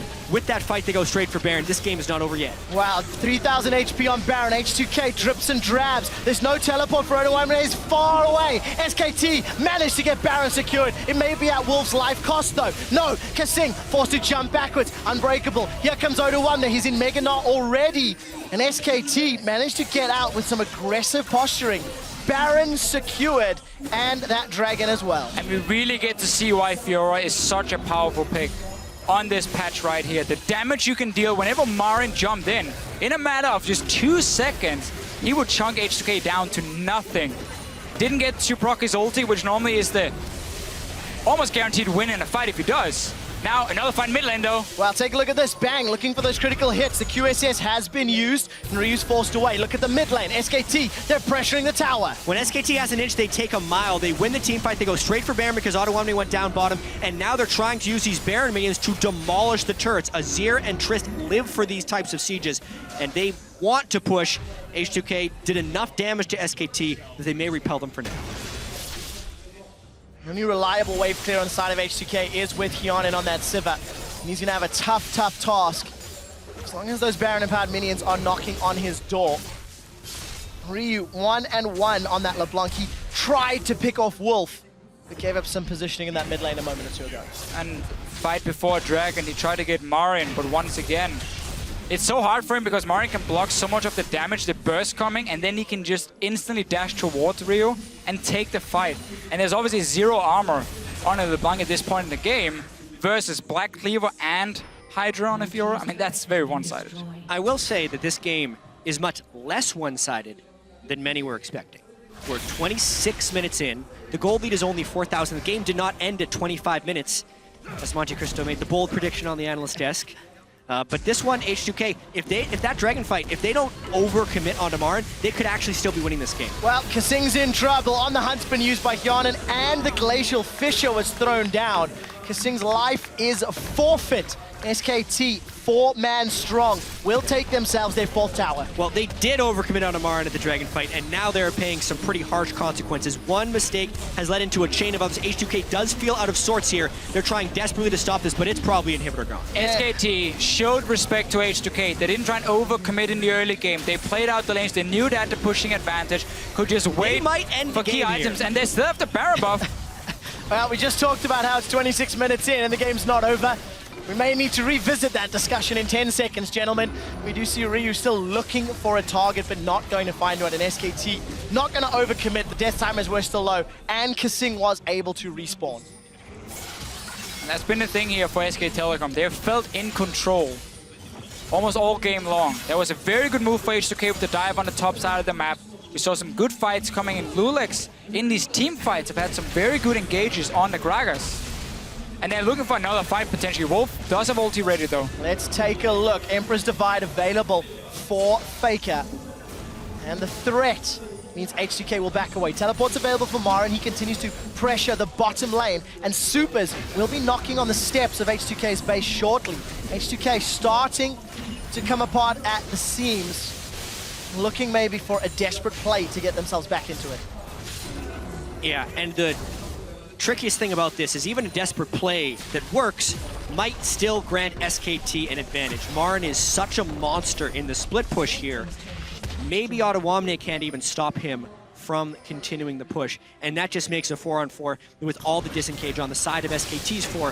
H2K is in a lot of trouble here. A lot of this goes back to the pick and ban phase as well, where Elise was the first pick for SK Telecom after H2K ban out a lot of these OP picks. They keep trying to look for something. Ryu jumps in, doesn't really pull the trigger with his ulti just yet. But getting that Fiora and Elise combo meant that H2K couldn't fight against Mara in the early game. They gave up first blood as well with the double flash used from SK Telecom, which kind of starts the whole snowball. It went fairly slow, but it was in control of SK Telecom. And now we got to see what Marin can do in a team fight on a very farmed Fiora. Farmed and fed. Over 10 CS a minute at this point in time, involved in 7 of his team's 8 kills. Secured 5 of them himself. Marin is a monster. And is able to just pick apart whoever he chooses. Yeah, 4,400 gold difference there. And you can see SKT gained 2,400 gold from the moment right before they had Baron till the expiration of the buff. So adding significantly to their advantage. Yeah, more importantly, open up the base, get inhibitor down. You have 3 dragons to 0, so you have multiple ways you can now play it out if you are SK Telecom. There's barely anything wrong you can do, other than start splitting up and allowing Ryu to get maybe a one-shot if FLICKR randomly walks into him. But as a team, SK Telecom should never make that mistake. H2K looking to see maybe we can sneak a tower in the mid lane. Too late, Not this though. time. H2K are just being outplayed across the map here. SKT continually finding advantages, and while the 4-man SKT pushes down the bottom, again, Marin is on a side lane. He's looking to secure that top lane in a turret. Ottawamne is going to go mega, and SKT pay it the proper respect, backing away. His will be quick enough. Glacial Fissure not there. Look at Ryu on the left-hand side of the screen. It's just not going to be enough. And that Sivir ultimate down. Still no response from Marin on the other side of the wave. SKT's going to get some big advantage out of this. Another tower's going to fall shortly. Marin is going to chunk that one away. He's got GA available. We're actually going to cut over. Ultimate thrown onto Ottawamne. But Marin's going to back out, and it's just, there's too many balls for H2K to juggle, and they cannot. Wow! By Ryu, he's down. Bang! Sends him packing. Tries to find Yana, not going to be able to. This Satchel, Cask rather, knocks Lulex backwards, and he's going to go down as well. It's done. SKT are destroying H2K's base. Top lane inhibitor is under fire. Bang and Marin are taking it down. The tower fell in the bottom lane. There'll be another inhibitor falling if they even want it. Nexus turret number 1 will be dropping at the 31st minute. Number 2 will follow shortly thereafter. And SKT are on the board 1-0 in the group stages. And quick shot, it was so systematic. 31 minutes is a fast game, but it felt slow. H2K looked to be having a gold advantage, because they did have a gold advantage for a lot of the game, but they never really had control of the match. Every time they went for a play, SKT would have an answer or pressure somewhere. And it's an adequate start for SKT here. The small openings that were for H2K, they didn't take advantage of it. We didn't get to see the pink wards trying to set up Ryu to create some picks. He was stuck in the mid lane against FLICKR all game long, so that full control of where the assassin was on the side of H2K. But we have seen 3 games today now where once a team gets a fairly good goal lead, they can close it out very effectively. The teams really know how to use the composition. Cloud9 with the siege comp to start grouping with Veigar, Tristana, take down towers. SK Telecom here using Fiora to split push and then just put Tristana and Azir together and take down these towers. So far for me as well, I'm seeing Tristana as an AD carry who's having so much value because she's so good at fast pushing down these towers here, because she can handle herself in basically every single lane. And it just becomes a very safe pick in otherwise a meta where there's so many crazy picks. Yeah. North America was on the Tristana pick long before other regions. They were using it for heavy turret pushing. Good job, guys. You're a little early to the party for once. It seems. In the It seems. It's working out very well. SKT... It's a promising trend. Maybe a little slower than what we were expecting, but still executed as flawlessly. There are very few things you can look at in that game and go, well, that was a mistake from SKT. For H2K, I think there's more worrying trends. Lulex, again, not where he needed to be multiple times throughout at least the first 15 to 20 minutes. Yeah, I think it was a very difficult early game for him to play. One of the big fights we did have was, again, the surprise jump from SK Telecom. So obviously you can't really fault him for not being in position. Yeah. But we never got to see the coordination between him and the rest of the team other than that one dive in top lane. Well, we will get to see a little bit more from H2K and SKT as the group stage rolls on. For now, though, we're going to send it over to the analyst desk to break down SKT's first win. Thank you. Quick shot. I'm coming to you first, Yamato, because you spoke about the consistency and the similarities between these teams, with SKT just being a superior team. Now, we did see the gold lead between these teams to be relatively similar up until the 20-minute and beyond mark. Do you feel that this game was pretty much an accurate representation? I think exactly. Like the game panned out as I thought it would be. I think H2K kind of stepped up. I thought they played better than I thought they would, but it kind of showed the similarities, and SKT were just a step ahead in almost anything that happened. I disagree. I thought SKT played a lot worse than I expected. FLICKR. Oh, that's true, yeah. FLICKR was so cocky with the engages against Gragas, just getting flash slammed every single time. It was very telegraphed, and it was basically just Marin carrying on Fiora very hard, as well as out-pressuring H2K with the wave control. Well, and that was a part of it, too. I mean, I don't agree with FLICKR's kind of macro or micro decisions when he was trying to go in, get fancy with the Sand Soldier bending and everything like that, obviously. And I think he was late on using some of his summoner spells at times, so it wasn't looking particularly good for him in team fights. But if we think about how they played around that mid lane and the pressure that FLICKR was consistently putting down, bottling up this LeBlanc, really preventing Ryu from going anywhere, getting the deep wards in and starting to take over the enemy blue buff, that was a much more positive sign. That said, Marin was pretty late on some of his TPs to some of these fights, and his individual performance once he got there was okay, but he needs to react faster because these skirmishes are going to be the story of the good teams at Worlds, and he's got to be there on time. So a little bit of rust there for SKT, but the Fiora has been mentioned, and it speaks to me that H2K had the opportunity to first rotation Fiora if they so pleased.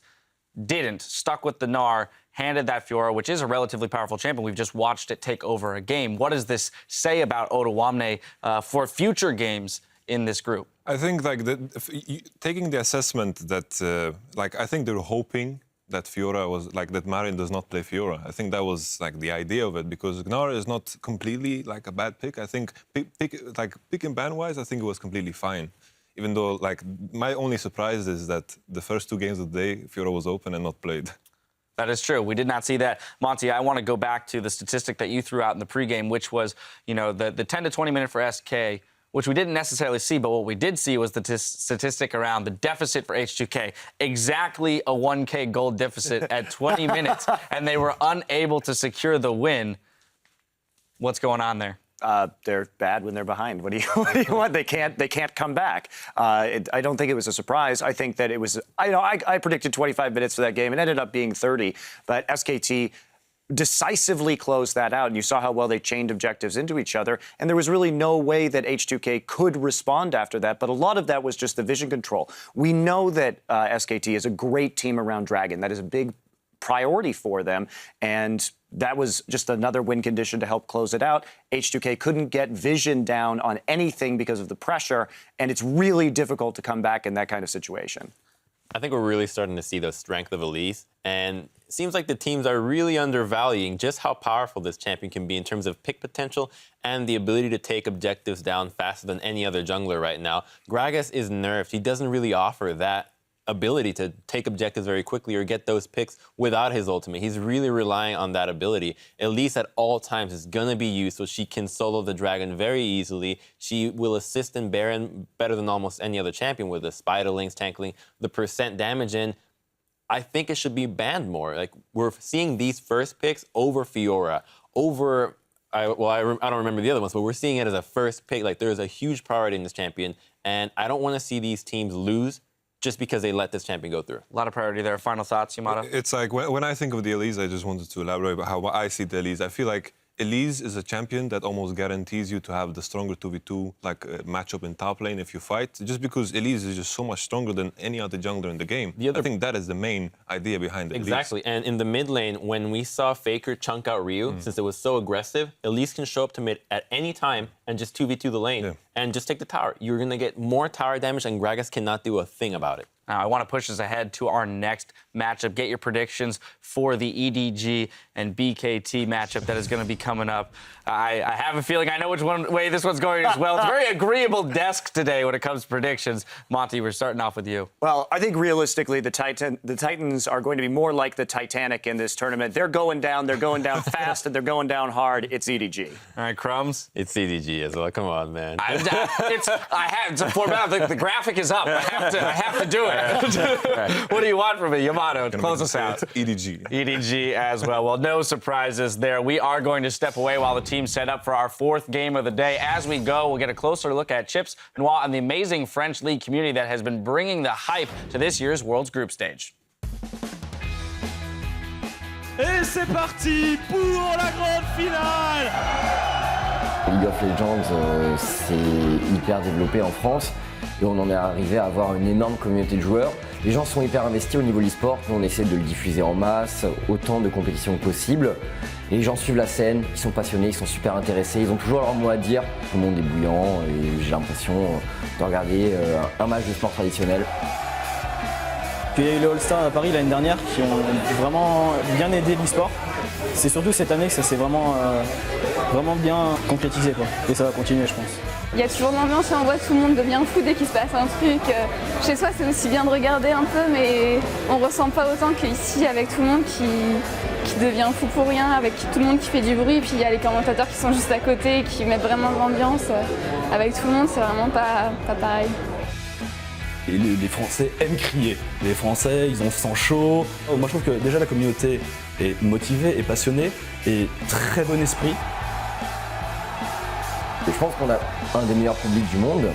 Il y a vraiment cette passion et cet intérêt incroyable pour le jeu. Et je pense qu'au niveau du public, la France renvoie une excellente image dans le monde sur League of Legends. Le fait d'avoir pendant 8 jours les Worlds chez nous, c'est juste fantastique en fait pour la France. Et pour moi, c'est juste la récompense, c'est la récompense ultime. C'est un très beau cadeau. Enfin, honnêtement, on n'osait pas l'espérer. Je pense aussi que c'est une récompense. C'est une récompense pour les Français qui a un public vraiment passionné. Quelle que soit l'équipe, on sera toujours derrière l'équipe qui gagnera et on sera toujours derrière le challenger par exemple qui pourra prendre la meilleure équipe et essayer de les battre. On dit qu'on est l'un des meilleurs publics du monde et je tiens à ce que ça le reste et on donnera le meilleur. Personnellement, c'est la consécration de 4 ans de commentaires et c'est pour moi une énorme récompense et un honneur de pouvoir entamer, de pouvoir commencer les Worlds. Je ne pouvais pas rêver plus beau cadeau. Pour moi, je considère vraiment que c'est un aboutissement. Alors il faudra du coup que je me trouve d'autres buts éventuellement après, mais là je touche le sommet. Ouais, c'est la concrétisation absolue.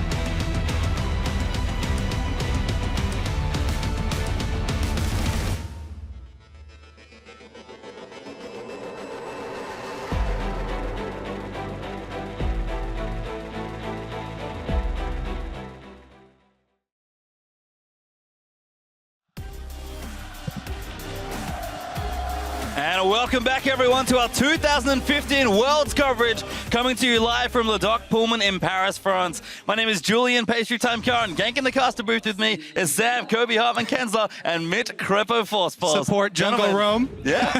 Got that synergy going on. We're going to move on to our fourth match as Edward Gaming is going to take on the Bangkok Titans. First of all, let's take a look at the starters for Edward Gaming, who are out on the blue side. In the top lane, it is Amazing J, the jungler Clearlove, their mid laner Pawn, the AD carry Deft, support Maker, and their coach Xing Chi, better known as Coach Aaron. I mean, if we go back all the way to Spring Split, EDG, they got to MSI because they beat LGD there in the playoffs. They made it to MSI, fantastic performance. Coming into Summer, they were hype team, they performed, they did well, but then all the way at the end, they started slumping again. They didn't do well in their playoffs. They dropped matches to IG, LGD, but then in regionals, they came back. They ended up clinching the second seed from the LPL to Worlds, and they really look good, especially with Amazing J in the top. With Amazing J in the top laner, that top half of the map is just so incredibly strong. Probably one of the stronger ones in the entire tournament, and that's just going to be fun to see. And it's rough as well to make such a late change, but clearly trusting in their substitute player there. Yeah, they have both Koro here and Amazing J, different playstyles. Koro obviously brings to the field a more teleport-oriented playstyle, people would say. Obviously, he can play all the champions too. It's not like he's a bad player or anything. But Amazing J, yeah, with those carries coming out in the later patches, the Juggernauts, you know, more aggression coming out of him. Clearlove and him working well together, duo jungling at the starts, then ganking for him, just getting him ahead. And then meanwhile in the bot lane, people just playing passive, farming it up. Yeah. But once those team fights start, they're so strong. I think a lot of it does have to do also, there were a lot of rumors going around, you know, was Koro sick? He missed out some practice time. This is a patch where you have to be practicing as much as you can to come in because, as we've seen already, the champion select gets crazy. Certainly does. An Amazing J can do crazy, but let's have a look at the red side of the rift now. It's the international wildcard and the first team ever to represent Thailand at Worlds. They also had the honor of beating Oceania as the Chiefs. It is the GPL's Bangkok Titans.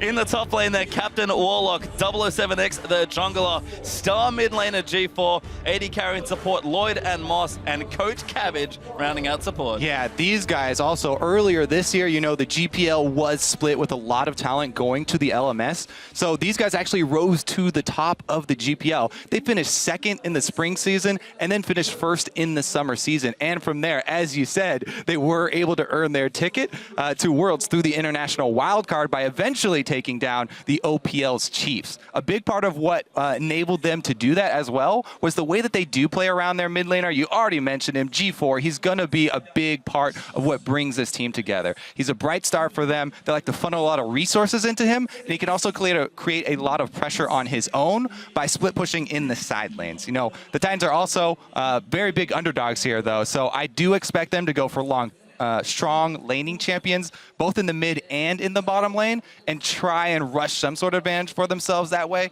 know, while Warlock will probably take one of his customary tank champions up in the top lane. I mean, they just want to find out just how big the gap between them and EDG is. G4 touted as one of the best mid laner there in that region, but the problem is he's going up against Pawn, so he's definitely going to be down. Just a matter to see like how much, you know, how long can they hold on, but we've seen EDG also play against some wildcard teams in the past, and a lot of teams, when they face wildcard teams, they have this element of strategy where they're like, let's just lean back, we know we're the better late game team. Well, EDG, they like to do the opposite. Yeah, exactly. They just like to go for the gullet. They rush as soon as they see any sort of weakness, especially if Pawn gets something like TF. We've seen him run over so many teams so quickly, basically using the ultimate on cooldown. You know, one example would be at MSI versus Besiktas. EDG were able to get, at 18 minutes, a 17,000 gold lead. Yeah. And the score was 19-2. So, like, versus wildcard teams, traditionally, EDG just likes to put the pedal to the metal and try and end as quickly as they can. So it's very scary. It doesn't even have to be against wildcard teams. In the first round of regionals, they faced off against Snake, which isn't a bad team by no means. It's a good LPL team, and they just said, well, we want to get to Worlds. We're done slumping. Here's a statement. They completely won that game against Snake, that series, and they just went on for the regionals. Had a nice match against IG, but they still were the better team overall. Got that second seed. That's why they got here. And I'm just curious to see how much they still progress from that. You know, is EDG playing like perfect right now? Where are they in the state? How well have they adapted to these new pick and bans? Because they've already brought out some of them, but you know, still got to see the Darius, you know, Mordekaiser. Is it going to come out? Yeah, I'm really excited for the pick and bans. Just because of what we already saw earlier today, but also because even, you know, watching the Bangkok Titans, they pull out a lot of champions that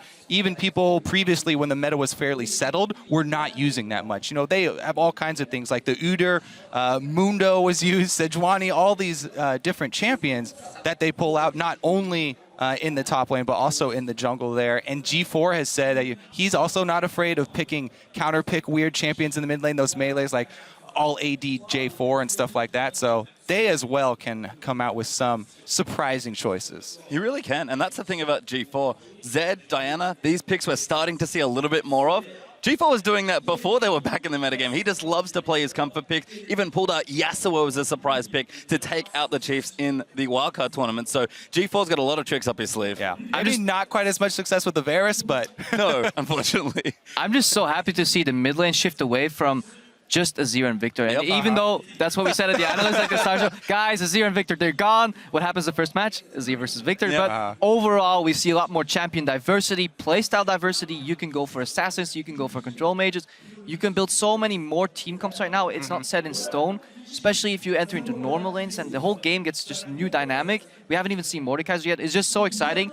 And the first 2-3 days, I think, from Worlds, we're going to learn a lot of how these teams have been scrimming behind the scenes, in the dark. This is the first time in very long amount of time that these teams have way more information than the public. Usually we track, you know, week to week, LCS, what have they been playing, what is going to come out. I've been prying into as many pros as I possibly can to try and get some insight, but they're being pretty tight-lipped. Yeah. But that makes sense. It's a very big tournament here, as we do have a quick delay, but shouldn't be too much longer before we're into the champion select for this game.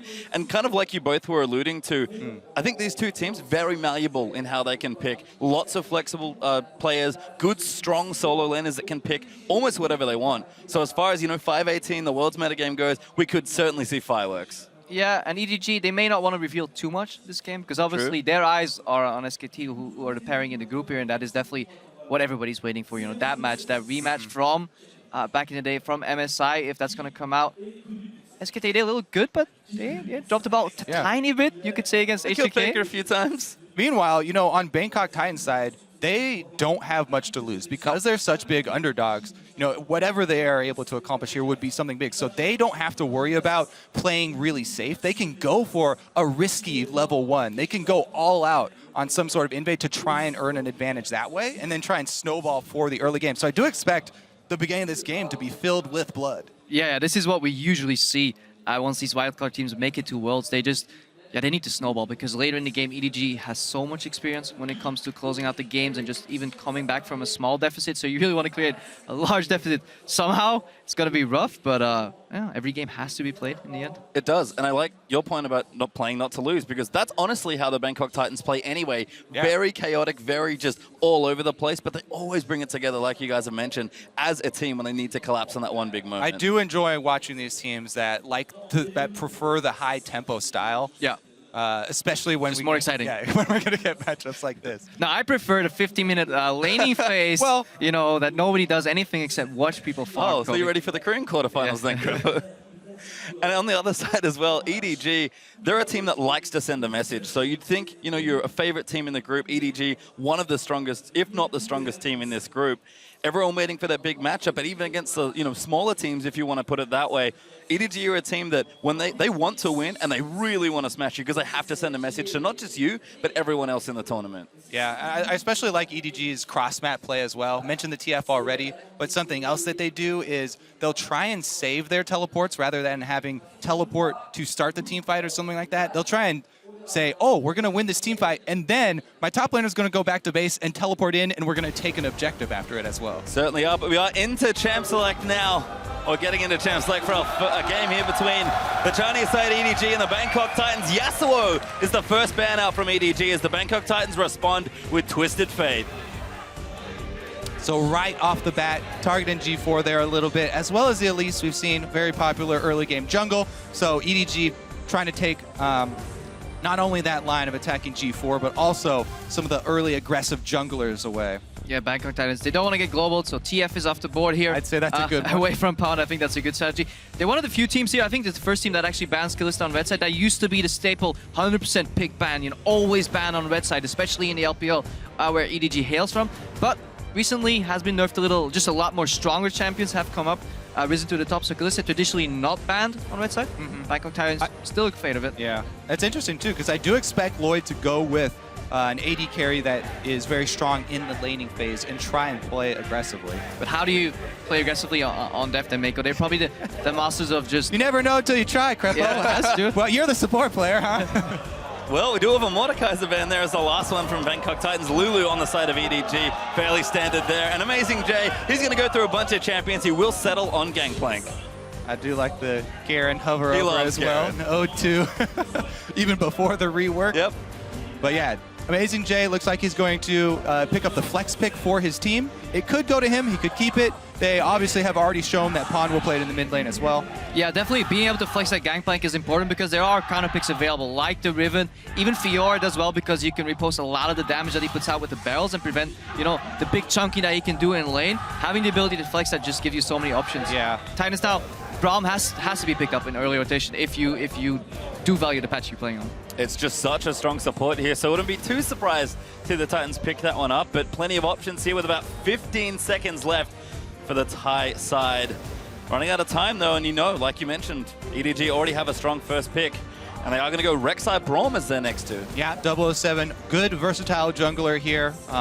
He also has been able to use Rek'Sai very effectively for early game pressure, not only going for ganks, but as well setting up some good counter ganks. So definitely paying attention to his minion waves for his early laners.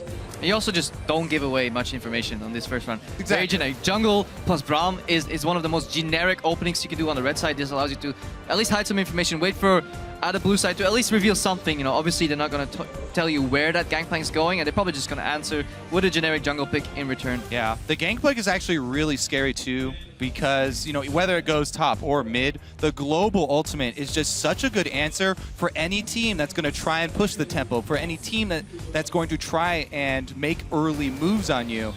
As soon as he hits that level 6, you have to be very careful with fully committing to a fight. And we've seen Pawn do some pretty silly things with Gangplank barrels, but it is Skarner. Champion clearly played a lot in the regional playoffs, and Thresh, a very standard pick there for Mako. Yeah, huge playmaking champion there for Mako picked up, and Clearlove's already shown once again he's taken up the Skarner. So since then, he's got a couple balance changes, but see how it works out this time. Definitely does have that single target to lock down. It's always a good champion when you know you're playing against a team that has a really big star player where they focus a lot of resources into one person. Yeah, even if he does get ahead, he's still forced to buy that QSS, you know, slowing his build down, not allowing him to carry. Mako here locking in the Thresh. He's mostly known, if you don't really know Mako, for Braum, for Annie, obviously also for Thresh. He can pretty much play anything at a consistently high level, very consistent support. The same way, Deft is just a very consistent laner. That's what they want to do. They rarely go for the flashy, you know, all-in type of plays that you can maybe expect out of Imp, you know, going for the crazy kill. But Deft, if he farms up slightly even, he's technically ahead because he will just out-teamfight you. Certainly is, as Malco Vayne were the picks for Bangkok Titans, and Deft hovering a pick. He's apparently been playing quite a lot in his solo queue boot camping, but we'll see what EDG want to select with 40 seconds to make their last two picks. Yeah, the previous round there for Bangkok Titans, not really a surprise. Warlock pretty much always likes to be on that comfortable tank champion for the top lane. He is also the captain for the team, so he does get to make, you know, the teleport calls to try and engage there and alert the rest of the team. Lloyd going to go with that Vayne to pair with Braum. We were talking about this earlier, actually. The Braum Vayne lane does vary quite a bit. Yeah, it swings both directions. So if you get ahead with Braum Vayne, you can win really hard, but that requires you to land your Q, because then you're still playing a melee support with a very short-ranged AD carry with no innate like AoE wave clear, no boomerangs, no AoE rockets, so you can snowball both directions very easily. Whereas if you look at here, Deft and Mako, what they pick up, very defensive support that can play at range. Most of the supports that can play at very high range in teamfights can actually go for an early Zeke's. Combine that with 2-item Jinx. Those are AoE 100% crit rockets in teamfights after you focus down the tank. And then you have Darius to clean up. Just so much damage. Plus, I love the Thresh Skarner combo. Once they hit 6, both around the similar time, you get the Lantern in for an immediate Skarner ulti on the Vayne, and you're just you're not unlucky is, I guess, the term that you guys like to use. That's the EO term, unlucky. But if you look at the team comp here for EDG, first thing you see is so much physical damage, and usually that is a worrying trend. But overall here, those AoE crit rockets you can get from Zeke, Zeke's, that allows you to just do so much damage that armor doesn't really matter. You have armor penetration passively on that Gangplank barrels as well. Slightly nerfed right now, 40% just, but overall, there should still be plenty of damage on the side of EDG. Yeah, there is that. That definitely does clear up the build path for Warlock, though. Yeah, frozen hard boys. He knows. Yeah, he knows exactly what he's going to do with this Maokai. And I mean, it's a very typical comp from both teams, honestly. Deft on a champion he was once undefeated on until the team started slumping just a bit in the LPL. And Zed, of course, the insta-lock coming out for G4 makes a lot of sense. I'm just a little worried here for the Bangkok Titans. Yeah. They can fall behind in damage relatively easy. Like, they can fall behind super quickly. They only have Vayne and Zed as carries in these fights. That's going to require some really good positioning when you're going ahead against the zone from Darius, the zone from a Gangplank, and you have to get to that Jinx somehow. Kill them all with only 2 threats. That's going to be incredibly hard. It is definitely going to be scary for them. But as you said, G4, this is basically his favorite champion, the iconic G4 champion. He's going to be on the Zed. Maybe they'll be able to get to the split pushing. And with the picks locked in, head over to Twitter and let us know how you think this game will go. Tweet at LOL Esports with the hashtag EDG win or hashtag BKT win, and we'll tally up the votes in just a bit. And it looks like we are going to be getting ourselves onto the Rift as Z2's teams take to the World Championship stage for the first time here in Paris. EDG over on the left, your blue side for this game, and the Bangkok Titans, a wildcard team, over on the red side. All right, let's see how quickly they get out to start and capture these spires for Clear Love. Yeah, a little mini game added on as Skarner got into the game. You can start on the ones in the river and collect them immediately and still get back to a normal jungle start. They're not proccable until like 1 minute, 1:15, right? Yeah. Takes a while. You can easily finish the channel, though, and get back in time. We'll see if Bangkok Titans try and contest them. The minion objectives first. Oh, Deft. Trying a bit of flair there with that new summoner icon. Always looking good. I think it's likely we'll see a lane swap come out of Bangkok Titans. So having to play Vayne, Braum into Jinx Thresh, you just get outranged by both. You're playing one range, one melee into double range. Not only that, it's so incredibly hard to get to Deft, because even if you proc the Winter's Bite, one flay is enough to peel you off. You're never going to proc that stun, and then he outranges on level 1 already, Deft. And as the game goes on, those rockets are just going to be such an easy trade into the Vayne every time. Well, trying to get taken there as EDG just moving out, but like you mentioned, there is that lane swap happening. Deft staying out of range of that Trinket Ward. By the looks of things here, a minute 45 in. It's just going to be straight to those 2v1 lanes. Yeah, and if you look at the top lane, how diversified the meta is already. This is the 7th different top laner that we've seen today. Darius has only been the only one repeating champion, so overall, yeah, the meta is shifting, and if people are still finding their stride, maybe towards the later stage of the tournament, we'll see some repeat on some champions, but from solo queue experience, Darius, he hurts. He does. Very true. He also heals. All right, so Mako and Def going to actually take the blue buff themselves here. Started out, so a double blue buff start. Bangkok Titans, it looks like they are 100% going to get 3 buffed here. Yeah, they lane swap, but what they did is they only secured 1 quadrant of their jungle. I know you love talking about those quadrants, Kobe. Aggressive invade, just to spot if they're jungling on the right side of the map. EDG starts double jungle on the left side of the map. They're going to get such a big experience lead. And Bangkok Titans, yeah, this is what we see. 4 Magak in the middle lane. Oh, no, he missed! He flashes! Can't lock it down! Oh, the flash twisted advance. He gets a minion instead there. 25 gold? Well, I don't think he killed the minion either, but Pawn, they did get the flash out of Pawn, but again, this is what we're talking about. They like to pour all their resources into the mid lane, finish off 1 jungle quadrant, and immediately try and go burn. Not everybody can be double doge. That honor is just laid away for a specific amount of people. Just double doesn't really work. Is a god.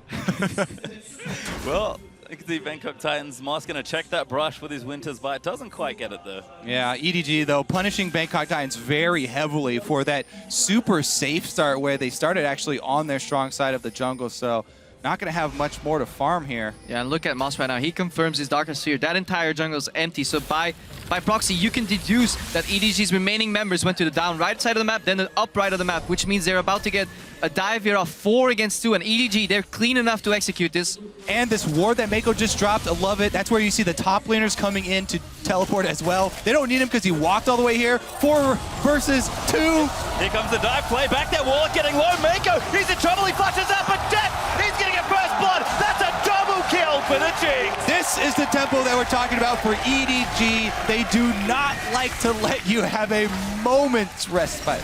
Yeah, an incredibly clean execution. Mako starts tanking, he gets out before he dies. By that time, Deft has 1 kill, 2 kills. Now his double buff tower's dying, Warlock comes back, he wants some more. Oh my God! They're gonna get locked up. Clearlove looking for the stun. Deft wants a 3rd kill. The auto's good. Rocket follows Deft. Gets himself 3 kills in 4 minutes. All right, that was definitely painful to watch. They punish the lane swap. They go for the early dive, successful dive, and a repeat there after the teleport is also blown. They even have teleport advantage. Okay, the one thing for Bangkok Titans is Lloyd has been free farming in the top Lloyd is actually on even CS with Deft, and that is an accomplishment. But Deft, it is 4 minutes, 45 seconds in the game. He has now acquired 2,000 gold sitting in the bank, ready to be spent. So he can basically get a BF sword when Lloyd is still struggling. He is 3-0 already. This is gonna get real ugly real quick. Yeah. We did expect it to be bloody early, so. We did, and that's the EDG power, really. We've seen them dive teams of all different calibers over and over again. SK Telecom sure know the feeling of getting dived by EDG. Yeah, Boots here picked up. In addition to that BF sword, Dev says, okay, I'm done in the bot lane. I'm just going to go top lane, you know, fight Lloyd, because he hasn't really seen too many EDG members overall.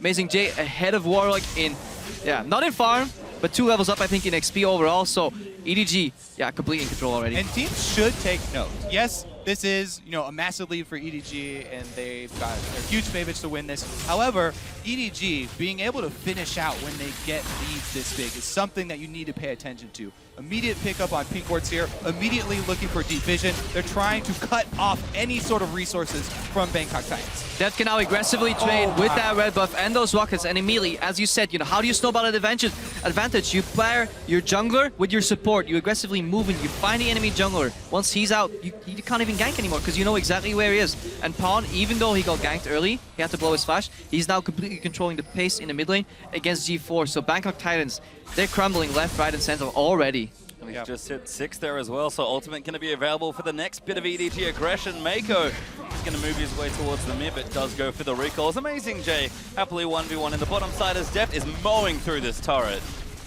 It's going to be very scary here. Deft can easily get resets in these team fights, even on the front line.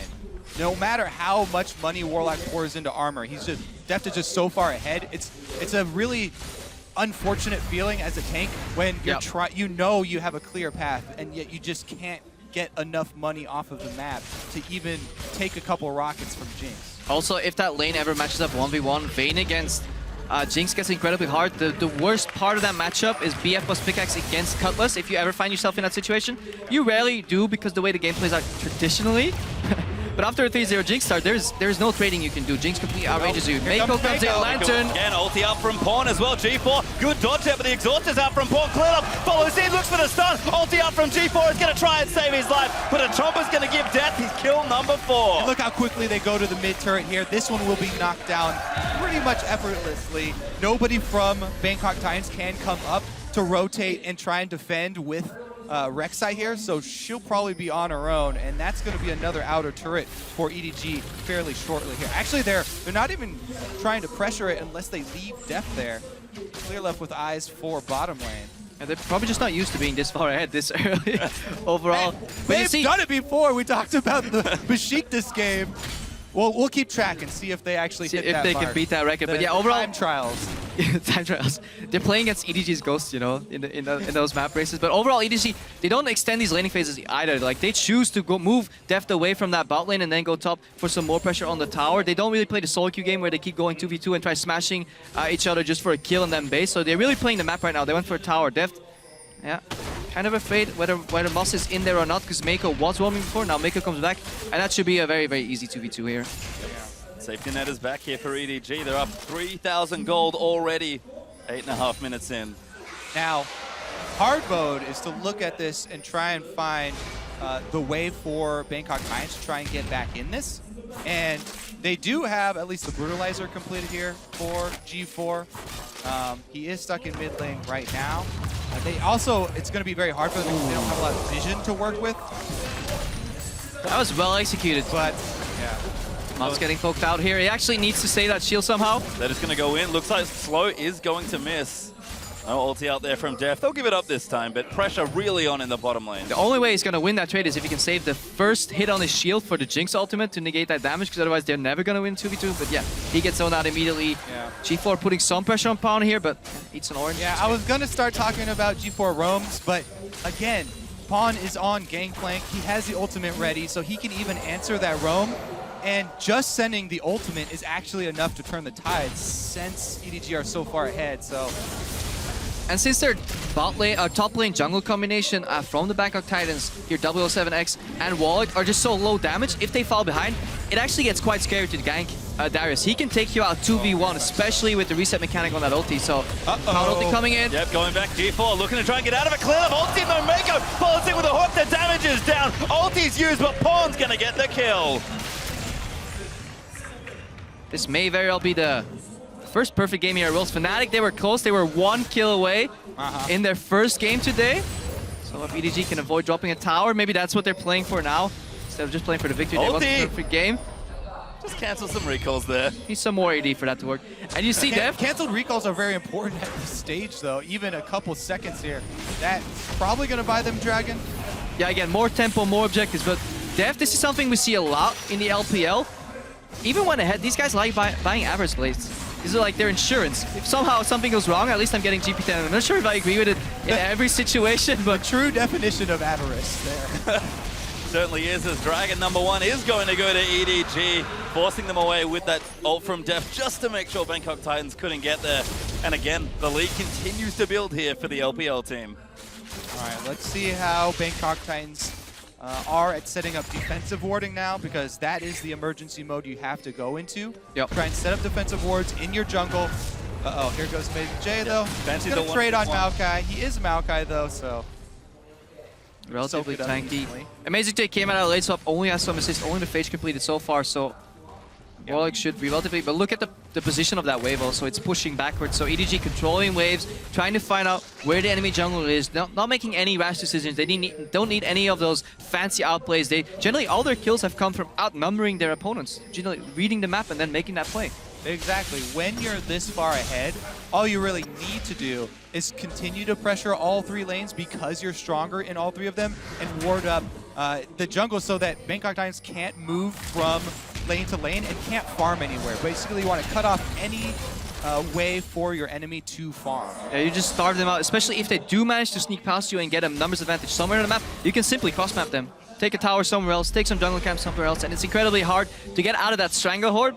Once it's in that position, once it's being executed, it's almost too late to come back. This is why we saw, early Season 3, Split Push was so popular because teams couldn't deal with it. Just like Lloyd may not be able to deal with this hook. Just going in. Lloyd actually has to pop his ulti. Moss and 007X will get in. Mako, maybe the target is Clearlove, does get stunned by the Braum passive Death. He's in there, he's going to pop the ulti in melee range. Pawn, first kill onto Lloyd, but G4's going to come out. 007X is low. He'll die as Death. He's going to flash his way out, but can they get the kill? G4 will land the shutdown, but the Dunks going to give Darius the double. They killed Def. They deny the perfect game.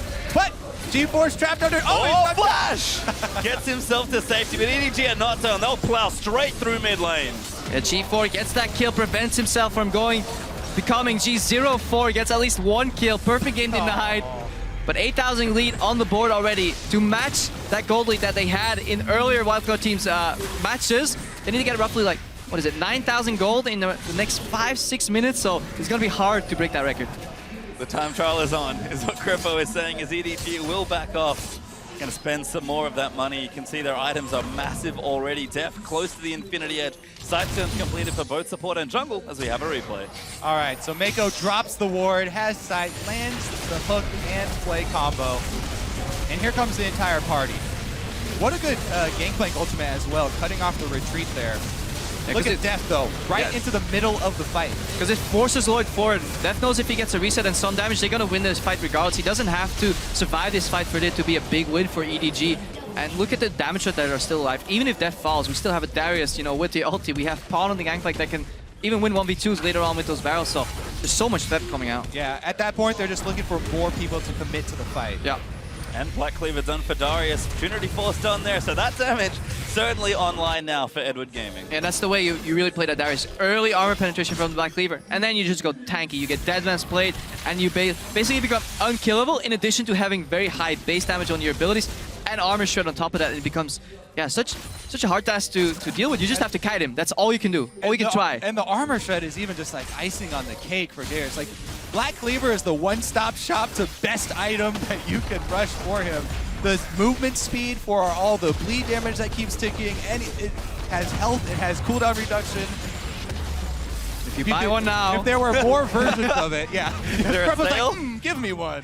Well, tower does fall in the bottom side as EDG knocked down 5 of Bangkok Titans turrets. 8-1 up in kills, continuing to spiral ahead in gold. Almost 10k ahead as 007X is found Amazing J, but Amazing J will stand and fight. Paul's going to help him out. The ulti's good. Looking for the dunk. Apprehend. Does find and he gets the kill. 1v2. And this is exactly what we feared. Hang on. Mus is getting caught again. Hooked up there by Skarner. Pawn's going to ride in, and that's another killer's death. Barely misses the secure. And this is exactly what we feared in Champs. Like, yes, they have a lot of tanks against a one-dimensional team composition, but they can run out of damage if they fall behind, and they were so prone to falling behind, especially after that missed 4-man gank in the mid lane on Pawn. Yeah, you can know that the smart decision is to just buy armor, and you can know your path all you want, but if you don't have any money to spend on armor, then it doesn't matter. He's only got Ninja Tabby. That is literally all he has. He wishes he had a Frozen Heart, and this is the danger. Ganking a Darius 1v2 is already tricky. Having Pawn's global ulti come out on top of that is just, that's adding insult to injury overall, and Bangkok Titans in an incredibly tough position right now, over 10,000 gold behind, and it's only 15 minutes in. But it was to be expected. They're going out against a powerhouse coming out of LPL region. You know, many people would have rated them the best team in China if it wasn't for LGD's rise at the end and EDG's minor slump, or decent slump at the end of the season. And EDG on track for fastest game ever. I believe their record is 20 minutes and 14 seconds against Royal Never Give Up in the LPL. So those time trials we talked about could also be here as Clearlove's going to face check Moss. Def firing away with his IE now, and Moss has to pop the shield up and run away.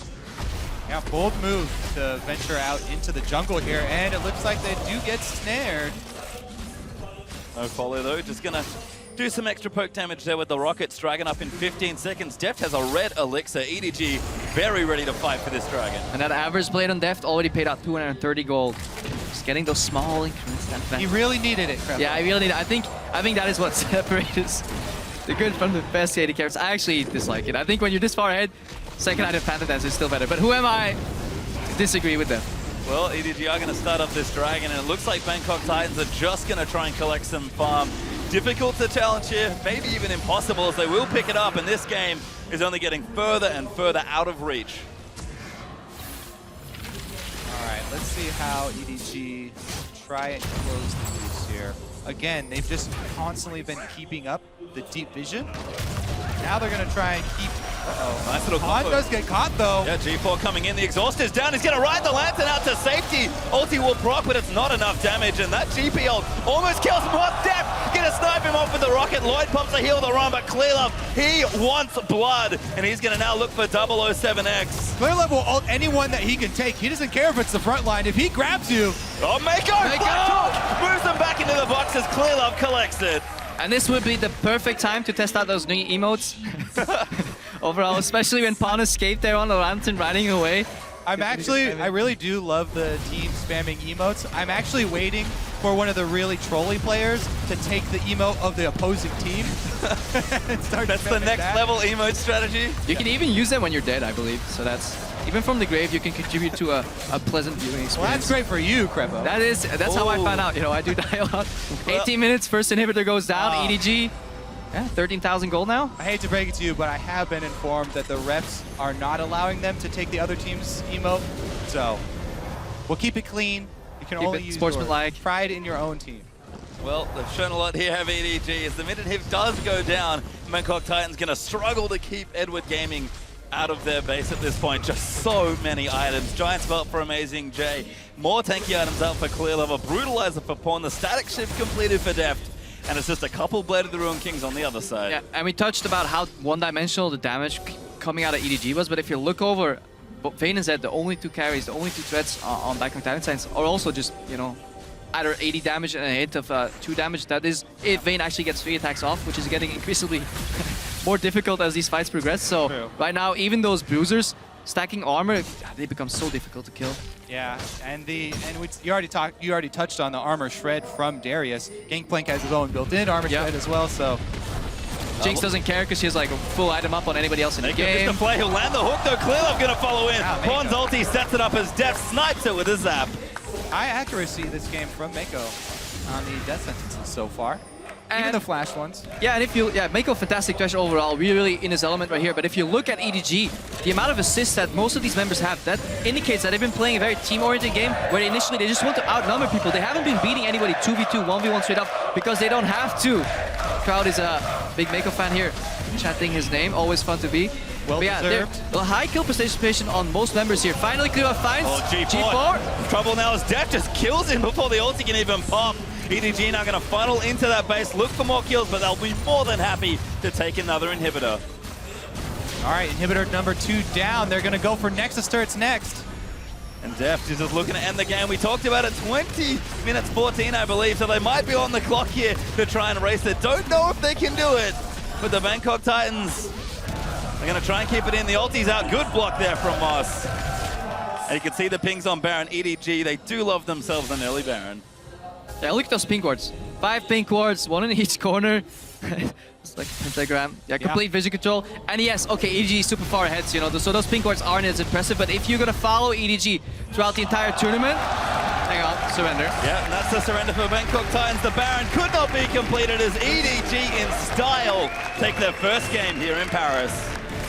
Yep, well deserved. Mako with some big plays from the very beginning of the game, actually, outplaying a lot of the lane swap and continuing into the jungle, keeping up the pressure that we were looking for. Yeah, I just love the level 1 strategy here. It almost had no downfall, even if they found, if Mako and Def found the opposing top lane jungle duo jungling, then it could still be an even game from then onwards. But if it works out the way they did, Bangkok Titans, they wanted the lane swap so badly that they forgot to think about jungle quadrants at all. They just started on one side of the map.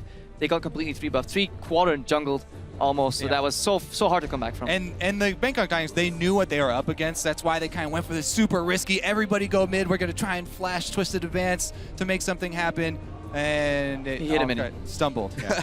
Well, the 4-man gank in mid lane's a very common occurrence in the LPL as well. Pawn more than prepared as he dodges that, and EDG vault ahead to a very quick win here in Paris. You can see the crowd applauding, cheering for the team as they'll take one of their first battles here of the tournament. And just a smart, calculated approach to the game. Outnumber your opponents, clean dives. That dive, that was textbook. Mako taking the aggro, everybody getting a kill, nobody dying in the process. The first death was only deft after Lloyd was zoned into the fight, and at that point, if he dies, if he gets 2 kills, that fight is 100% guaranteed to EDG. The game is guaranteed. It doesn't matter that you give up your life there. So overall, just clean textbook play, very high kill participation across the board, so working as a team. And if there's one way to describe EDG, I think it has to be efficient. Very clean dives, very strong strategy, just always know where to go and what to do. And to touch on that pink ward point that we were talking about earlier, how the vision spread out, they're actually masters of using Fog of War to their advantage to bait. Sadly enough, it wasn't needed this game. They really need to bait because they had their pick of the litter. Mako could choose any target, hook it in, clear off. It's going to be a long group stage. There'll be more. Yeah, I really hope to see that. If you ever see EDG fall behind, pink ward in the brush, Skarner, flash over ulti, that's something they did against IG. So that is hopefully a play we'll see again from EDG. And I think, again, really just showing same form that they did from regionals. Very similar picks. Clearlove back on the Skarner. Amazing Jay, the new player, if you will, but of course, just on the Darius. Yep. All right. So good lane, good tower dive by them, and they were able to clean it up. Very clean there, but let's check out how Group C stands after one game here for each team. We'll have a check-in with the standings. It is the favorites, as expected, 1-0 up apiece. SK Telecom and EDG hold 1 win here in Group C. And that's what we expected. I mean, everybody coming into the day expected H2K to lose to SKT, and obviously the Bangkok Titans to drop a game here against EDG. Interesting game. H2K against SKT, though, overall, a little slightly closer than people expected, but still a very large disparity overall between the two teams. Yeah, there have been some exciting games so far, especially the Champion Select. We're going to continue to monitor the Day 1 Champion Select. Like, how many new top laners can they find? They've only had 1 replica. Only Darius has been picked twice. For the rest of the games, every game a single new top laner. So eventually, they got to run out. And he's already found himself on the ban list as well. Yeah. So Darius is definitely extremely high priority. I don't know how much Amazing J you guys have watched, but I can promise you there's probably a couple more top laners if you guys want to get excited. I'm actually still waiting for the Olaf, Olaf. to make That's his true, rotation actually. because he's definitely something that Amazing J has played before as well, and something that people kind of forget about when there's so many new toys on the block for the top lane. They're like, oh, all these juggernauts. Olaf was like the original juggernaut of the top lane. He still has good matchups. Yeah, he played it in the matchup against IG actually to get that final victory or one of the final victories to get here as a second seed to Worlds. So he definitely can play that champions. Overall for the tournament, I think we've seen almost all top laners against the Olaf. We've even seen Gnar, which I don't think is that high on the priority list anymore. But I just want to see more Fiora. We saw it once only, and I think the champion is incredibly strong, especially when you have really, really good repulse mechanics. You can dodge so much damage.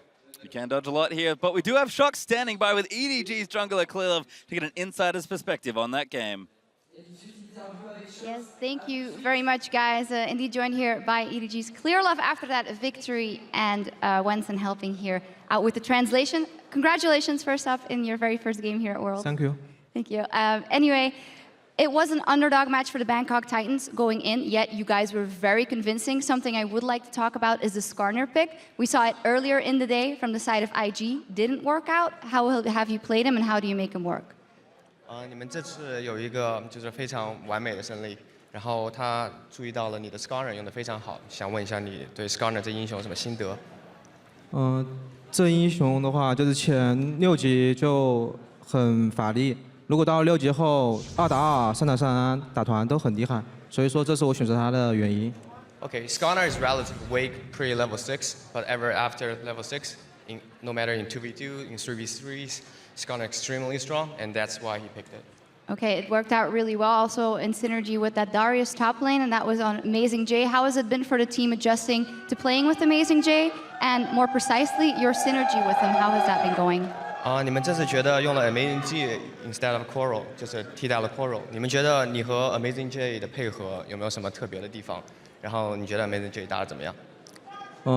就我们 GJ 的话，它更适应这个版本，所以说，他这把的话打得挺好的。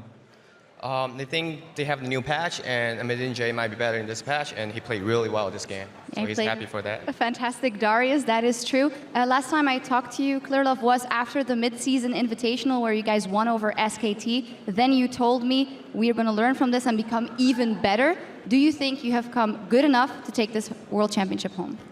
就是他看了你们在 MSI 的表现，然后你们表现得非常好，然后你们战胜了 EDG。但是你当时说过你会变得更强，对总决赛，你觉得你们这次的准备如何？你们有没有机会拿下这个比赛？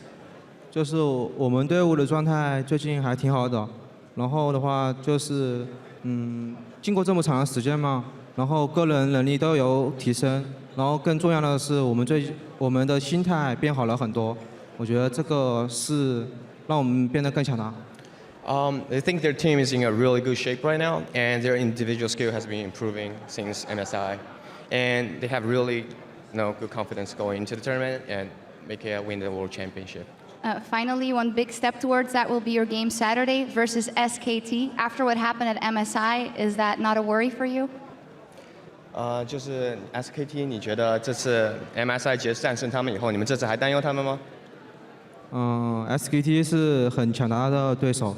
但我觉得最后还是会赢他们。You think SKT is really strong opponents, but in the end, they think they can take off SKT and win the World Championship. All right, fantastic. Well, we'll see you on Saturday for that matchup. Thank you so much and congratulations. 谢谢你的 interview. As for us, we have to take a small break, but when we come back, it's going to be North America's #1 seed Counter Logic Gaming going up against the Flash Wolves. The Flash Wolves, rather. We'll be right back.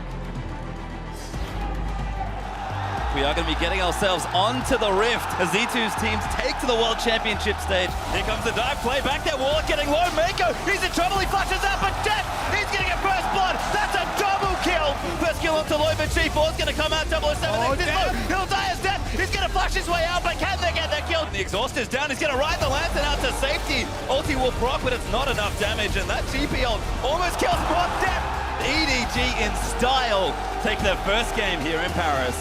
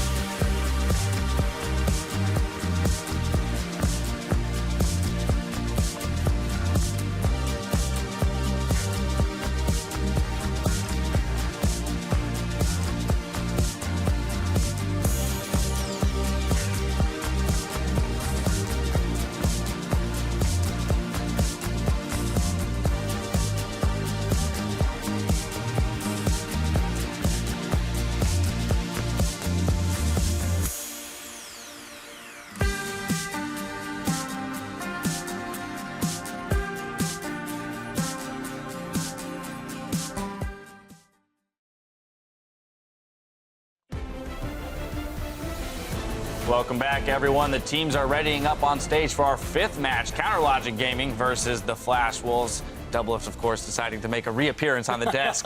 I'm sure he has things to say about the matchup that's about to happen. Now, in the fight to advance from Group A, this is a must-win for both teams, so let's run down the rift and look at the matchup. Starting in the top lane, the fight between Zion Spartan and Stake, and I think something that's important to note here is the CS discrepancy between the two of them. Zion Spartan, on average, at 10 minutes, 9.8 up against his opposing mid laner, whereas Stake in the hole, almost 6 CS on average. There's like two ways of looking at it. Stake, you could say maybe he gets starved, but in reality, if you take a look at his games, it just looks like as if he's on a hunger strike. He doesn't take anything that is given to him.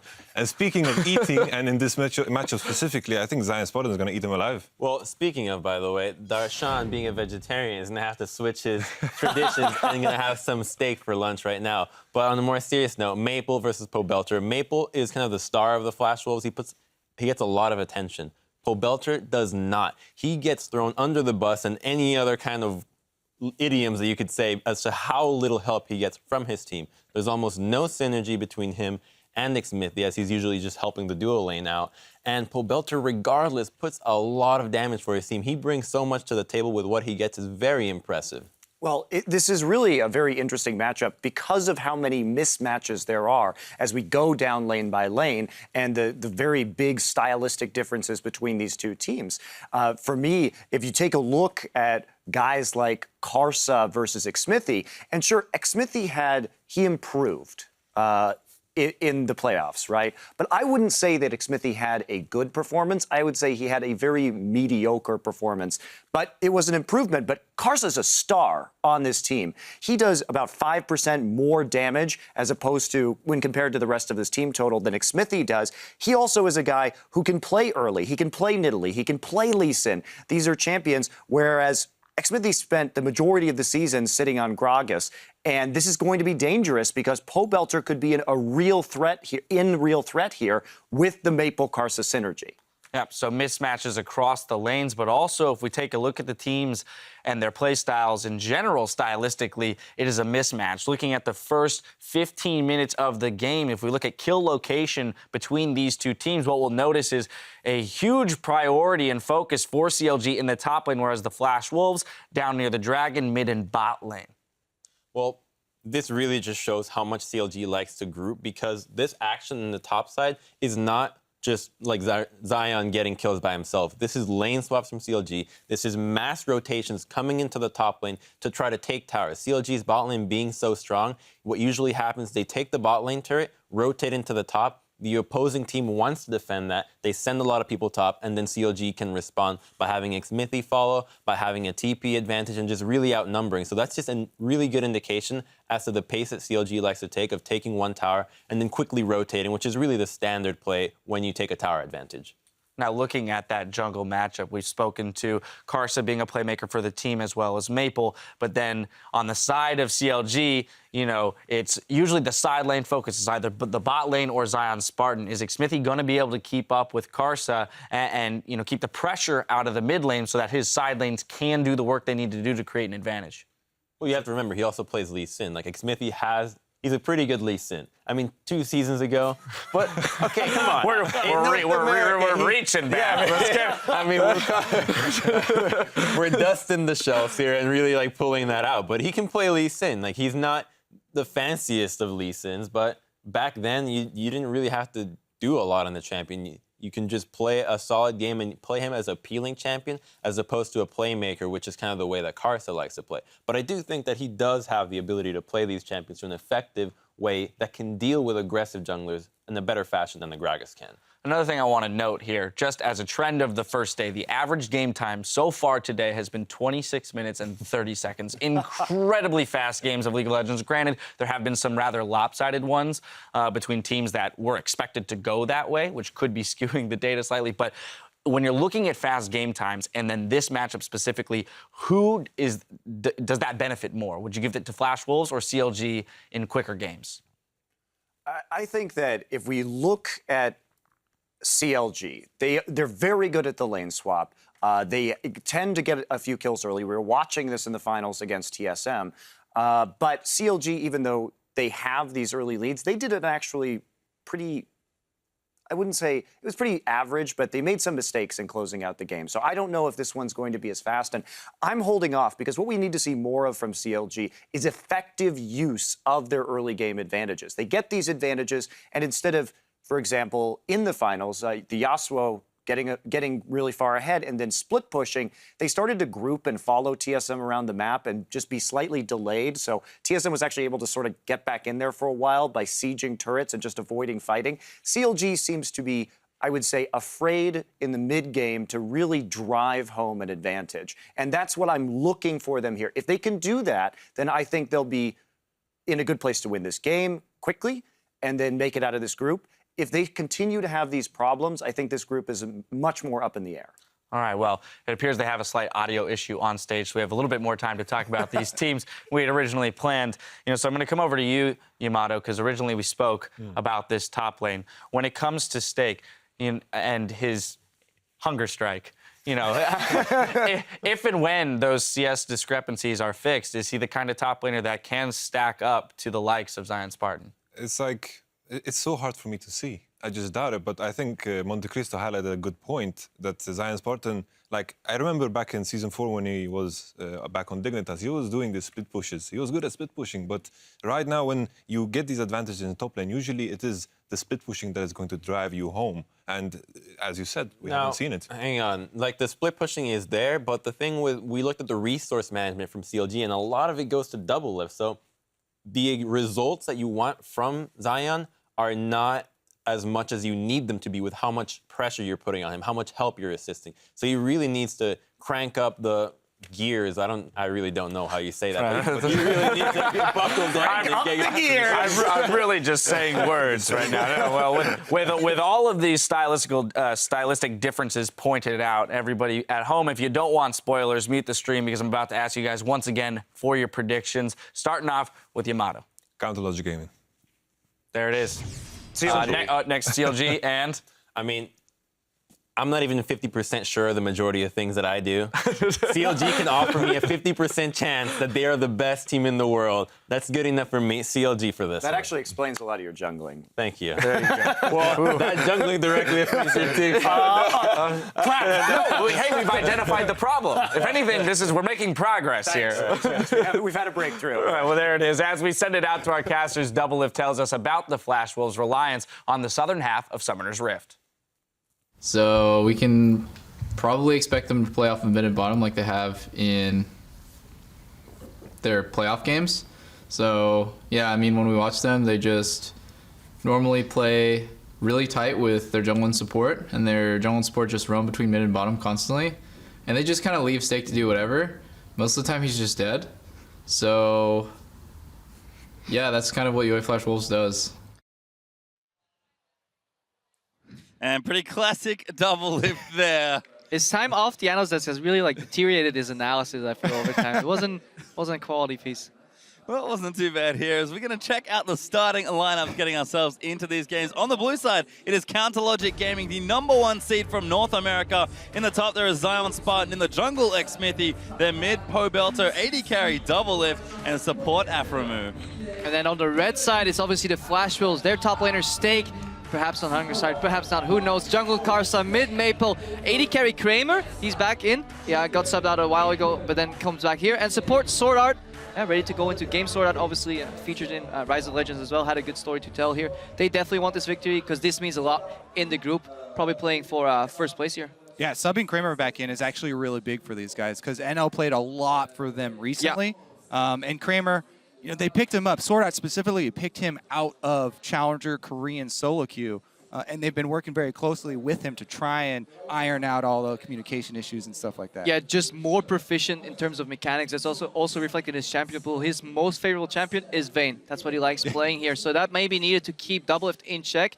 And overall, the tendencies of both these teams, very interesting how they, dragon focus, no dragon focus, top lane, Stake versus Zion Spartan. So many stories to tell, but first, let's head into Champ Select. We are into Champ Select indeed, Crepo. As Counter Logic Gaming take to the draft against Flash Wolves. Blue versus red here as bans are going by quickly. Malphite Thresh for CLG as the Flash Wolves take away Mordekaiser. Yeah, take out the very, very easy initiation tanky champion for the top lane. If you want your top laner to just absorb, then the Malphite is one of the best picks for that because you can have an instant impact with a teleport. Even from behind, Malphite still plays relatively well because you always at least have that, as you said, that initiation, that power tool, that stuff that can get the fight going. If Maple and Karsa are already head from the early to mid game, then maybe that's all Snake needs to provide. But generally speaking, against CLG, you will need more than that. You will need actually sustainable laning to get through that phase, or just be really good at lane swapping because CLG themselves, very good lane swapping team.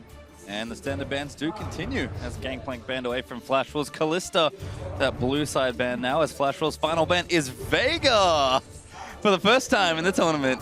Fantastic ban in my opinion. I'm a big Veigar fan. Well, the thing with the Veigar ban is they left up Lulu, who throughout the entire boot camp we were talking about, and Lulu's not going to get through any games. Not so fantastic ban here from You changed your tune, eh, Crepo? Yeah, the Lulu, and it's not only is it such a strong pick right now because of the way you can enable other champions, but it's the perfect pick for how they like to play with Poe Belter. They talked about it a bit on the analyst desk, how they don't like to give a lot of resources to Poe Belter. They give a lot of the 15 to 30 minutes to Doublelift instead. Poe Belter on Lulu would be a perfect fit for them. Poe Belter gets so little resources, but does a lot with what he gets. He ranks very high in NA in terms of damage. He's ranked 4th there out of all mid laners. But in terms of what he does, in terms of farm share at that stages, he's maybe 14th, including all the sub mid laners coming in. So he barely gets any scraps, but he still performs and does a lot of damage in the fights. Just to hammer home that point and that stat that they mentioned on the analyst desk, talking about giving a lot of stuff to Doublelift, he has the highest share for any single player here at Worlds of minions killed between 15 and 30 minutes. And that's normally the stage of the game where you get to decide, oh, this is an open lane, you get to have these. Oh, stylistic tendencies. Back to Champs League. Flash shows, obviously, they react with Braum and Rek'Sai. Again, generic. You have to get Braum first rotation because Aframu is a fantastic Braum player. Even in playoffs, I think CLG was rating it as first pick worthy. Obviously, when Lulu's up, that shifts to second pick worthy because you really needed to get that champion. Elise gets picked up too. Strongest jungler champion on this patch almost. I'd say strongest dive combo that I've ever seen. Alistar plus Elise, either of them can tank turret. Even if they sort of mess up the dive, they've got a lot of diving potential here on CLG's draft side. And to touch back on that Lulu, how she enables champions very well in this meta game where we have a lot of juggernauts or just, very strong top laners that can carry fight. She also plays so well into them. Any Hex, slow, Diddlelands can kite them in, not allow them to kill them because Wild Growth comes in. Her value was really high coming into this patch. Now with the changes, it's even higher, so very interesting that Flash was left that open. And you mentioned Juggernaut, speeding them up. Darius has one weakness there, not able to get close enough to people to proc his Black Cleaver speed. Now they've got two options here, both the Jinx and the Darius. Poe Belter has plenty of work ahead of him. Yeah, they have a wealth of CC on Counterlogic Gaming overall. They have double damage threats here with addition with Lulu, who has decent base damage. And most importantly, they have 2 resets. So Jinx can get sped up.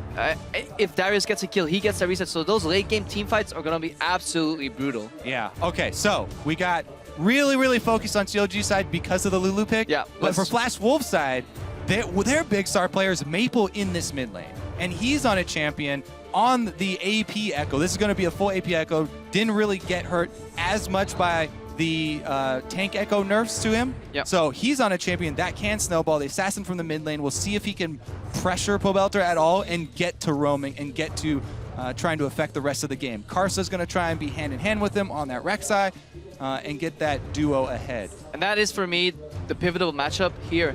Not Maple against Poe Belter, but Maple and Karsa against Poe Belter, because it's not Poe Belter and Xmiffy. He rarely gets ganks for him. He's very laid back in his approach to farming. Very often drops CS just to stay safely in lane because he has to, because the resources from CLG just go so much towards their side lanes. So that could be very interesting if Karsa can find an opening, kill Poe Belter once. That can maybe start snowballing, and then that can flow over into the side lane later on for the Flash Wolves. And we've rounded things out with Nada as well. So again, sort of continuing the trend. Malphite banned away by CLG. Going to take a somewhat low econ top laner just to be effective in the big fights. And I just love Braum Tristana. That is, if you know where the enemy jungler is, which Karsa should be able to find out since he has the more aggressive jungler, you can actually use those gap closers offensively. Tristana can jump in for the slow, Braum can follow up, put up the Unbreakable, and suddenly you can't kill the AD carry that just jumped on top of you. It's incredibly hard to deal with that with a low mobility AD carry like Jinx unless you get that kill for the reset. So, Doublelift and Afro. The old leapfrog technique there in the bottom lane. And it's interesting as well, because that was a big champion for Doublelift, has been that Tristana. So he takes the Jinx here instead as a... Yeah, it's just kind of curious there as the analyst desk are calling this game for CLG, but of course, we want to hear your predictions instead. Send that hashtag CLG win or hashtag FW win to @LOL Esports, and we'll check out how the fans are voting. All right, let's waste no time and jump right into the Rift here. CLG versus Flash Wolves. This is also going to be a really big game for this group because CLG and Flash Wolves considered to be fairly close here, battling to try and get one of the top spots. Yep, so a pivotal first game here for both sides. The top seed from NA, CLG, will take to the Rift against the second LMS side here on Flash Wolves, but don't let that seeding placement fool you. This team is very good, and Maple, certainly the player to watch out for there. Yeah, and a team that will definitely be watching these games, obviously the Coup Tigers. They have the most threat coming out against them for potential domination in this group from CLG and to a second extent from Flash Wolves. So to get to see this match first is very beneficial for them. We'll be playing next, of course, up against Pain, but we have this game to get to first as CLG is moving themselves pretty aggressively to the top left-hand side of the jungle, trying to get those wards down. Yeah, we were looking at the stats earlier for lane swaps. Traditionally, in LMS, we don't really see that many lane swaps, but if you look at the gold values that Flash Wolves generate when they lane swap, they're actually a better lane swapping team. Comparable gains compared to CLG, but I feel like CLG does it in a tougher region because LMS isn't accustomed to lane swaps. Obviously, Flash Wolves, they get away with a lot of sketchy moves sometimes, whereas CLG, they're in a region that plays the Western lane swap, which in our opinion very often is credited as the better style. Whether you agree or not. CLG actually thrives and actually very often comes ahead in that lane swap, so this does end up being 2v1. It could be interesting. Yeah, and here you see CLG waiting in the fog of war, not trying to give away any information until absolutely necessary. There it is, and they're going to see the bottom lane down bottom. So coming in here to try and check those Krugs. Flash Wolves are going to end up 2v2. And I can see Smith. They're starting them very late here. Yep, are going to team up though. Staking Casa actually, of course, double jungling, but we can see Sword Art and Kramer moved in, try to block them away. A little bit of experience there for CLG, but did not complete the camp. Yeah, we just did a head count. We talked about champion diversity in top lane first. This is 9 different mid lane picks in 10 different games, with the only repeat actually being the Azir. So again, so many different champions coming out today. Yeah, definitely unique champion's a big deal. But another big deal here is CLG. Yeah, they got the deep wards down and they got off the aggressive jungle start. Smithy with Zion Spartan were able to take away the red from Flash Wolves in the opening to this game for the lane swap. So CLG already off to a good start. Talked about the experience they have with lane swaps. They got so many advantages through the normal season, through lane swaps, getting not only double lift ahead, but also Zion Spartan CS advantage for the early game. And that's actually really smart what they did. They moved in on the left side of the map where you traditionally see the map divided in half. Okay, we take the left side because we have this triple deep ward combo and we use that vision to secure at least 2 quadrants of the map. Then we do whatever we want. Standard Western lane swaps plays out. But CLG, they based. They faked that lane swap. Then they went back to say, okay, double lift and Aftermoon, you have to move into the dark, but you're smart enough, you're good enough to handle that. In addition to that, you have then that aggressive jungle start that you just pointed out. And suddenly, CLG find themselves ahead in terms of map pressure already before the game's even started. Yeah, it's especially Double Lift and Aphromoo, who are the bottom lane, who are never afraid to go into any 2 versus 2 matchup, regardless of champion advantage or not, catching the Flash Wolves by surprise. Now, we talk about all these stylistic differences that we spent so long researching from these teams and collecting a lot of data on them. One of the biggest differences across regions was actually between these specific teams, Counter Logic Gaming and Flash Wolves, looking at where early game kills occurred within the first 15 minutes. CLG actually had the least of any team as far as kills around the bottom jungle, which is generally just around the dragon area. And signifies a lot of fights around that dragon area. Only 9.6% of their kills on that bottom side, whereas Flash Wolves were 24.5% of their kills down there, where CLG much more top lane focused in their lane swaps, where Double Lift and Aphromoo and Smithy were getting kills up there. And obviously, Flash Wolves have done their research, as does CLG, so both know that these trends exist, both know that each other knows that the trend exists, so we may see some good old mind games here. Double Lift finally reaching 11-2, and then Aphromoo may just kill heal here for some sustain, or get ready for a combo. We haven't seen him use the heal yet. Just gonna check what he got. Yeah, he's got plenty of sustain here, you know, with the relic as well as the option to level up heal.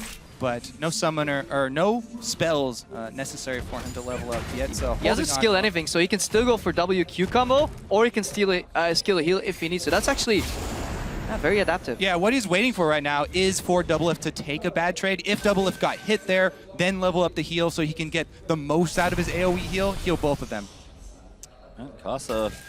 He's behind, and Smithy going top here. Yep, Smithy looking for that gank onto Stake here. Cocoon not quite there as the hop will get Nah out to safety. Yeah, but look at the amount of range minions there. That wave is pushing away from Stake. That's going to be hard. He has the range advantage on Spartan, but obviously CLG is comfortably pushed in their bottom lane tower here. We see a repeat gank for Smithy. Gonna go back in. Flash is good from Stake as he barely misses getting apprehended. I was actually very surprised that Smithy didn't come again from the tri-brush, because he should have taken the information he got from the first gank, seeing the reaction time of Stake, and inferred that there was no ward in there already. Yet he came around from the jungle, didn't get any range on it this time. And yes, it is just a flash trade, but Smithy stayed up there quite a while. Well, this looks really good for CLG. It does nullify some of the advantage that CLG had. They had more jungle camps available to them due to the level 1 start, but Flash was kind of neutralized that by sending their jungle into the enemy jungle. That is what Stake does, right? He absorbs.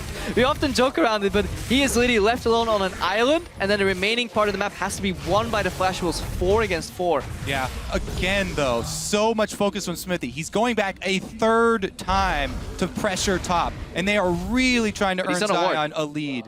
He's not on the ward, because you just go up the send here by the river.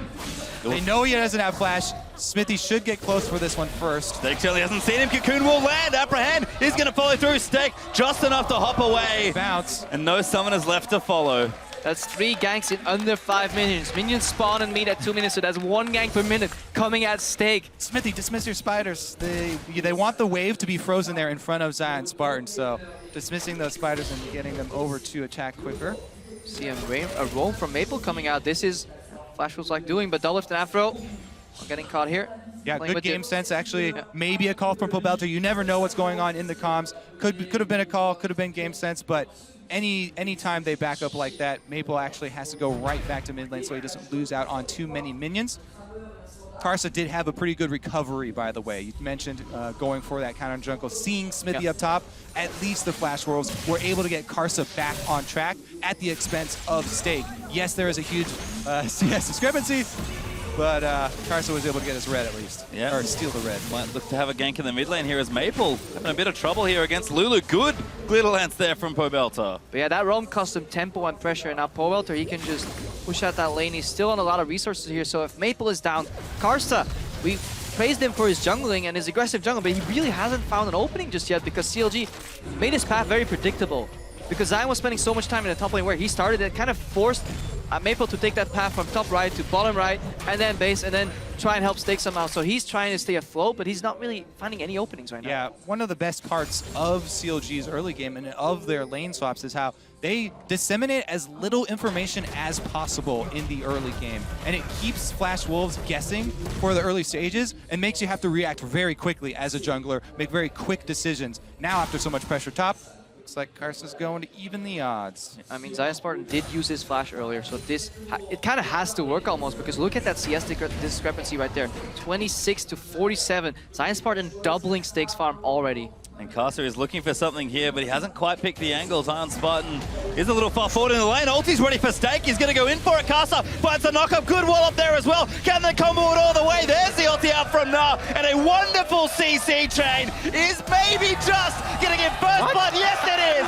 Karsa takes it. Poor Stake. He gets ganked 3 times on a no-flash target. Doesn't even get the kill. He's young as well. I'm going to flash, take that gold, and bring it to bot lane, guys. Hey, Karsa earned that money. He came back after Stake had blown so much, and CLG had spent everything trying to keep him down. Flash Wolves get the first blood. They're ahead in gold now. That almost has to be an error in communication, though. Like a flashless target stuck in the brush, zoned by 2 guys. You don't want to use your flash aggressively there if you're Karsa, especially when you can get Stake rolling and give him a kill. So hopefully he can stop bleeding out CS in the top lane. But let's see what Karsa does with this.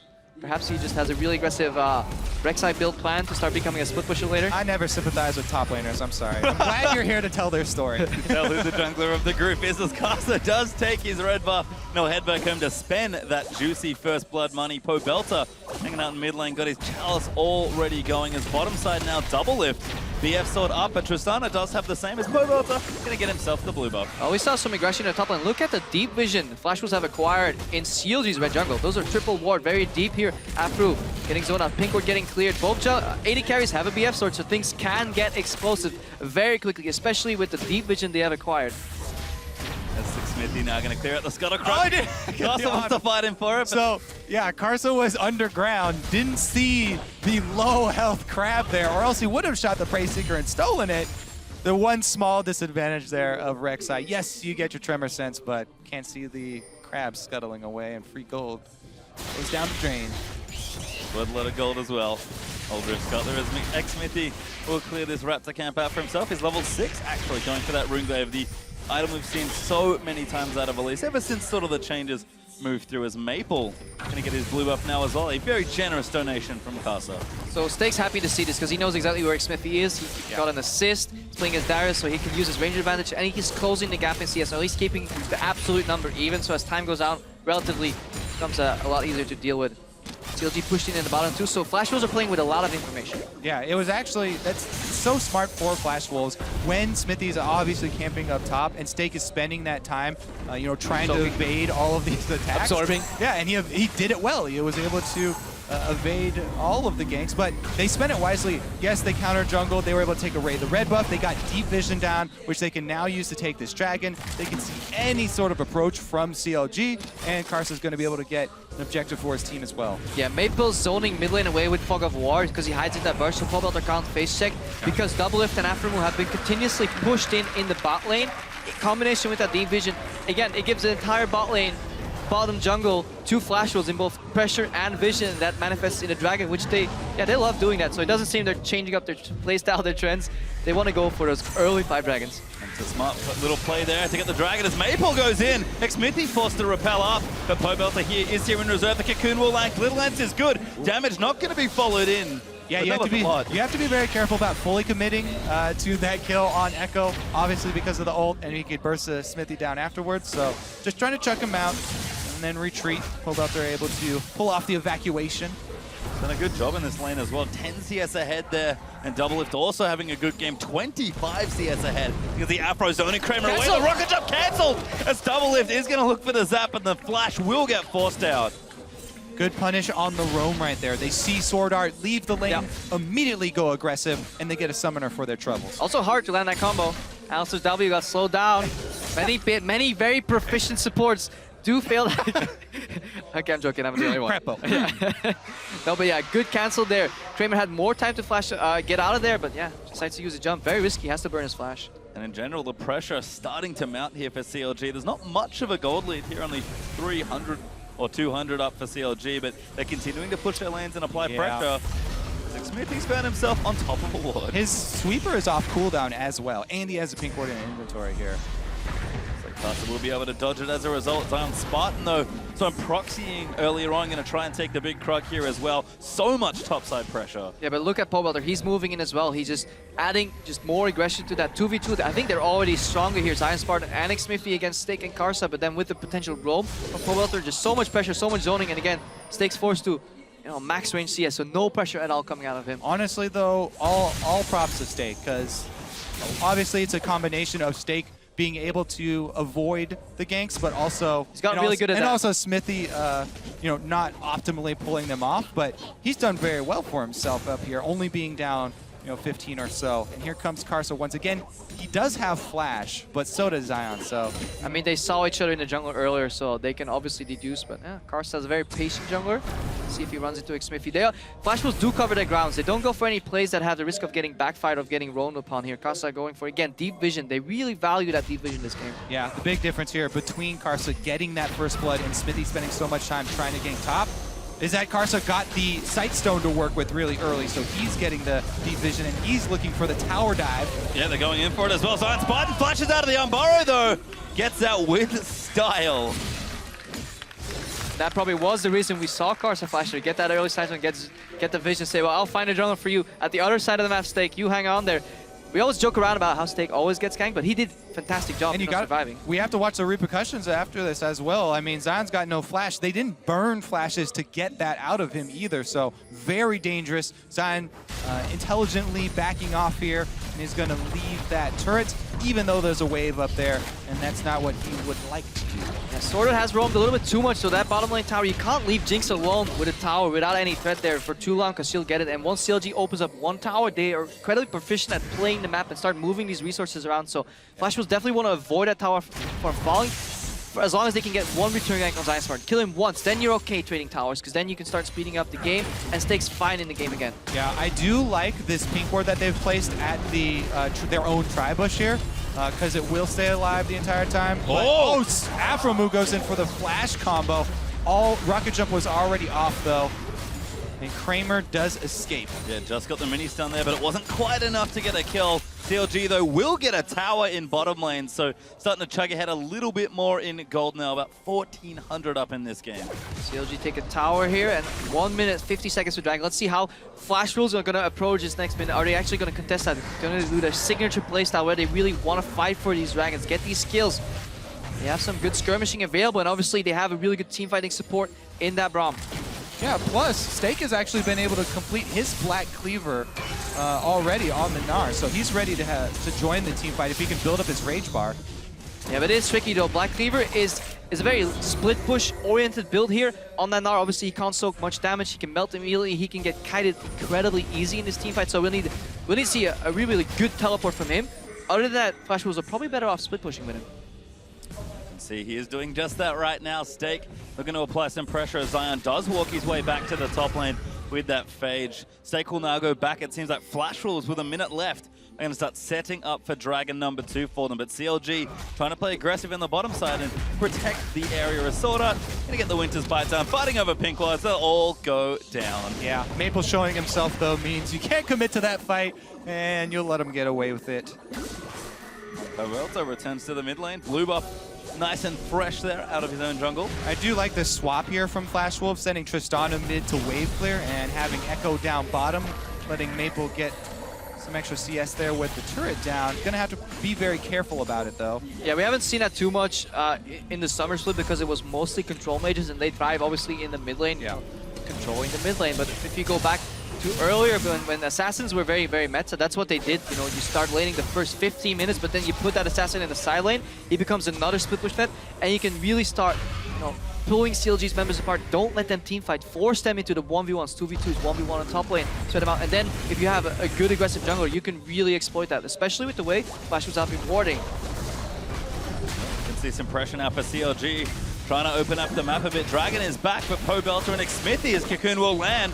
Damage is good there with the AP out of the Runeglaive, but CLG can't quite knock the turret down yet.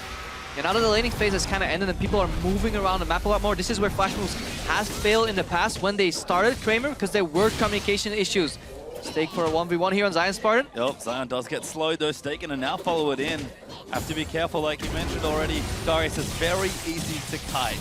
The CLG are going to look around, try and get aggressive. They do really want to open up the map so they can secure that dragon, but the vision battle is the big one here. Yep, this time it's Sword Out who goes in deep, and he's placed an extra ward behind to see anyone coming, gets inside of the queue. Oh, ulti out though from Steak. Zion's going to get stunned up. Glacial Fissure out as well, and it's so much CC as Sword Out collects it. More revenge for Steak here. He's got a team as well. He paid his dues. He soaked all the early ganks, and now everyone's coming up to help gank Zion. We started talking about these stylistic differences. One team very oriented on top lane, getting those skills there, and one team very oriented around that vision control and dragon, but this game completely swapped around for that second dragon there. CLG's lineup is incredibly strong if they get vision control, because it's so hard to face check into them, especially when you play like these assassins and skirmishers.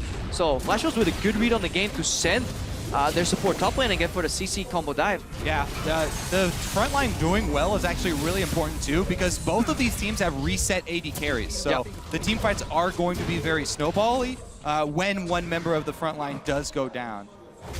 Well, you can see Flash Wolves did get the kill, but did lose a dragon as CLG were able to collect their first. Infinity Edge, though, now completed for Doublelift. Had the Everest Blade ticking away, but it is a big burst in power for the CLG AD carry.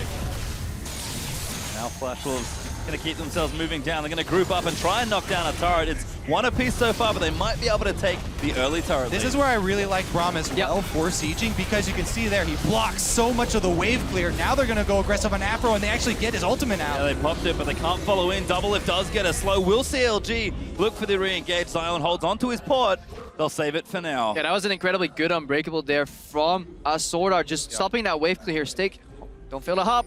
Oh, he's got to pick the right spot. Does find it as Zion's roaming down, but he's spotted by a ward. Now CLG's turn to group in mid and try and knock down a turret, but the W out there from Maple going to get a bit aggressive onto Xmithy. They'll follow it in. Afromu, he's dived straight through there as the rappel has been used. Xmithy forced to flash out. The Chompers are good. This is a bad fight for CLG. Steak goes in. Scoops them. Zion Spartan, though, not enough as Afro. No, ulti has to back away from the fight as well, and it's just Chaos the ulti blocked by Casa. That was a very, very bold re-engage from Steak. Yeah, they used a lot of cooldowns, but it was so hard. He was so far in front of his team, and he is not that tanky yet. Remember, he's building Black Cleaver. Yeah, he was trying to throw the reset over to Kramer because they knew Afromu didn't have his ultimate steal. Now Zion has to use his flash defensively as well, and Steak comes back in with the teleport. I'm really liking Suarez's Braum play here overall, just the way he's positioning in these fights. Earlier, when his teammates got caught, he soaked up a lot of damage there. If he wasn't in place with that Unbreakable, that could have been multiple resets and the tower for CLG, so keep your eyes on Sword Art in these fights. Yeah, the #1 thing I look for with good Braum play is offensive use of the Unbreakable, trying to get it up very early to get your team in front and get good positioning, because then it'll come off cooldown later. Well, Smithy is going to recall himself as we had a lot of tension in that mid lane. Flash Wolves do still find themselves up 2-1, but you can kind of tell it's only 2 kills. These teams are getting itchy to really fight each other and start a brawl. Yeah, CLG's pink wards on the map have really been lacking. That's why we see 3 of them in their inventory. Hopefully they can place them and start using them for vision control. They lost the vision control they had acquired earlier on that dragon. Flash Wolves moved in, took that away. They have some good defensive pink wards of their own, so honestly, quite impressed with the vision both teams have been bringing here to the table this match. You can see CLG have swapped their duo lane to the top lane as well. Again, trying to equalize the tower. That one's almost a gimme as Doublelift takes it out and gets excited. And look how Flash Wolves are distributing their resources. Swordheart is backing up Steak. They said, Steak, you're no longer playing on Island. You've done your job. You got us here. Now you can carry. Hey, Kramer helped also. Yeah. I mean, Karsa. Yeah, Karsa. Everybody's helping Steak. Everybody takes turns helping Steak against Zion Spartan. Well, Zion actually slightly down in CS. They've done a great job getting him back into this game. You can see, oh, that's a good Kramer. Gonna go straight in for it. Pobelta does have the charge on top, but he's popped his wild growth already. Maybe gonna go for the re-engage, but yeah, CLG collapsing first here. That's a mind game by Kramer. Nobody would dare jumping in there alone without backup there for Pobelta respects him. I think if Pobelta found him and the Jinx could come in, Kramer was probably just, dead, but obviously you have to respect the potential backup there unless you have perfect vision. Hey, he was able to get the Lulu ultimate out of Pobelter for this fight if there is an engage here. And this long siege causing problems, it seems, for CLG. They're trying to equalize these turrets, but the Flash Wolves are there against Steak. Threatening now with the rage building up. The slow does land off the boomerang. Good rappel gets him out. And if you look at the teleports as well, Steak no teleport, Zion Spartan has it. This is why Flash Wolves are grouping. They don't want to get into a situation where Steak 1v1 Spartan, but he gets the flank off. So as long as this teleport's on cooldown, we're going to see more grouping from the Flash Wolves. Yeah, it's a really smart move also to try and get that deep vision in, preempting any sort of Baron here and trying to keep away the blue buff from Pobelter. Good steal as a result there as well for Maple. He does collect it. Dragon up in a minute here. Baron is alive. Both teams with fairly good Baron damage, so is a consideration in the next few minutes. And they're only getting stronger. It's been a fairly close game, honestly. 200 gold ahead, if that, up for the Flash Wolves. The COG are going to finally get the mid lane turret. They keep on knocking, and they're finally able to take this one down. Zion also has been able to shove the wave all the way to the turret. So CLG trying to pressure 2 points at once. They're able to complete their objective. And they not only take the turret, but also destroy a cannon to the minion. Turret. Taking advantage of that teleport advantage. Destroy a lot of things. As well. Overall here, Flash Wolves have to move here to stop Zion Spartan. And then I think this is a phase where CLG is traditionally very strong once those 3 inner turrets fall off, because they're really smart when it comes to getting just a couple deep wards and start rotating around the map. We'll have to see how well Flash Wolves have adapted to that. how much practice they had against good rotating teams, because they play in, some call it underrated region, some call it just a weaker region, debatable, but CLG have a lot of experience in this exact situation where the early 3 towers falls, and that's why they get a lot of leads overall in the LCS. Yeah, for the LMS, Flash Wolves do have longer than average games as well. So they have also had experience in the longer ones. We'll see if the mid game here tells a different story. No kills so far for CLG in the entire game. So yeah, we see some items completed. We have Face and Amount completed here on After Move. That means he's going to be building Zeke's next. And if he gets that again, we've talked about it before, how strong that item is on Double Lift. We have essentially a Jarrah Jinx composition that you're running here with Zeke's combined, that Double Lift will be able to solo carry this game if it goes late. Talk 40 minutes, 45 minutes into the game. And Dragon gets taken by Flash Wolves on the other side. CLG cannot use those big items to try and force a fight. Strong objective control there from the Flash Wolves to collect their second. And it's been a real battle between these two teams. The gold leaders sprung back and forth in very small increments. And so, like we've sort of been hinting at, feels like we're building up to a very bloody and explosive mid-game. We just see very mirrored item builds. Support's building the same thing, top lane's building the same thing. The only thing different here is the mid lane. CLG, a little early on that Baron. Yeah, unfortunate ward there. The nooks and crannies of the Baron pit are... Gotta sweep that. Gotta place that pink ward slightly more forward. That is very close, but sadly not seen. Double Lift and Afro going to go back. Double Lift sees some farm, does want to collect it, as he wants to do. Kramer again goes aggressive. Good cocoon, though, going to keep himself safe. But this Tristana, very itchy trigger fingers on that rocket jump. This time you can see the rest of the team, though. Yeah. Not as good a bluff then perhaps as Flash Wolves aren't done. They're going to shove down mid here. Yeah, speaking of bluffs though, CLG, they're actually continuing to shove up top with Double Lift and Afro, but keeping pressure while just using wave clear of the Lulu in the mid lane. Meanwhile, Zion's looking for his 1v1 now. Obviously, Flash Wolves, they're afraid to really commit to that tier 1 tower. Yeah, they could potentially use Unbreakable to block Pobalta's wave clear, but they have no idea of how many people can be in that river, because that's completely pink warded. That one ward sees the Baron pit, but that's all it sees, a Baron. So no vision in the river at all for Flash Wolves. And CLG, they will soon deduce that there is a ward in the pit, because you could see it immediately once Flash Wolves reacted. CLG stopped that Baron. They're going at it again, though. Ward spots it. Well, it has started, but they haven't seen the ward just yet. They are going to maybe just try and zerg it down. You can see a pause, actually. Mildly awkward time, but... Well, it gives us more time to talk about the game. Certainly does. And a good Baron call, honestly, from CLG, but that ward may come to bite them. No, under the assumption that there is no ward in pitch, which is incredibly likely for CLG. That is a very unfortunate angle here on that ward. It is a fantastic call, because Flash Wolves have to react immediately, and they... Yeah, or else you get it. Yeah, and in their minds, if that area is dark, they're so scared to face check too, because CLG could very well just be baiting you into that composition you really don't want to run into. So, good call by CLG.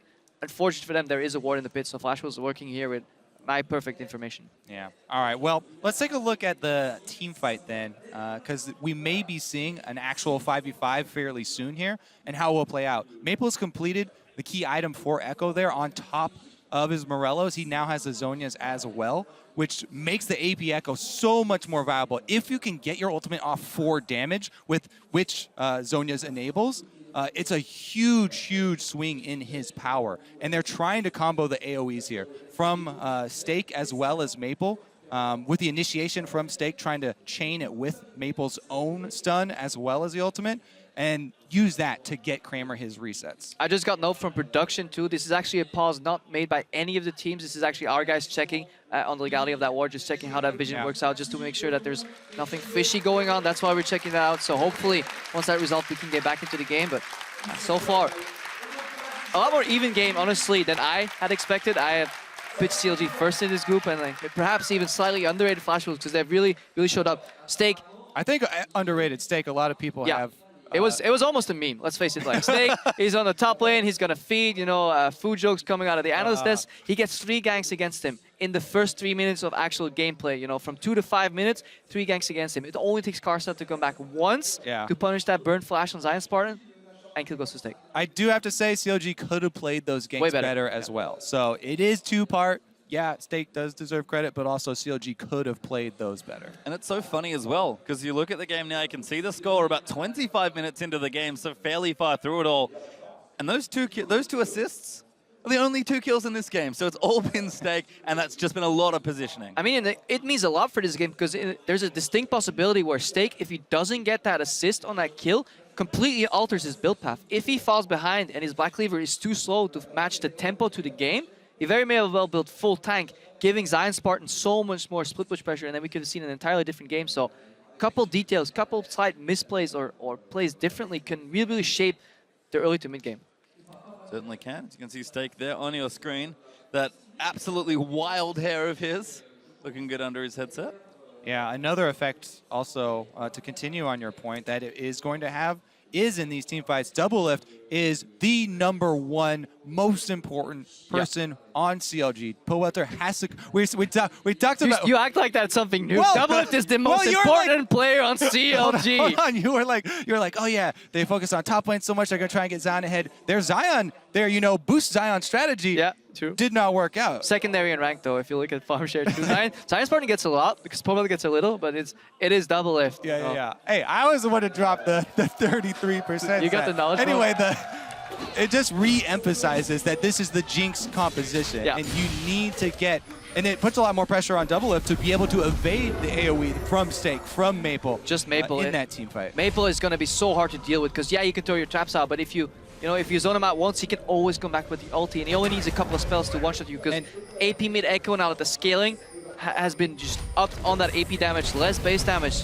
Does a lot of damage. Afro has been a good bodyguard for Doublelift for a very long time, so he'll be looking for him to get some good headbutts in. Flash Rules learned from CLG's mistake. They placed the pink ward even deeper in the pit. They really want to see everything going on here.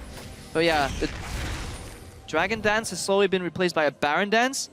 Yeah, on edge here in this game. It is, and as we pop back in, it's really been Flash Rules just coming back and cleaning all the vision out of that Baron area that CLG have put down. So we will have a bit of a reset here as far as warding and positioning goes. Kramer even going to go back and buy himself his next item. Might look for a lifesteal item here. Might just want the Last Whisper as a bit of future-proofing. But so many strong carries, and now tanks as well actually on either side. Stake just finished that Randuin's Omen.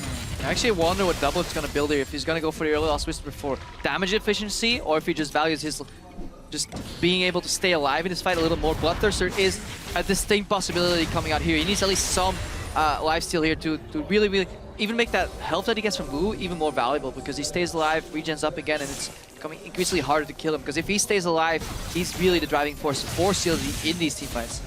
Well, Doublelift going to answer your question. Crepo, it is the Last Whisper. Actually had a lot of money banked up.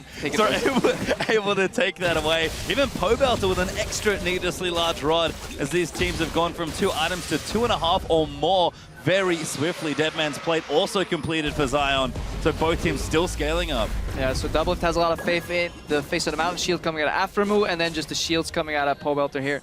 Hopefully his faith is rewarded. Well, if he's the most important member of CLG, I hope his team can protect him. Nice dodge. Doublelift out of that Winter's Bite. He's going in. This is full-on Jugger Jinx mode as he's just firing away. All right, let's see how this push for vision does work. CLG right now, what they're trying to do is up their ward line. And Doublelift gets some crits on Sword Art. Oh, doesn't get the snipe though. Zap will get dodged as a Glacial Fissure was burned. Yep, Sword Art's got to be very careful. Everybody's watching for the rocket to come through here. And that is, Doublelift keeps it. That is so big in terms of tempo. Not only does Sword Art has to expend his flash, and ultimately he also has to base. That is one of your main warders, since there's a side zone on Skarsa, but he can't really aggressively move in here. So CLG have retaken complete control.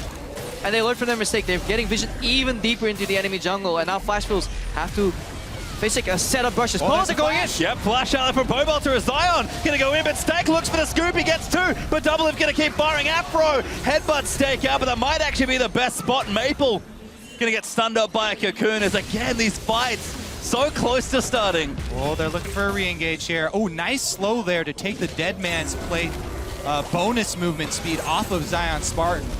CLG might just look for a siege instead. Doublelift very far forward. Gonna fire into that turret. Afro looking for a dive. Maple out with the slow though as Afro gets stunned by Braum. Double still firing as Afro's forced to pop that ulti. And he's going absolutely nuts. Sword Art was able to keep the turret upright though. But oh my god, the crit! Doublelift gets the first kill. But he does get taken out here. And now Flash Wolves will keep fighting. Maple managed to scoop in as the dual lane is dead from CLG. Paid for that crit with his life. He's like, guys, I got the Oh, I'm dead. He was excited, yes, but nowhere to go from there. That does mean that Flash Wolves will have priority on Dragon here. They've got the vision, and they have their jungler as well. Should have bought a Bloodthirster. Oh, come on. No, this is 2020 hindsight. Overall, yeah, good re-engaging from Flash Wolves. They're really good at going into the fights and going backwards. Face the Mountain still on cooldown, bud. Yeah, he had faith, but it wasn't there. He actually has heals still available too, so let's watch that again here. Right. Tower almost going down here, so let's see. Maple gets caught, combo lands, but Maple with that Zonias and that ulti, so much zone. You really don't want to stack on top of him, and Kramer is dealing a lot of damage to Afro. All right, so let's take a look at this here from Double Lift. Yeah, they were able to save the turret. Here comes his crit. He got one, and the ultimate was channeled, but Maple just blows him up. Yeah. He also tanks the ulti and then uses his own ultimate to get out of there, so Maple takes one for the team. 2-for-1 trade there from for Flash Wolves. There's a reason that Maple's so talked about. Oh, here we go. Karsa's going to have to get out. Yeah, he went for the second item, Titanic Hydra here, which is... people have a lot of differing views on it right now. I'm not quite as big a fan, but on Rek'Sai it does feel pretty good, just because the reset actually works very cleanly with her. Some champions it works better than others. But yeah, this is turning Karsa into, he starts off as a tank, but he's becoming more of a damage threat. And suddenly, if you look at Flash Wolves, whereas initially we looked at, Stake and Karsa are going to get very, very tanky, both of them are becoming damage threats. So we see 4 carries emerge in front of Flash Wolves. It's going to be hard to play against for CLG. That is true. He does sacrifice a lot of tankiness. Yeah. He hasn't built any armor with this build. No Aegis, and Double can just rip through that health. This is very easy, even though you have a lot of health. It just makes any little bit of armor that you would buy on top of that even more efficient. Yeah, and look at Sword Art. He's actually starting to build an Aegis, so he has the burden of the Aegis, so he can never even get Zeke. So later on, Kramer may run into some damage problems really later in the fight, because if Afro goes for that item, obviously big damage swings in terms of AD carries, and at one point they will 1v1 each other in the fight. Yeah, and just to note, in that last replay, Flash Wolves did get their 3rd Dragon as well, so that's starting to mount up as a win condition for the team. 31.5 minutes in almost, and once again, Dragon is down. We are back to dancing around the Baron, but neither team has managed to find an edge yet. But yeah, CLG did the right thing with that Baron pit. It is not enough to have only vision around the Baron pit. You really want it deeper into the jungle so you can force basically multiple layers of face check. People have to be afraid to face check 4 brushes in a row, because if they take the hesitant path and face check them slowly one by one, that's the time it takes for you to take Baron. And then obviously it becomes incredibly hard to play against that. So that's what CLG wants to get right now, and Flash Wolves, they want to stop that from happening. And Karsa actually burns the ulti to make sure that happens as well. Afro trying to peek around for a player's double lift will shove out the top turret. But Stake is ready with that TP. Have to be careful.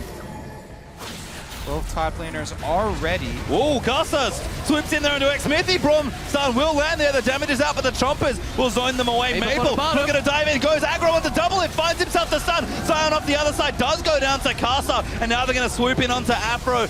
No ulti left for the Alistar, as he will die as well. Yeah, because Double Lift was stunned there by Maple, that bot Flash was a time to tear through the front line, get 2 kills, and I was going to get incredibly hard for CLG to stop this Baron. That was a huge pick right there. Karsa going in onto Smithy and chunking him low. It meant that they could collapse on the teleport from Zion, and it looks like they're going to grab Baron here. Double Lift maybe look for a steal here with the ultimate, but that's about all he can. Doesn't land it. Kramer able to secure it, and the Flash Wolves finally get the first big lead in this game. Yeah, Maple doing exactly what is expected of an assassin. Come in at the flank, keep them busy. Either you kill somebody 1-for-1, or you keep multiple members busy and you back out. This is what Echo is so fantastically good at in the mid lane. He goes in, has Zonia's, pops ulti back out, and in that time frame, Zion Spartan melted, and Afromu, he was caught with a break. With his ultimate, he's still gonna go down. The coordination there on Flash Wolves definitely superior here. So there goes Karsa, able to get Smithy, and they burn him down so much. There's really no threat here, and they can easily collapse. As you said, Maple locks up the entire back line and then just ults out. Yep, this is peace. And like you mentioned, Afro, ulti or not, isn't going to leave through all that many members. So the question now, what can Flash Wolves do with this lead? It's not that massive gold wise, but Baron is a huge objective for momentum and really trying to snowball the game. I mean, CLG, when they're defending their towers, they're not going to be stuck in choke points like they were. That this probably was one of the worst spots to fight rather for CLG, because the way Flash Wolves came in, Karsa came in from a flank over a wall, Maple came in from that same flank in a choke point, then you're Parallel Convergence is just so good at zoning. Either they walk into it and get stunned, or they can't even enter the fight. So really good team fight here by Flash Wolves. Yeah, CLG cannot afford for one of their backline members to get flanked again.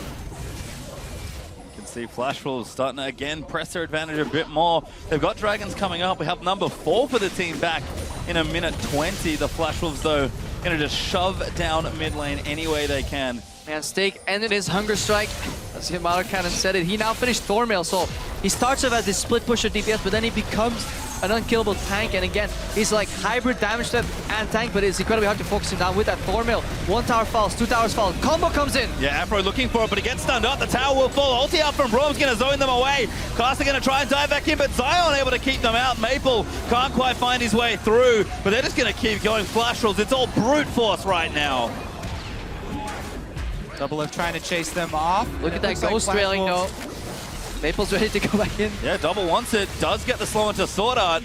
Kramer going to take the Raptors on the exit out here. They know Dragon's up soon. They want to be in position for it. Ooh, Maple might ultimate use his Echo ultimate to come back in. So they've used not only his ultimate, but also the Rek'Sai ultimate. Everybody keeping up the siege. And Zion, the turn's going down. Caught out now. Zion actually just dead as the turret falls as well. No, he will live for just a bit longer, but the Baron up minions will select it. Now Maple pops his on, dodging that cocoon. Sword Art on the backline is going to die as Double Lift is firing away. Stake is low now off to the side as he's forced to flash. Pobelta snipes in with a glitter lance just off the edge. And CLG, they'll keep running. Pobelta does get it again, picks up the double. Scratch that. Pobelta, most important player on CLG here. He's able to get the double kill for themselves. And Double Lift, thinking about face checking, able to get the choppers down first. If those traps were any farther in that burst, they would have connected here on Crip. Good move by CLG. They fought the pressure. They realized, or perhaps not even realized, that the ulti was used on Echo, and that honestly was a very greedy move here by Maple, because he really needed that ulti to get back out of the fight. Once CLG gets 1 kill, the resets come in. Pobelta picks up 2, and most importantly, they get the dragon. Yep, denying that 4th dragon and kind of relinquishing the threat of the 5th for a bit longer is important here for CLG, but it has been a scrappy game, as we are going to have a replay. All right, so here goes the tower dive. It actually had only 2 hits left on it for Kramer there. He's able to take it out. So much used on Zion, though. Maple went all in. There's the exhaust.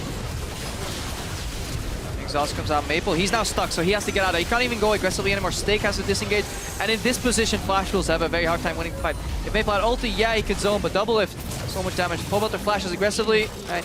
Target the Krugs on your way out, and good move. We see Karsa here. Yeah. Who's fighting who? I don't know. Ulti is not going to connect. Sword Art blocks it. Karsa flashes. Does not want to get caught. CLG almost find themselves a pick. Double Lift starting to get crazy strong. Yeah, Aphromoo actually gave him a little bump over closer to safety there. Unfortunate. It's really hard nowadays, Alistar. Yeah, even Aphromoo. Dead again. Okay. There you go, Crampo. You've been having your troubles, I know. I actually had to play on North America from over here in Europe, and I could pull it off, okay? So I don't want to hear your excuses. I saw that game. You were 0-3 at 10 minutes, dude. True enough. All right, here, though. Aphromoo going to look to turn his 0-3 around. Looks like he will go for the Zeeks. It's going to be a long time coming, though, because he did upgrade his Sightstone first. I mean, we're looking at the next Baron spawn to really be the match that lights the explosion. That's going to be the big fight here. Both AD carries approaching 4. Double Lift even has a QSS, so that's big. He can deny one of these crowd control effects. So if Parallel Convergence comes out, he no longer has to be scared to walk into it. He still has to be scared of the damage coming out of Echo, but at least that zoning tool is less efficient, less effective for the Flash Wolves. Let's see if they change their strategy in the fight around that. And I think we expected maybe a closer game here, and that's what we've gotten here, but a longer game as well. 10 minutes more on average than the games currently at Worlds so far. But you can tell Flash Wolves still trying to push things down. Double had to recall. He's way out of position. Again, Sword Out, able to protect the minion wave, blocks the wave clear. They even have the Banner of Command here, but CLG reinforcements come down, and they're able to clear it out. Big wave top as well that they were able to pressure. Yeah, Banner not used for split push. Very inefficient if you just use it straight in the lane. Very easy to kill. Obviously, if you have Baron buff, then Baron becomes really good, but before that, you need to use it in the side lane. Instead, now it's CLG that are going to try and tear down the mid lane. Both teams, again, have really looked for a big 5v5, but no openings really except for that Baron from the Flash Wolves. Yeah, I mean, after that one really good pick there from Flash Wolves on the top side, they got a huge chunk, pretty much all this gold lead, but there's so much standing gold. Oh my god, he's completely dead! Nice combo from CLG, and they'll keep running down. Sword Art getting crit. CLG find the opening they needed. Yeah, we may call them the no flash rules or flash on cooldown on 4 of the members. AD carry drop. This mid lane tower is under siege. Baron spawning in mid. This could be the game-winning opening for CLG. Huge play there from Zion. I don't even know how Kramer got in that position, but CLG are going to take it and they're going to run with it straight up the gut. And it costs you so much when you make mistakes this late into a game. But CLG will finally crack an inhibitor as the mid lane one does fall down. That is an expensive mistake. Or CLG, they could straight up run for Baron too if they want to. They don't really seem to want to go for 50-50. Oh, good play there. Gets the combo, but Maple comes his way back in. He wants double. He pops Azonia's stack. He's deep into the back lines there, but he can't get the ulti. Big scoop there, finds on the 4, but CLG, they are still fighting. Stake's going to get done by Zion Spartan, and he will live through it as well. Flash Wolves held them to 1 kill after that reinitiation though, and CLG have lost control of the map now because Zion has to go back and heal. He does have teleport though, so actually they're gonna set down ward coverage around Baron first. Zion going back to heal right now and teleport back in. He could go for a flank.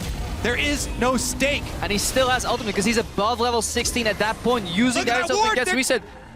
What ward? Dude, there's wards on the map. There's so many wards they can teleport in with Zion. He has home guards as well. They're trying to bait them in here. 25 seconds left on stake. The CLG special Baron has been started though. Zion teleporting in. He's going to look for a flank, and CLG are going to unleash. Maple has been caught. He's going to 1v1 the Darius, and Zion more than happy to try and fight the Wolves. They are fleeing. Zion will flash in, and a Buster Shot's going to disengage. Now Pobelts are going to chase. They need 1 kill. Afro misses the pulverize. And CLG are still fighting. Ulti will get flashed away. He spawned. Now Carson gets struck. Kramer. Oh, misses the last crit there. Now Carson getting down as the shutdown will happen. Now Sword Art, he's going to get chased down. CLG, they need a little bit more. There's at least with the double. And they're just going off. The late game team fighting so strong. What a comeback for CLG there. They're able to bait it, and that's going to turn into at least 2 inhibitors.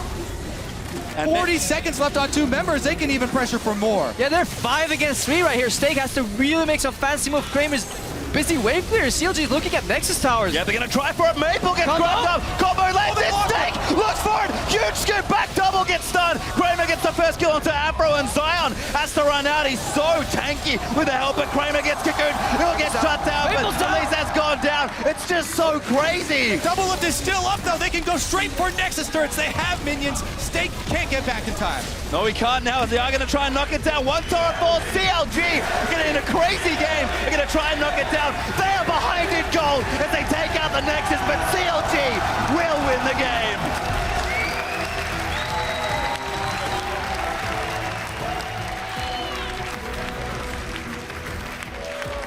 What a comeback right there for CLG. Able to leverage a single pick into pick after pick, controlling the vision, saving that teleport, and coming in for the home guard. On the ward! On the ward right there. Well, I saw it coming. Oh, but yeah, it was a huge comeback, and this was such a close game. This is honestly what we were expecting from this matchup between Flash Wolves and CLG. Neither team disappointed. Stake was able to have a really good comeback from that early stages of the game, and Flash Wolves honestly played really well up until the end stages. Yeah, but in the last 3 minutes or so, Flash Wolves only had 20 seconds with all 5 members alive. CLG managed to find 1 pick, back off 1 more pick, kill somebody. Yeah, it wasn't clean. Some combos were missed, but it doesn't matter. Relentless aggression coming out of the CLG there, and eventually Flash Wolves, they re-engaged. They got a little overconfident once they got some damage down, and once that cocoon from McSmith connected on Kramer, again, really big. They subbed out their AD carry, putting Kramer instead, and he got caught a couple of times over the game. Yeah, we never got to see the replay. I'm not exactly sure. Smithy probably just came up with a he cocooned him. Max range. Yeah. Kramer walked into it. Flash Wolves got overconfident once they traded some damage efficiently. CLG committed to killing Maple, but obviously he is AP Echo. Once the ulti that he came back in full HP, and suddenly Flash Wolves felt like they could win the fight. But then their AD carry walked into a well-placed cocoon by Smithy, and that was really the game turner. What was honestly impressive was the decisive way with which CLG took that small advantage and were able to turn it into so much more for the team. They had to take that opening. Yeah, this game felt incredibly, action-packed, but the end score was only 10 kills on each side. So it doesn't feel to me that this game was only 10 kills, because there were so many re-engages, peeling, combos, saving each other, sword art. Fantastic bomb performance, showing why this is probably the best support pick you can get here. Alistar close second, but obviously much harder to pull off and just less, tools in your kit. Yeah, I mean, there were so many good things for Flash Wolves that they showed. They had flanks from Karsa, from Maple. Stake was able to get some decent engages as well for the team. I think in general, both teams just showed so much here. It's no surprise that at the World Championships, we did have a couple of maybe one-sided games here and there, but the longest game we've had, almost 42 minutes, and we saw so much from both these teams. Yeah, and going back to the pregame, we talked about how Pole Vaulter was under pressure from not only Maple, but also Karsa. He ended the game 3-0-7. That he's involved in every single kill that CLG produced while giving up no deaths at all. He farmed well, he did his job protecting Doublelift, even sniped a couple of kills here and there, so he didn't crumble, and he was the rock CLG needed to lean on, so he did fantastic. If Pole Vaulter didn't get those kills, nobody was going to get them. Yeah, snapped him, claimed them. Doublelift unfortunately cannot get all the kills, but a nail-biting game for both teams. We expected it to be close here, as those are some signs out in the audience. Doublelifts everywhere, apparently. Back at the analyst desk, out in the crowd. Paris, you've been a whole lot of fun, just like that game was. And again, we expected it to be close. CLG win a very important game in dramatic fashion. Yeah, and then up next, we've got the rest of this group playing out. Ku and Pain going to go to head-to-head really shortly here. That one's going to be exciting. They, as you said, we're both teams going to be watching this previous game that we just cast. So I don't know if Ku is going to be happy with this, because both teams played relatively close in each other's level, and Ku actually has the tools to beat these type of games that get slow starts, long drawn out, because they're a fantastic mid-game team. At the same time, there were some really good fights from both these teams here, so definitely will be interesting to see how that plays out, and also, what Monte Cristo has out of an opinion of Ku here. Obviously, coming in Supreme, the Korean overlords, ready to destroy a former team here on CLG, so a lot of good narratives. This game definitely was a very mixed bag with positive and negatives on both sides. I mean, you can see the interview being prepped there as well. So not too much longer, as I believe we'll be joined by Afromu from CLG in just a sec. But I feel like both teams had to use almost every weapon they had to kind of get to that point in the game, and CLG showing that it's not just good early game and good laning, but excellent late game team fighting. The trust that they've built, the synergy they've built really shows. I think you can learn a lot from this early game overall, because the way CLG, they faked the lane swap kind of. They said, hey, we're going into this lane swap, dividing the map in half. Then they really late invaded to the Krugs, and then the entire Stake narrative happened out, but I think Shox is ready, so. She certainly is. Let's go down to Shox in interview land for a word with CLG's Rush Hour bottom lane. Thank you, guys. I'm here with the Rush Hour bottom lane, Afromu and Doublelift after winning over the Flash Wolves. Now, when you guys walked on the stage, I said, whew, that was close. And you guys immediately went, no, it wasn't. So care to elaborate? Because it looked close to me, Doublelift. Yeah, go ahead, Peter. I was joking. Okay. That was a really close game. I think we ended it, and the score was still 10-10. Yeah. So we were losing for most of the game. So especially in that early game, which you guys are usually quite good at, so what do you think you guys could have done better to react to the Flash Wolves in the early game? I think it was a little bit of miscommunication on where Rek'Sai was, and then we had an unfortunate mishap there. So our game plan started to falter because of that. So it happens, but we've shown that we can come back with the deficit. Yeah, you can, so that's also a good lesson to learn here in the first game. Tell me, though, what happens then in your mind, because you have a favorable draw, as everyone says, for your group. You have the faith. You are coming out of NA as the first seed, and then you end up in a game like this. Does your mind start to wonder, Doublelift? Actually, I was really confident the whole game because we were just completely destroying them bot lane.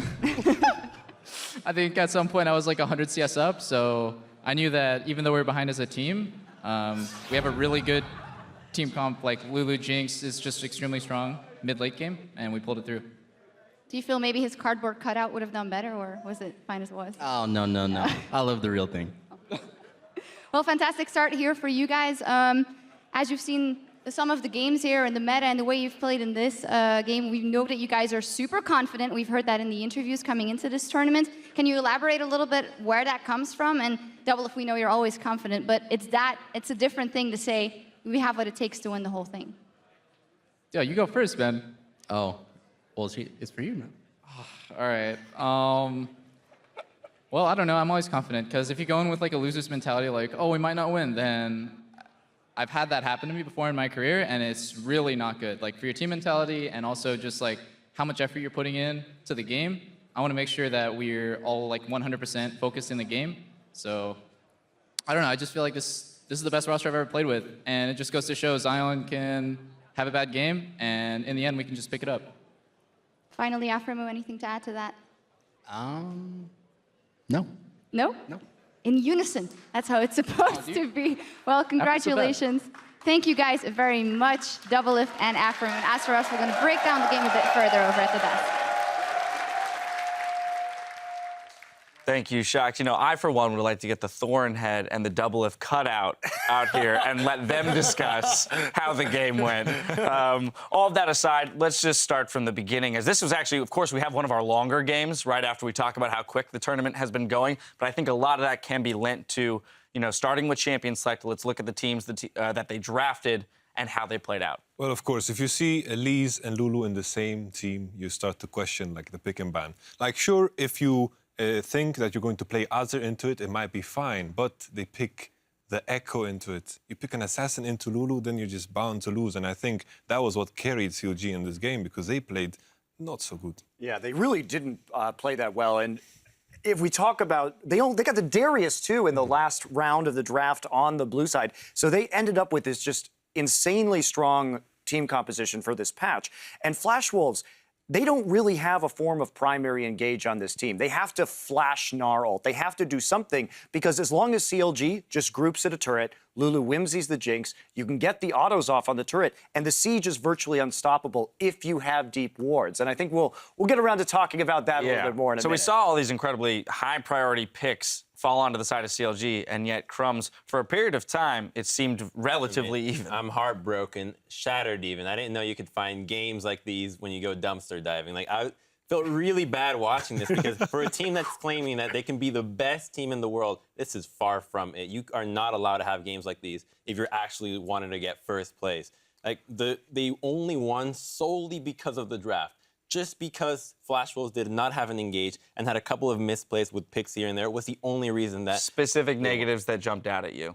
From Flash Wolves, the composition not being able to draft properly, getting picked off in random locations. For CLG, not utilizing the strength of the team composition. For example, the sieging, they put a lot of pressure into taking mid lane turret, but then eventually they just like, no, we're not going to do that anymore, even though it was I'll let you working. take over there. I'm about to shut this one. We can talk about the dragon control, too, from CLG. Now, we know that Flash Wolves is a much more dragon-focused team, but a lot of this was prompted by Xmithy's very awkward recall timings. He sits on a huge amount of gold, and it leaves, so they can't fight because he has no items, and then he recalls, and they just took the first dragon. So there were a lot of opportunities that Flash Wolves made use of, because Xmithy doesn't really know when he needs to go back and buy, and he sits on just this mountain of money that's doing nothing.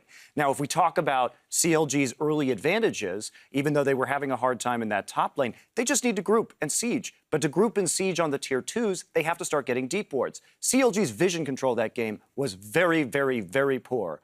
But if you get the wards in, they can't teleport on you. Notice that Stake didn't buy home guards forever in that game, even though they didn't have a form of engage. So you couldn't even get the teleport in on that from a flank or anything. But CLG, they need to group up. They were way too focused on the Baron.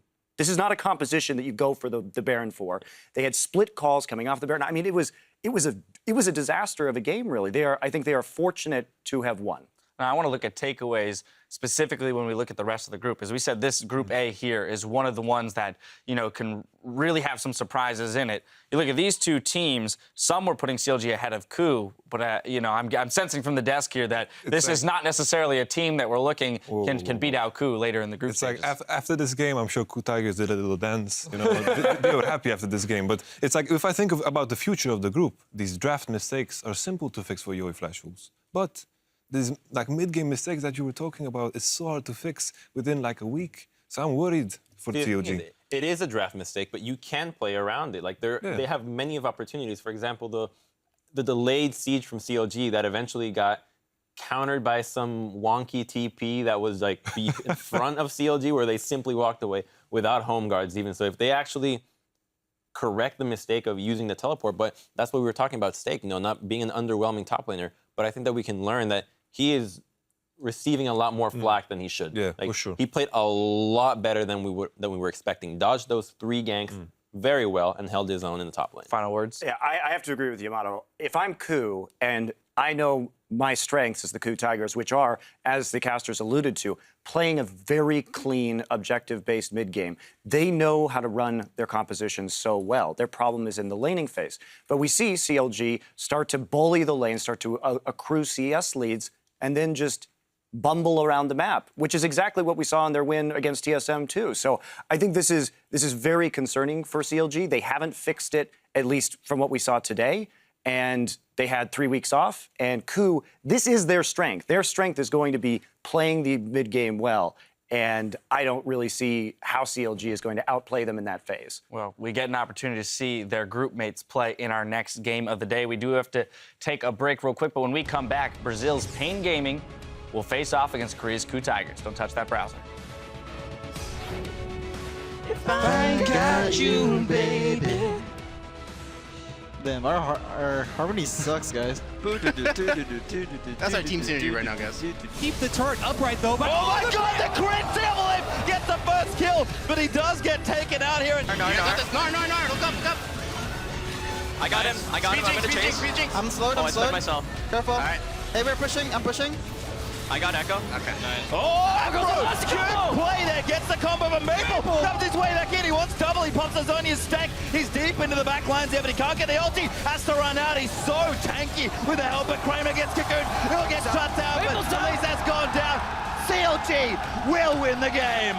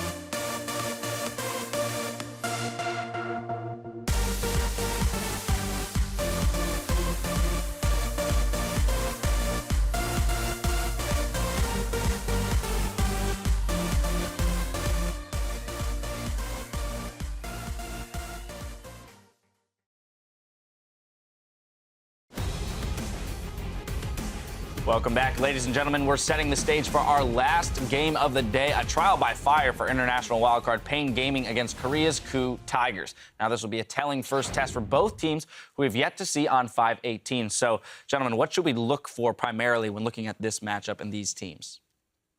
Well, for me, with KOO, they were looking better. They had been in a little bit of a slump before entering the playoffs, and they had a very strong run. They brought back the Malphite pick, which is actually a pick that has never been used very extensively, competitively before, but was a very important part of their playoff run. And then we saw it kind of ripple out. And that's the story of the KOO Tigers. Are any of these guys kind of top-tier players? A couple of them are, Gorilla and Smeb, but the rest of the team is fairly average at this point, despite Prey being a legend in his own time. But it's been about, for them, innovation. The Juggernaut composition is something that they invented, and it just caught on like wildfire around the world. And we've seen this time and time again. So coming into this brand new world, this big new patch, what does KOO have? Because they've got something crazy.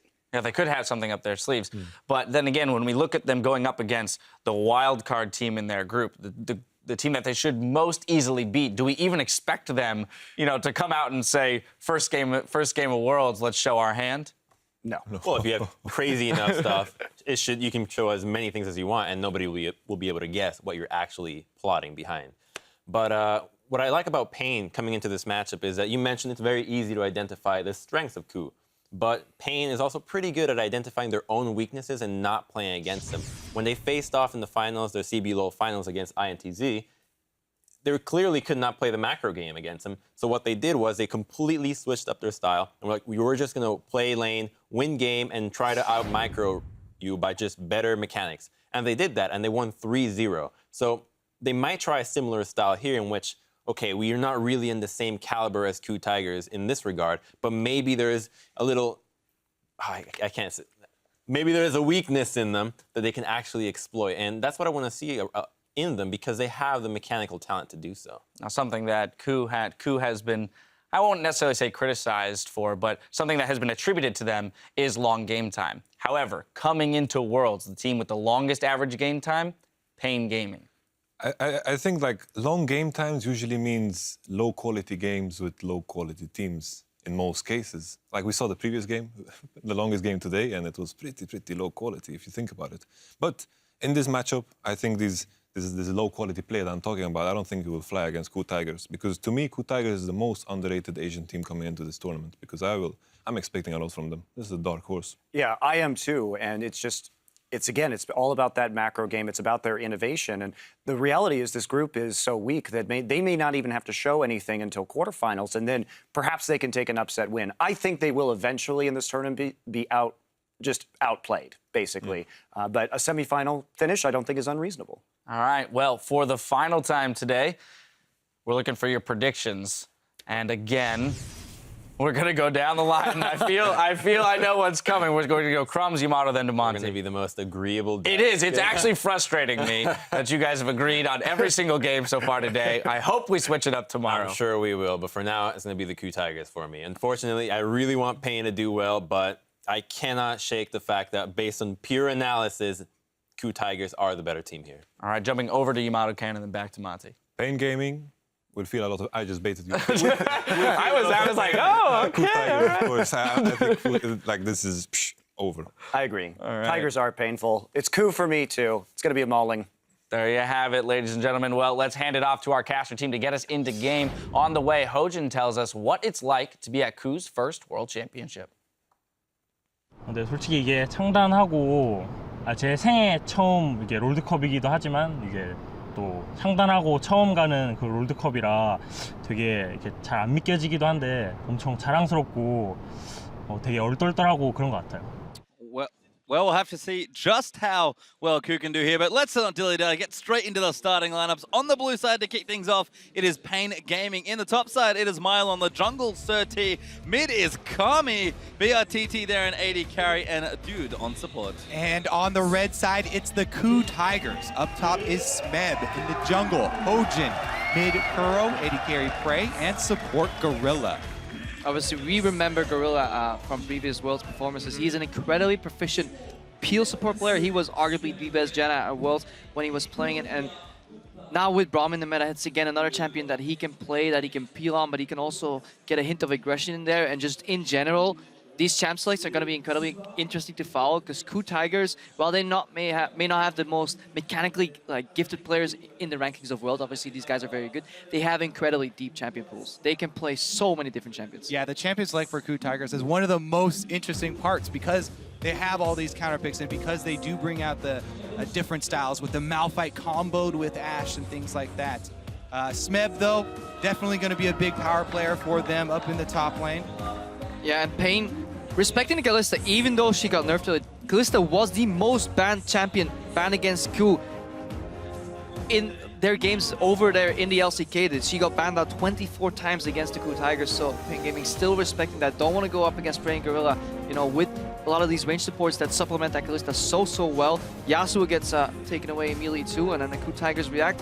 Rek'Sai, and you do not want to give Mordekaiser to Brazil. That's just something you don't do. I mean, nobody's gotten Mordekaiser today. It's been banned every single game, I believe, but especially don't give it to the Brazilians. It's Gangplank and Lulu, very standard, going to clean us off here as we're really fast through the bans here in this last chance select for the day. So Darius and Fiora are both up here. Elise and Lee Sin both open too. We actually have seen less Lee Sin. Yeah. We expected, I would have expected just the S tiers coming in, you know, Elise high and then matching that early aggression to Lee Sin, but we very often see tank responsive, but finally. If somebody's going to pick Lee Sin, his name used to be Lee, so there you go. Hojin, the team captain there for KOO, is going to lock that one in very quickly. We will have two very good early game jungling champions. We'll see if they actually use those early game champions to effect in the early game. As it was mentioned, both these teams, very long average game times. I love what you can do as well with the Thresh Lee Sin combo. You can Lantern in for lane ganks, you can come around with Lee Sin with flanks, you can even roam together and make such crazy picks. I mean, there's plays from, you know, kick flash to hook. There's so many possibilities for a team that, you know, is pretty controlled and has, in my opinion, good vision control. KOO Tigers can really use that to their advantage. Also, Lee Sin doesn't get punished for buying a Sightstone. I mean, it's fundamental to a lot of these ward hops, so double Sightstone vision control coming out from KOO. Really good against these slow teams like Pain Gaming, just to slowly dismantle them and take it away from them. They do pick up Darius, one of the stronger top laners. Yeah, a bit more aggressive actually. Maybe not so slow here as Alistar is the second pick there for Pain. But like we've seen pretty much all tournament long today, jungle support, very common first two picks over on the red. So where do KOO want to go with the rest of their team comp? Looks like when they want to keep Darius at arm's length here, just as Stake tried to do there in the Gnar-Darius matchup, and keep him slowed enough to try and kite. Yeah, may have been underrating that Gnar pick. I thought amongst the wealth of top lane champions, Gnar kind of felt old, but he does bring a lot of kiting to the table, keep your distance, and then with the Black Cleaver you can whittle them down, re-engage. But it is tricky to play in team fights because you obviously come in with a lot less health because you can't build full tanks, so you really have to be careful. But if there's any top laner that can pull that off, you know, both the split push part and the teleport in, it will definitely be Smeb, one of the stronger top laners at this tournament. Plus, I like how, you know, they combo with the initiation from the bottom lane here. Ashe Arrow is going to stun somebody, so he'll be there in time for the Gnar transformation. This was probably the quickest draft we've had all game. We're still talking about like this Gnar that was early picked up, and we're done.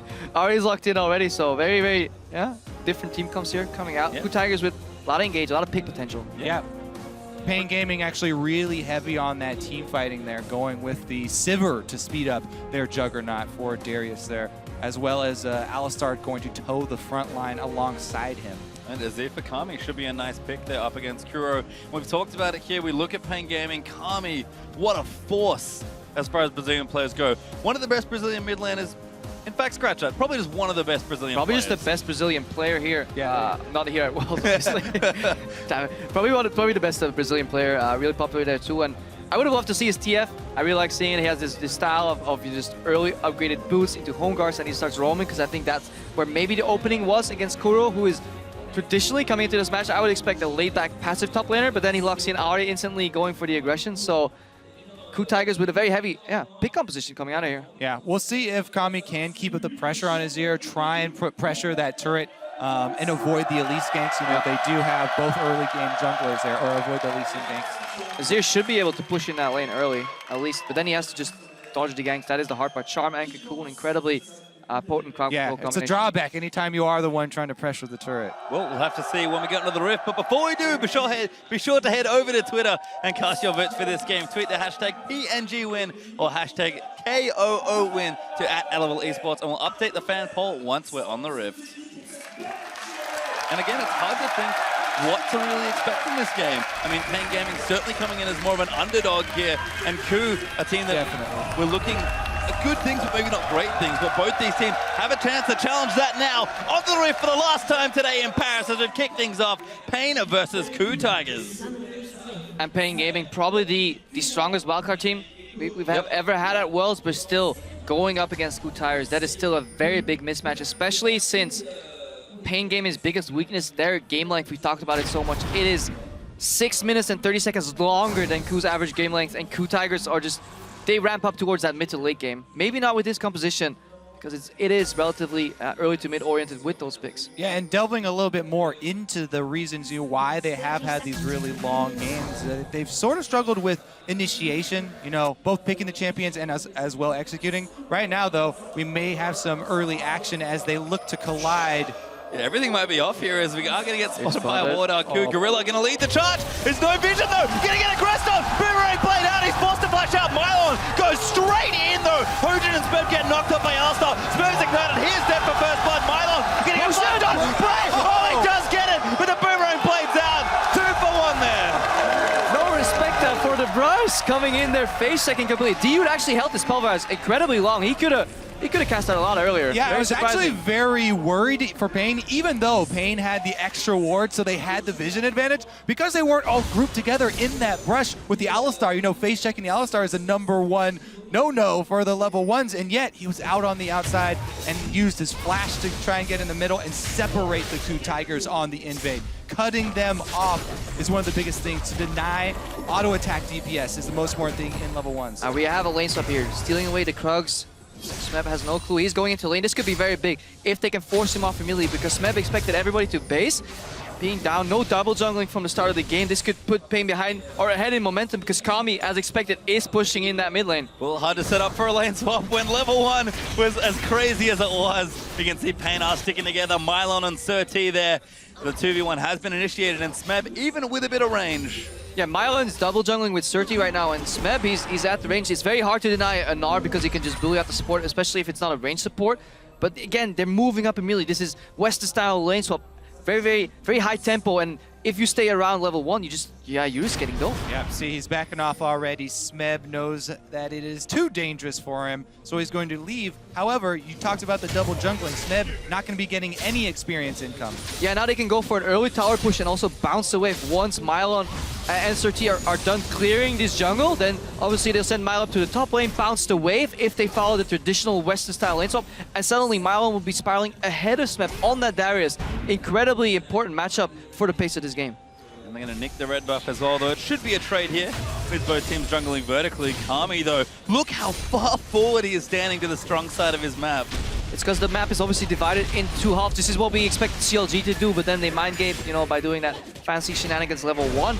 And this is Kami respecting it. Lean to the side where you are strong, avoid the side where you are weak. It sounds very simple, but people have failed that in the past. Yeah, I've seen it many times. All right, so while KOO are going to be able to catch up, there are the camps available to them. Yeah. They're still behind in the time, so they are going to be much later to taking down the turret. We'll see if this translates at all into any sort of dragon pressure here. See what Pain can actually get accomplished in this early game. Yeah, and aside from the first blood goal, things look relatively even, but something you really have to track at these lane swaps is experience gained and how efficient it has been gathered, especially on these top laners, because bot lanes, they can play from behind a lot easier, especially once those potions kick in. Look at Mylon, he's not going to do what Huni failed to do, he's actually going to try and take that tower, make the wave bounce back, and then obviously BRTT and the Ute, they're going to move back into bot lane with extra potions. They don't really care, as long as they'll never run into a prey with a BF sword, they don't really care that they're the first ones basing. Again, the tempo is now on Pain Gaming side. Delicious solo gold for both top laners, I believe, as Smeb does take out the bottom side as well. We are going to move Pain Gaming's duo back to the bottom lane, though. Yeah, especially since they're running Sivir here for BRTT. He might be able to get that wave up to the turret and make it crash and get it bounced the other way, even though KOO were able to get it pushing towards them as they left it. Smeb had to base, so he was very low on resources, wanted to pick up some items, wanted to pick up some sustain to avoid being dove, and he's still not getting any XP, so he only had some experience being grouped with his team. He's level 3 right now. Just gonna head over to my screen, strike that Mylon. All right, even with Really? Silver, Yeah. not gonna be able to push it quick enough here. They're actually surprisingly even. Mylon is exactly on the same amount of experience as Smeb, so to see how well BRTT can deny Smeb in the bot lane, and vice versa, how well Prey can deny Mylon in that top lane. Yeah. Calculation there from Hojin on the Cuddle Crab, but Q does come down. Has been taken, so vision there for Q over on the river area, but continuing to group together around these turrets and try and push things down. So BRTT not wasting time. Here's the thing that you look for in this instance. For Pain Gaming, they do have the numbers advantage. What you want to do is drop a deep ward from your jungler, so have your top laner teleport in. And here they come. Kobe. Oh, it's almost like he's good. Here is, we're not going to have a dive. Flash Cocoon is going to land. Smeb's going to get absolutely obliterated. BRTT going to clean up that killer's Hojin, running for his jungle, hoping it is safe. And there might not be any follow-up, but that was well played. And this is an incredibly big mistake from the Ku Tiger, sending your support to the top lane. It looks mirrored, it looks even, but you can't afford to do that because obviously you're playing as a top laner that can just peace out. He teleports to the bot lane, then again he gets the waves bound to him again, and he spirals ahead from Smeb. Smeb, the top lane carry from Ku Tiger, is probably the best individual player on their roster, and he's slowly falling behind. Yeah, I'm pretty disappointed actually in Ku Tigers. They saw him walk over the Scuttle Crab. If you say, oh, the support is in my jungle, oh, the enemy jungle is also there, that's enough to account for everybody. You know they have teleport. Korean advice, just outplayed him. Didn't work this time though. I'm impressed by Pain Gaming's lane swap. And in all seriousness, one of the issues that's been highlighted for Q, excellent mid and late game play, especially macro, but the early game has suffered before, and Pain right now are playing with a lot of vigor and a lot of really intelligent play here in the first 7 minutes. Let's see what they can do with the early game here, though, because obviously you don't have the longest average game time coming into the tournament here among all teams. Without a reason. Thing is, though, you know, they're also coming off a 16-0 streak, so... Smeb is still ahead in experience of Mylon, though. We keep praising how it's going ahead and getting out of control.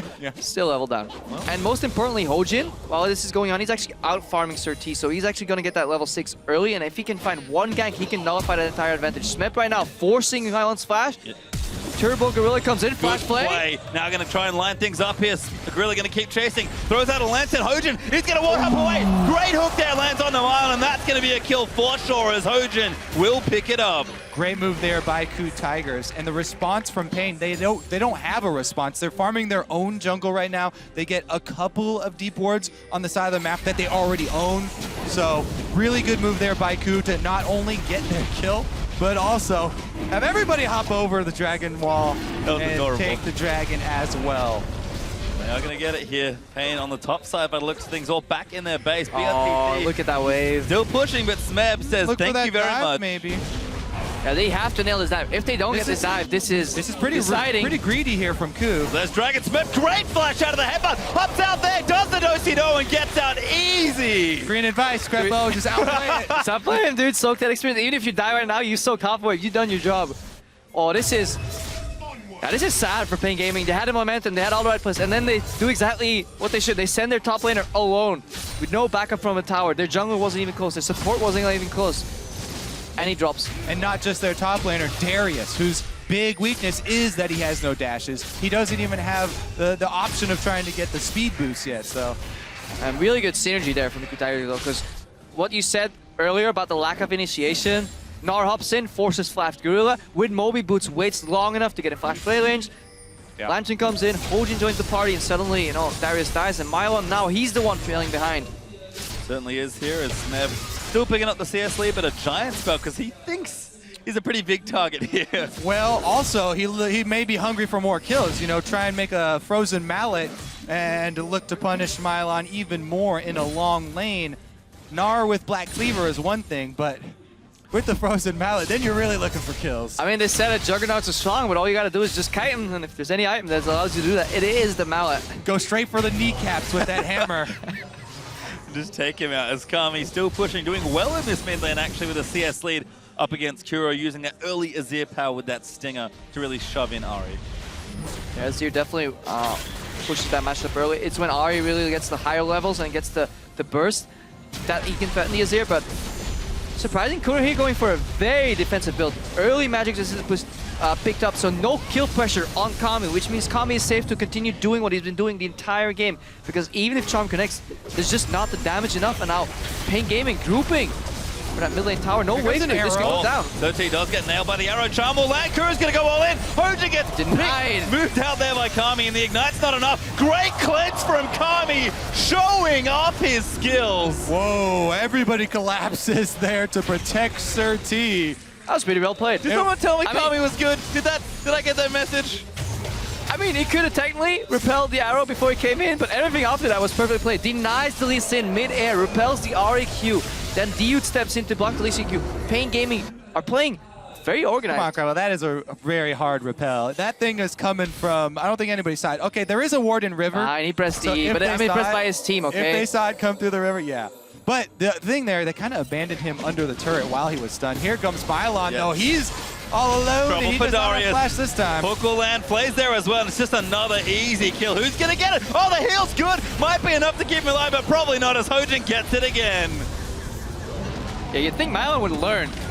Turbo Gorilla comes in again. You know, those Moe boots really paying off. He doesn't go for the early side zone, does something supports in Korea started doing a lot in Season 4. Moe boots with 2 green wards early and then just move around the map. Get really, really high efficient wards and then use that mobility to make picks, especially against a low mobility top laner like Darius with no flash. Yeah, so it's interesting how Pain actually played, you know, the early stages of the lane swap, but only up for a couple minutes there. Once all the outer turrets are down, next phase of that is to get up all these defensive wards and vision, because you have no more turrets on the outskirts, and Ku have just been running through Pain territory, taking advantage of it. I mean, Pain Gaming did not go to Korea to scrim. They went to Europe and scrimmed European Challenger teams. So yeah, their playbook from European lane swap only went to Phase 3, and then it was like, we've got 4 minutes in. Book sanity, boys. What do we do next? And they start crumbling down a little bit, and Mylon is really feeling the pressure from a very organized Ku here. Another arrow coming in. Kami is going to juke out of the way. No cleanse, so he will stay safe under his tower.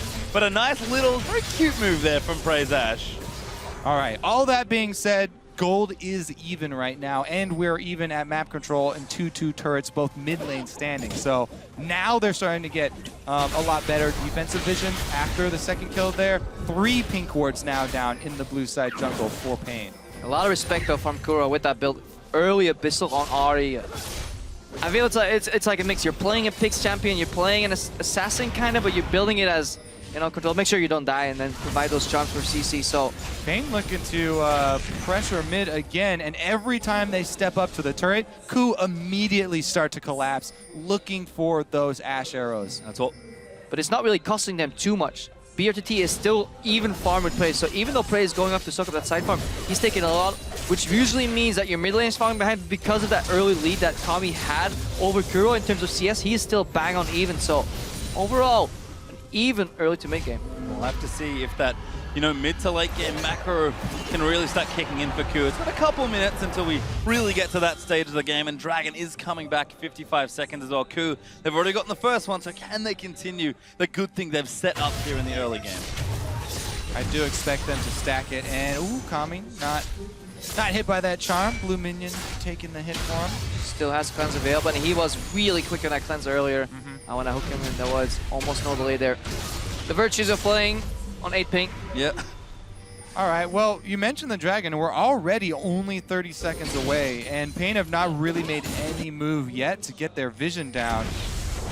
So, looks like it's going to be up to... No instant cleanse this time! Hyojin cleans him out now as the ulti goes out from Thresh. Kuro's going to get a next kill on just 30 as Diud. He is caught out. The ulti's going to wear off soon. There's too much chase here. Gets played back there. It's going to be a 3rd kill. That was a fantastic engage from Ku Tigers. Yeah, he's quick on the cleanse. If he can see the projectile coming, but he couldn't see that arrow. Immediate follow-up as well. Ku Tigers take 3 kills, 1 mid lane tower, and they can still bounce back to Dragon. What a shot there from Prey, and Kuro's able to follow up very easily. 100% 0 there for Kami.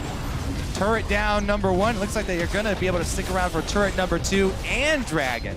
Yeah, that shows you the value of getting vision before that objective spawns, because obviously you're playing into the dark. Mylon had teleport available, but wasn't even time. He's like, guys, do you need to tell? Ah, never mind. Yeah, I mean, you really got to respect this Ashe pick. There's a reason that Ku were one of the first to pick it up, and the initiation there from Prey definitely paying off this time. BRTT and the rest of Pain going to try and answer here, though. A quick shove on the mid lane.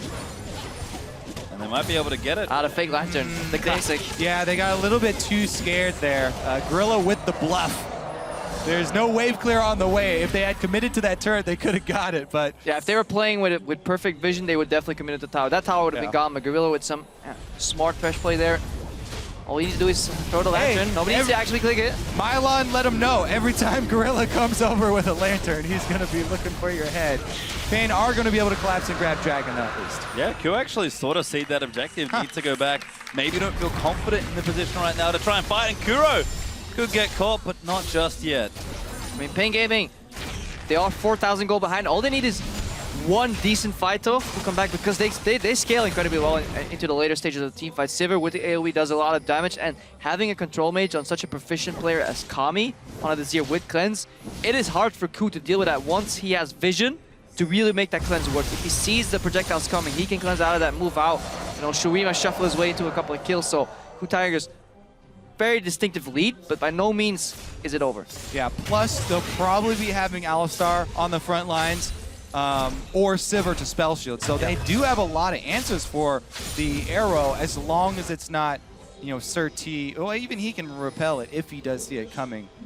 The key is reaction speed here for all of Pain's and vision. Answers. And that's the thing I love about the pick from Ku.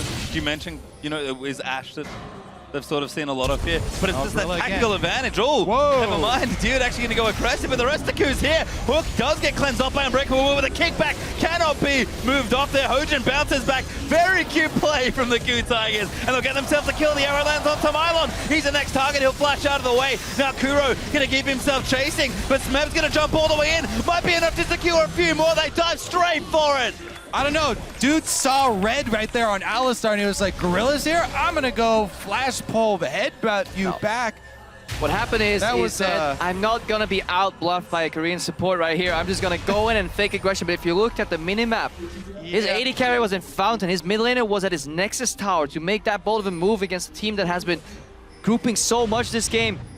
Very bold move. Let's watch this again. Keep your eye on the payoff. There's no payoff to calling this bluff. Like where BRTT has added his tier 1 tower, he is now basing mid lane. Azir is in full vision clearing ways. Literally, why is the going in? The only way that play works for Pain is if Gorilla is all by himself and he's actually isolated. Well, bluff call didn't work out that time. That's good cleanup here from Ku. Pain in the picture-in-picture, though, did scoop up the turret in mid lane finally, so gonna even things up a little bit here. And we're starting to learn why Pain Gaming's games go so long, because even if they have the right plays in the first 5 minutes, 10 minutes, they do make these mistakes that top-level teams should not be making, rash decision-making. They play with a lot of passion as well. If you watch them, you know, at events, there's so much, you know, shouting and camaraderie coming out of BRTT, but sometimes it's better to prevail and have a cool head coming into the game, especially against such a methodical team like Ku Tigers. I think in that sense it's a really cool matchup as far as, you know, personalities of the teams go. But are we making puns? Right now, Ku really got it. They actually are going to pull the trigger. Ulti does miss BRT2. A flash at the blue buff just barely misses as Dio doesn't get arrowed either. Ku trying to start something here. Pain, though, really just want their blue buff. They're peeled off the mid wave. We have to see if BRTT can take this down. Yeah. Not pushing on. Ooh. Baron hasn't even spawned yet. They're playing the Baron vision game already, and it's not even up yet, so you have to wait until 20 minutes. That blue buff gets smited away by Hojin. Yep, does get it. Smeb actually chasing here. Does have that frozen mallet, like you mentioned. Hook will be just a little wide as Surti jukes himself out of the way. Kuro going in, out of the BRTT, but Mylon's going to pick him up. BRTT will tie there to pray as he flashes over, and Ku, no Baron just yet, but they do get themselves a kill. Full commitment on that one as well. AD carry flash going in there. Yeah, this game has been played on like one lane at a time here for the last 5 minutes. No split pushing going on, no double lane push, just single jungle control, fight over bush, one wave, and that plays into the hand of the Ku Tigers. So much CC, especially when they're ahead. If this game was even, maybe you can make a case for the amount of damage and control coming out, but Pain Gaming consistently on the back foot. They've never really engaged the fight themselves first because they're constantly getting engaged on by Ku Tigers. Has not wasted a second of the cooldown on his enchanted crystal arrow here for Ashe. Constantly looking for the engages. And Gorilla as well on the front line with the roams. play after play being set up. And these early game items, they don't scale that well. You know, an Abyssal Scepter doesn't scale that well later on, but if you can combine that with an early Morellonomicon to keep using that, the benefits that you get of that item very early in the game, and obviously you can just snowball yourself ahead and make use of it, especially if you look at Prey right now too. Already finished Static Shiv, Eye-Edge combo, 2 items in 20 minutes already. Abyssal is an incredibly gold efficient item. The only thing when it doesn't scale is when you run out of slots. Yeah. Because it is also a fairly cheap item. So once you get to the point where you have to sell it, then he'll start worrying about it. Combined with Sword Shoes as well, he's going to be reducing nearly all of the magic resistance that the squishier members of Pain Gaming are picking up here. So yeah, there doesn't look to be an Aegis in sight here for Pain. And as a result, it's been accurate reports, honestly, here about the KOO Tigers. Strong mid-game, maybe a little few missteps here and there in the early game. Pain were able to take it in the first 5 minutes or so, but almost 21 minutes in, Baron alive, Dragon up in 30, and the KOO have set up for objectives. Prey, he's looking for a Fisher. He might have got BRTT, but instead he'll just push out the wave. And look at the vision control. Baron area completely dark, so all KOO need to do is add 2 more wards to that already existing initial ward line, and then Pain Gaming, they don't have Hawkshot on their team. They have to face check multiple brushes or risk the threat of going against early 22, 23-minute Baron from KOO Tigers, which seals the game. Yeah, you can see during that Fog of War toggle right there how scary it is to be on Pain right now and know that you're playing against a team with the Moby, Boots, Thresh, and an Ashe. But they're going to try and defend so Red aggressive. Here. Oh my god, the hook lands 13. He's going to get charmed up there. They'll take him out almost instantly. And now Mylon could be in a bit of trouble. He does spin around. Gorilla will get dunked as Kami collects the kill. Smed, though, hops over to the Krugs. He's looking for the wraparound. Right all the way over. As Ari does get the double, make it a triple. Might even be more. Looking for the Quadra Kuro. No, not going to get it onto BRTT. As long as that Lee Sin Q was, he actually died to the red buff burn that Kuro had anyway, so Hojin didn't even get to connect. Couldn't make it in time for the damage.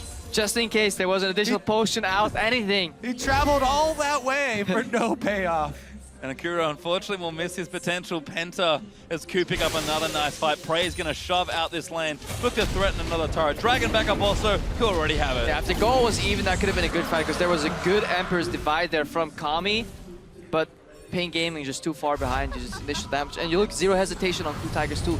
One CC lands, the next one connects. 13 didn't even have time to repel at all there. Gorilla's waiting for it the whole time here. He was just sitting in the brush behind Red, waiting for Surti to walk up. Easy hook for him to land, and they get the initiative. There's the Emperor's Divide that you're talking about, and Mylon was able to get the execute, but it's really Kuro. Goes right back in for that. Kami also failed his cleanse. He expected the Charm to be there sooner, cleanse early, and then got hit by the Charm. That really turned the tides of that fight. Kuro almost picked up the quarter kill there, and now spiraling out of control. KOO's vision is still, actually no, has been swept out for the majority. Pain Gaming did buy themselves some time by getting some wards of that Baron, but they shouldn't last all that long. Yeah, even getting wards on the Baron right now, it's still so risky for them to try and walk through their own jungle up towards the Baron.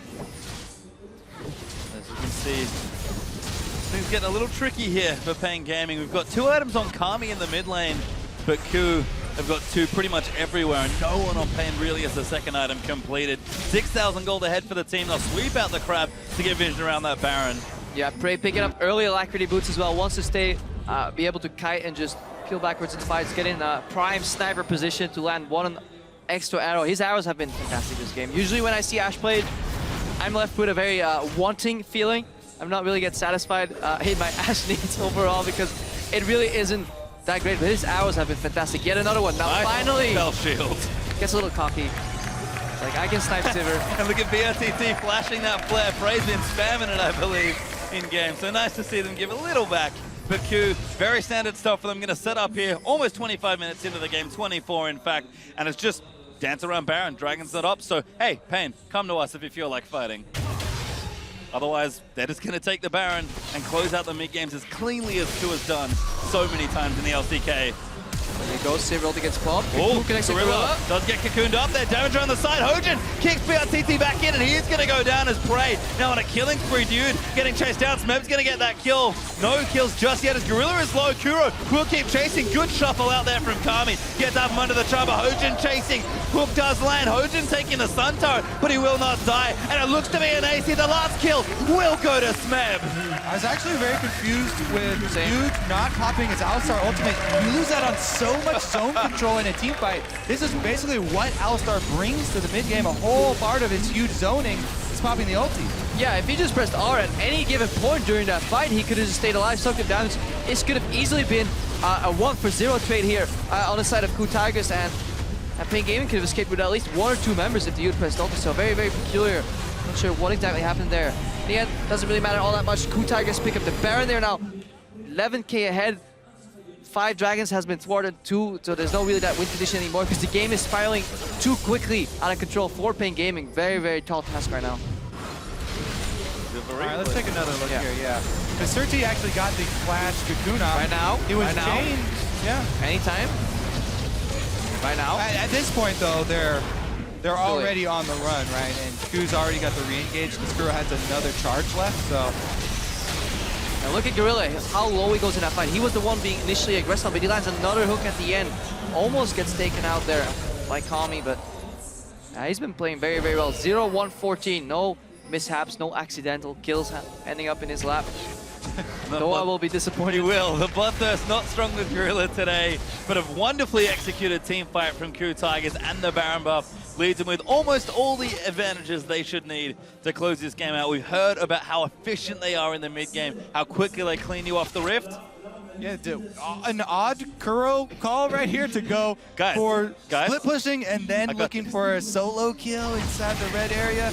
Pain do have a little bit of defensive warding there, so they saw him, but whatever. He's got Baron buff. He can pull off a split push. I mean, I like the attempt from Pain to pop the Sivir ult and try and force the 4v5. Arrow hits on the Dude. Nice cleanse off. Find the ulti button. That's really big. It lessens the Pain Gaming's teamfight strength, and they're about to get 1-3-1. There is no counterplay for them because they're locked in. It's really hard to move out of that. Smeb is in top, Kuro in the bottom. Perfect vision, hawk shot. So many options here for the Cool Tigers. So Kuro is a little bit wary right now. He's not staying at the turret because he has no vision for himself. Yeah. He doesn't actually have any wards he can play, so he's waiting to see the rest of the team. Didn't want to take any chances. Another siege going to get set up. We talked about the 1-3-1 before. It's a bit more like a 4-1 now, but Kuro with that Luden's Echo just continually applying pressure does really shove mini waves out fast with this build with all those purple items. And Pain just have to sit and hope something happens good for them. Yeah, and obviously, Cool Tigers here, they just want to close as efficiently as they can. Don't want to make any mistakes like getting caught by Kami, for example. Tried to make the play, but he didn't quite get it. The flashes are burned. Gorilla getting low. Rylai's is good for a few slows here. So Kami actually forced the double summoners out of Prey with that move. It was a really good flash there from Prey to stay alive, but Kami traded flash there to try and get the initiation. And he knows he has to make plays here. Kami is the big player on this team. We expected him to really deliver, and he has in this game, but it's just a little too tough. Not sure why the Cool Tigers stopped split pushing. They had Pain Gaming in a perfect lock in a 1-3-1, but they decided to make it a group around that top lane tower. Kuro could have easily pushed about draw one member away and then maybe moved on. So Kuro felt safer in numbers. That is the way they got ahead in the early to mid game though. So with that stack CC, but if you look at Kuro's build, he's really built for that 1v1 right now because that Abyssal is still paying off, the Sword Shield is still paying off, Ludens, that initial proc just doesn't add some extra damage. So a lot of mobility overall. So if you find Kuro alone in the brush, probably not the best thing for you. No, not a good time here, but I like that you mentioned build, an interesting build, because Smeb, we talked about the Cool Tigers being innovators with strategies. This may be Smeb's attempt. He didn't get to play a Juggernaut, but he can buy it. He certainly can. Build your Juggernaut composition. Yep. He's certainly doing some nice damage here, Smeb. Got the Vantage Belt in as well, so things working out one way or the other here for Q as they take Dragon number 3. Probably not going to need the 5th, but always good to have it. Feels like a stake item to me. You just absorb as much damage as you can, and suddenly you come back stronger. Yeah, I'm really not a big fan. I'm not a big fan of Steric's Gauge. It's just the item by itself is extremely gold inefficient. You really have to make use of the passive, and a lot of the usefulness of the item comes from one of the Juggernauts kit where they have these full AD ratios, which actually get boosted extra, or if you have a Trinity Force, where he doesn't really have either, but he can do whatever he wants right now. So it does reward you for taking damage. Sure. That's this game. Yeah, you can deal more damage if you take more damage. Pretty annoying one way or the other. Milan not having a nice time there 1v1 as they're going to shove in 4-1 once again here. Baron buff has dropped.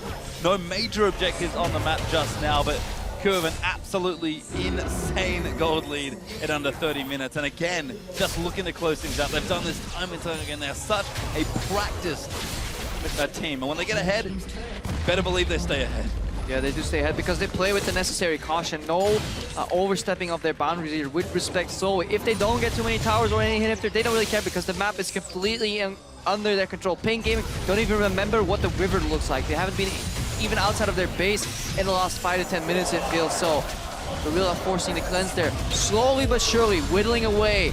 Now we see an engage. Oh, Smeb! That one through a spell shield, tried to go in onto BRTT, but Hujin gonna dive in. KU just going absolutely nuts as Kuro is gonna get that first kill. Gorilla is low there. Kami trying to ditch out the deep, but it's carnage here in the base as Pain Gaming are just too far behind. The ace will be completed and that may just be game. Slow and steady and immediately explosion. KU Tigers ace for 1 in return. Gorilla drops his second death of the game and a look at the closeout.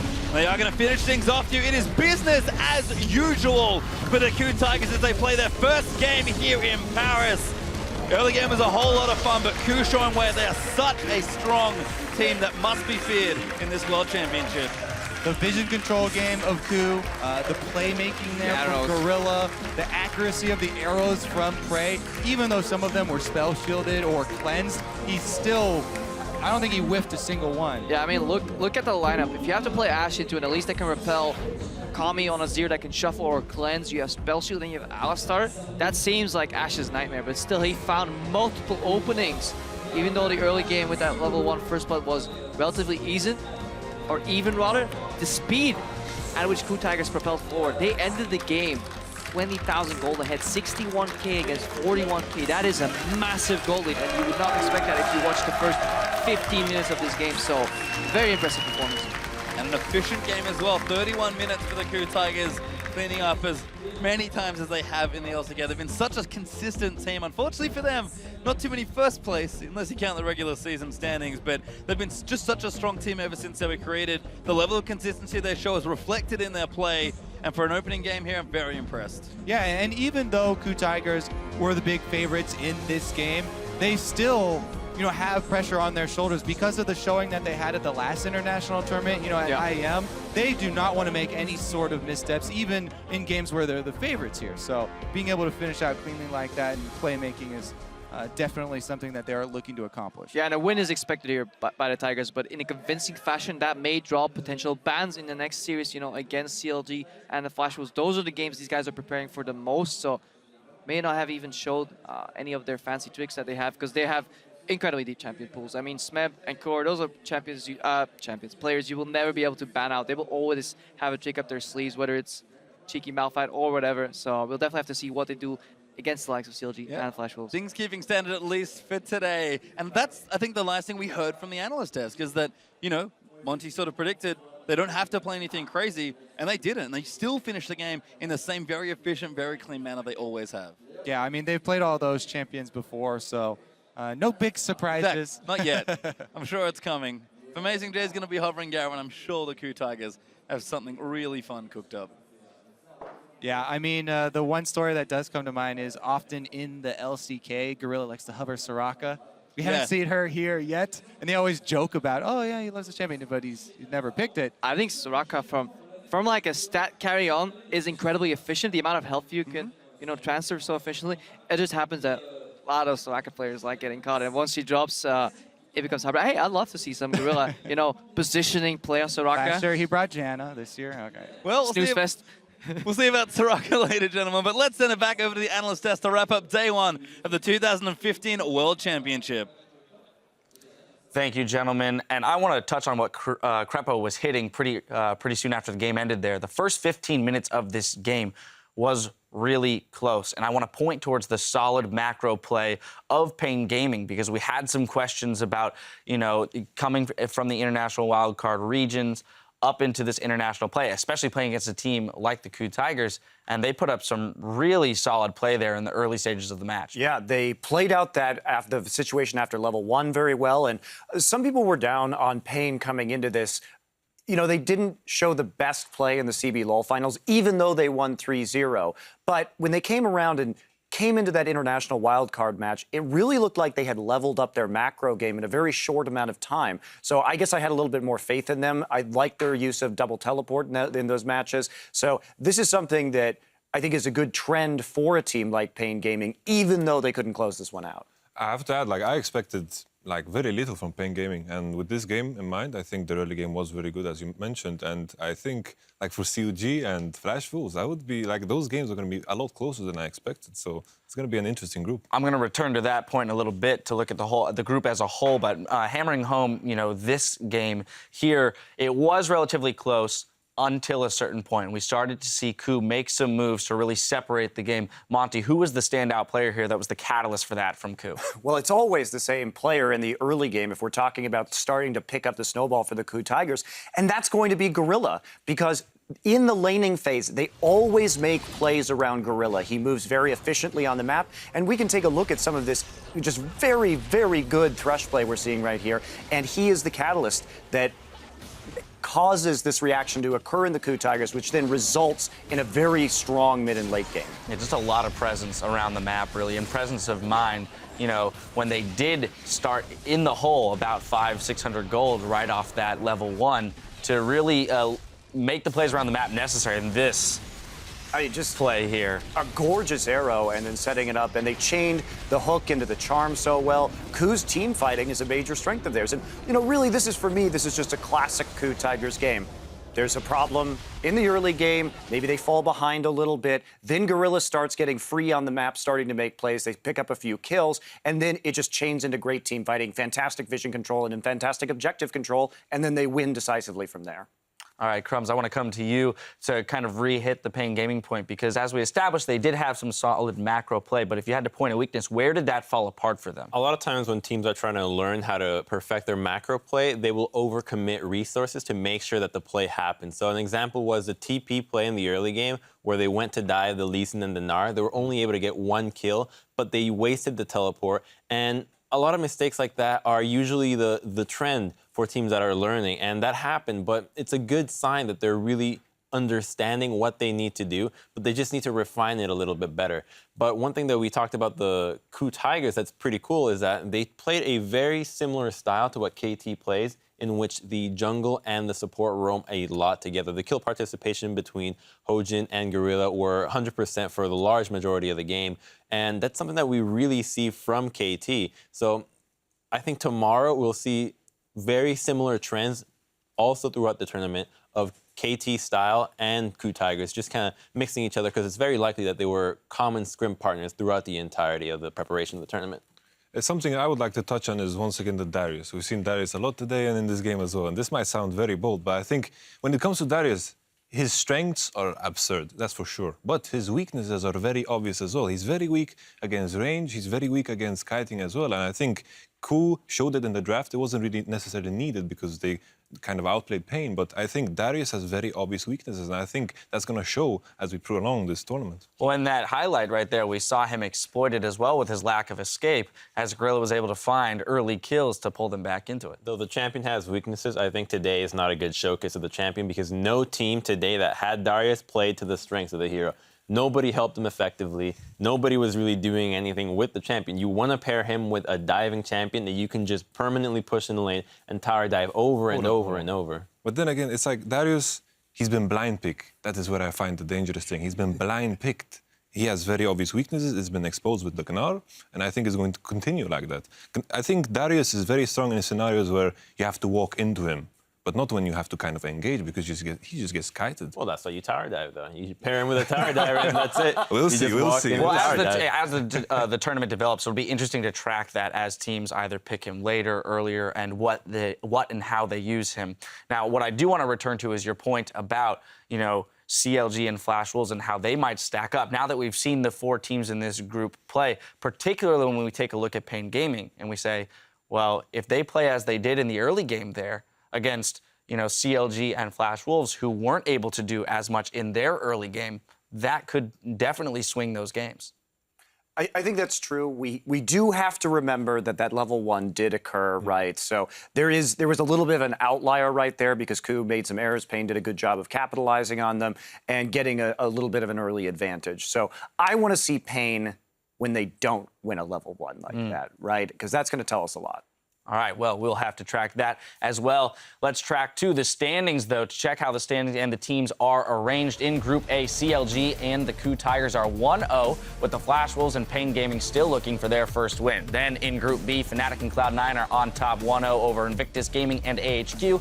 And in Group C, Edward Gaming and SK Telecom stand tall 1-0 over H2K and the Bangkok Titans. Now we'll be back tomorrow with another 6 games as the teams continue their march towards the Summoners Cup. It starts with KT Rolster against Team Solo Mid. Then China's #1 seed LGD will face off against Europe's Origin. After that, the Bangkok Titans will challenge the Season 3 world champions SK Telecom. All that will hit your streams tomorrow at 7 a.m. Pacific time, 4 p.m. Central European Summertime. Now that we've gotten a look at some of the teams today, though, guys, what are you excited about tomorrow, matchup-wise, team-wise? Group D, absolutely. The group that we haven't seen yet, the one that has a lot more fan hype around it. And, the teams are all kind of not really expecting that much out of themselves. We saw earlier today with the video that LGD isn't even sure they're going to make it out of the group themselves, which is like, why would they even know? I mean, they even said that themselves. I think that's just a little humility there. Yeah, but still, though, it's something to look forward to. And Darius, of course. Oh, of course. We're looking for just a lot of Darius to see how he's played. Yeah, but obviously it's Group D. I think there is no game in Group D that is going to be boring in a way, I don't know. That first one's going to be pretty boring. We're gonna brush that one out, no problem. All right. Well, that's fair. That's fair. Are there specific champions that we haven't seen come out today that we're still looking for that we may have expected to have seen earlier in the tournament? More is Fiora. I mean, Fiora. We saw just how ridiculous it was in the hands of Marin. I mean, he practically one-shot LeBlanc 100-0. The only reason he wasn't able to was because of the passive. That is a lot of damage that teams should be taking advantage of because Lulu has seen some play.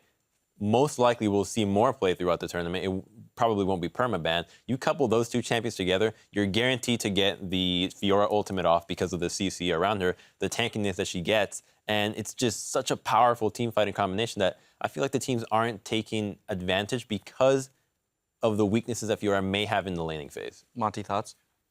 We've seen the Yasuo bans. I want to see the Yasuo picks coming in because we've got some great Yasuo players both in top lane and in mid lane in this particular tournament. It's going to show up at some point, and that's what I'm looking forward to.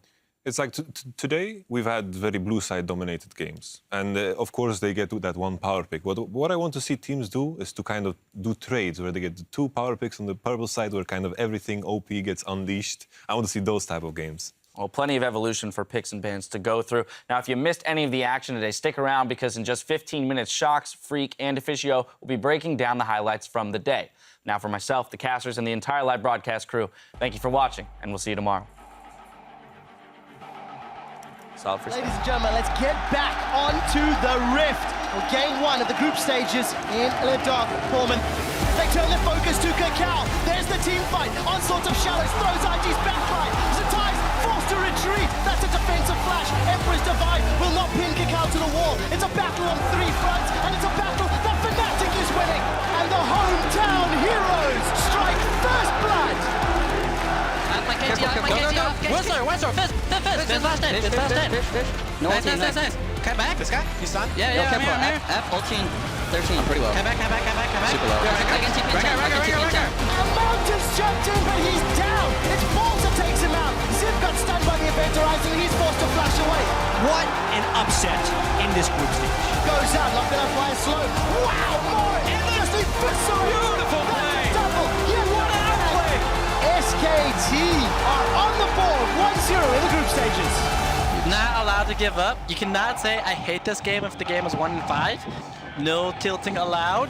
Here comes the dive play back there. Warlock getting low. Mako, he's in trouble. He flushes out, but Death, he's getting a first blood. That's a double kill. EDG in style take their first game here in Paris. Oh, good play there. Gets the combo of Mako. Dumped his way back in. He wants double. He pops his onions. Has to run out. He's so tanky with the help. But Kramer gets Cocoon. He'll get shut down. But Blaze has gone down.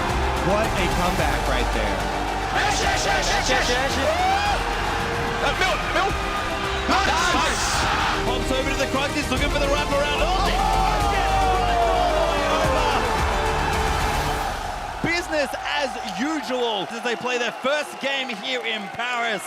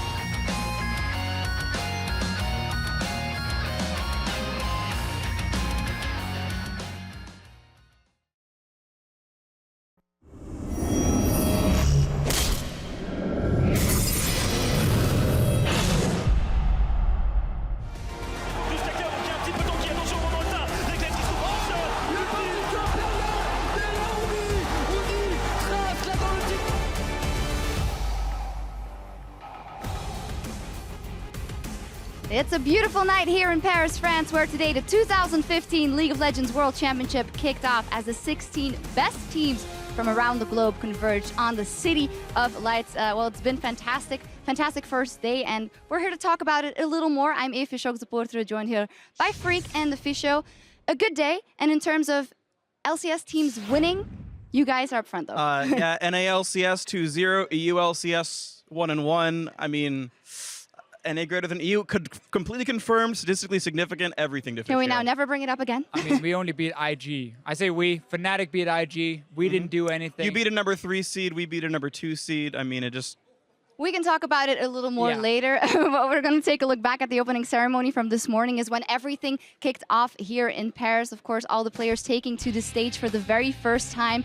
FLICKR, of course, the former champion there. Fnatic, who are the fan favorites, and we heard it in here. Some newbies like Huni, like Rainover taking the stage. It was some good stuff. Yeah, honestly, it was cool to see, like, the different players that got cheered. Like, obviously, Soaz got some cheers. You even heard some from Diud as well, but, like, FLICKR comes out, and there's, like, a FLICKR chant from the French crowd here. It's really cool to see sort of the individual stars get celebrated. I think overall, though, the French crowd, when it comes to just seeing good plays in-game, it doesn't matter who's doing it. They go crazy.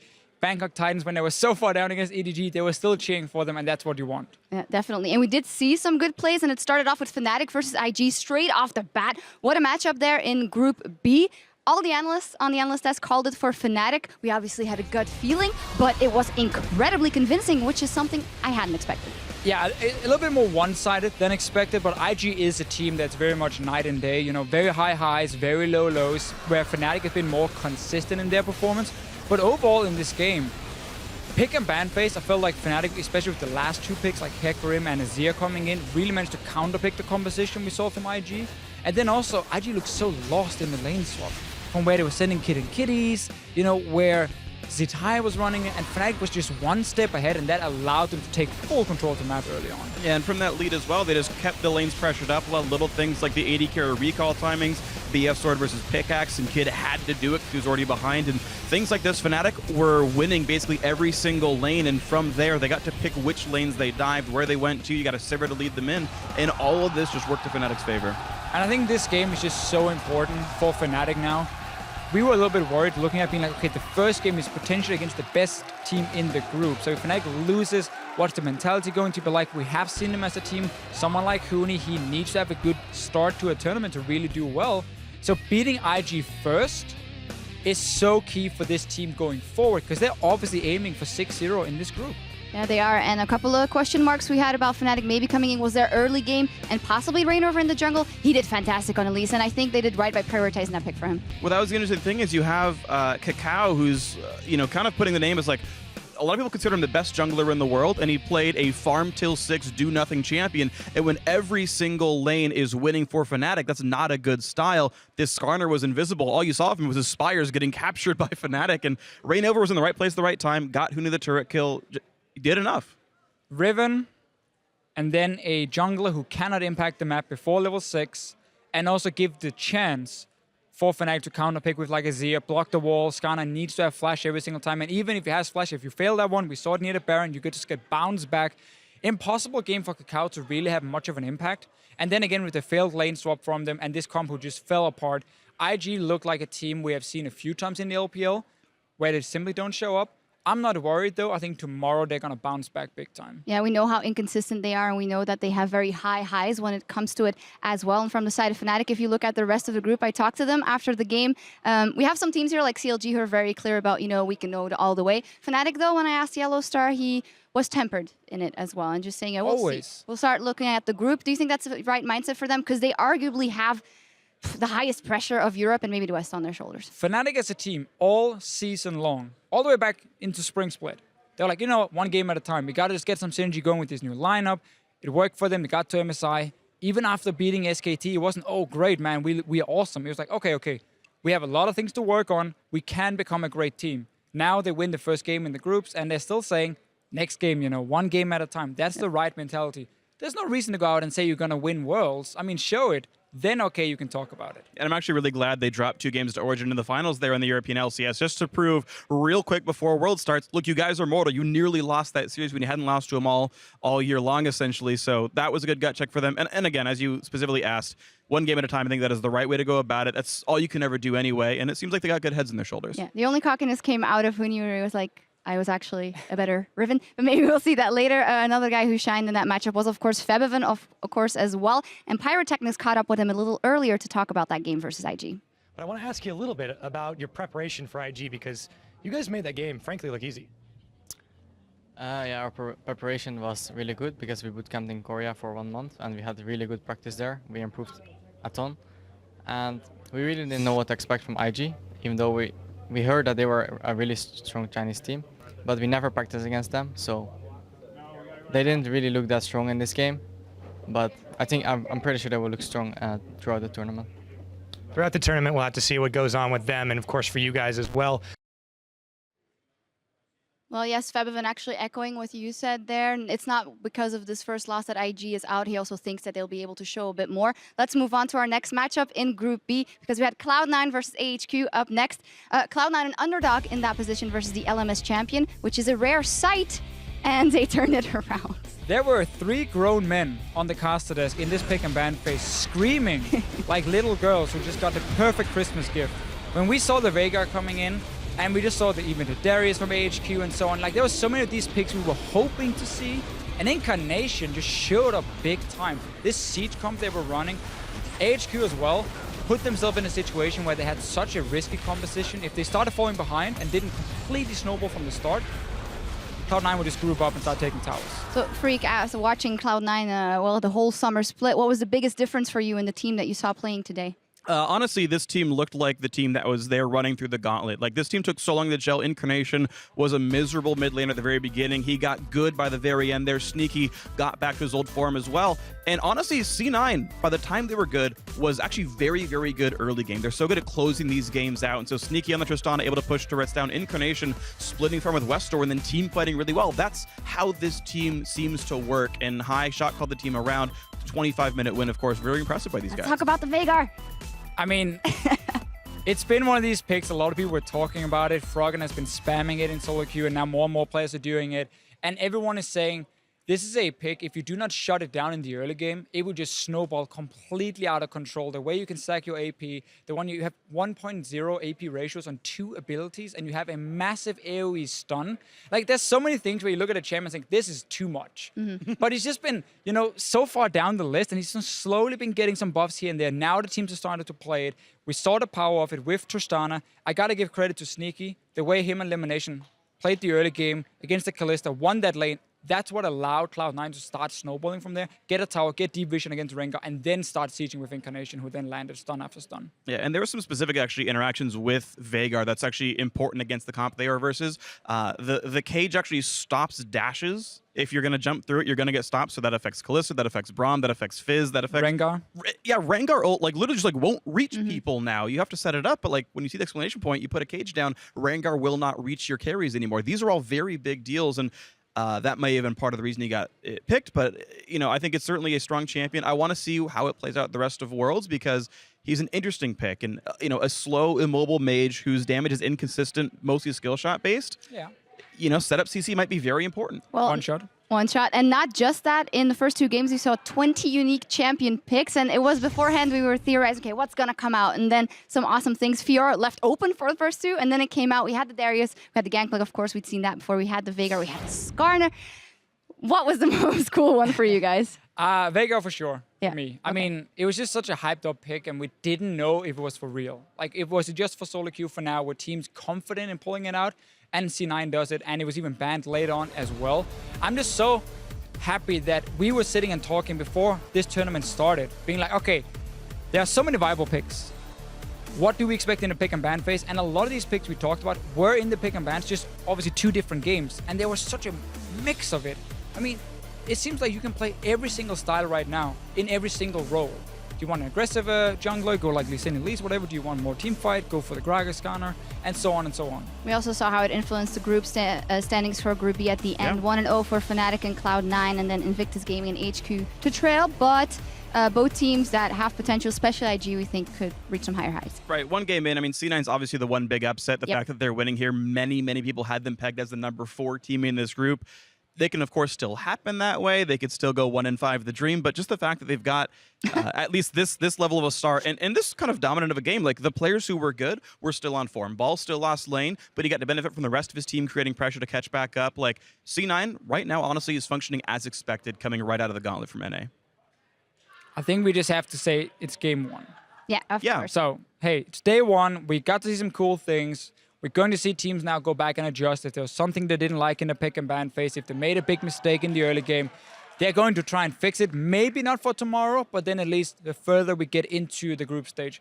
Every single window really counts. When there's 4 teams, you only face each other twice, and it's just about getting out of groups at the moment. Yeah, and Fnatic and C9 was that 2 huge victories for them. Let's look at Group C. Let's touch on that, because there it was pretty much business as expected. SKT trumping H2K and EDG over BKT. I want to touch on SKT versus H2K though. So was it more H2K showing up more than we had expected, or was it SKT playing a little bit worse than we had expected?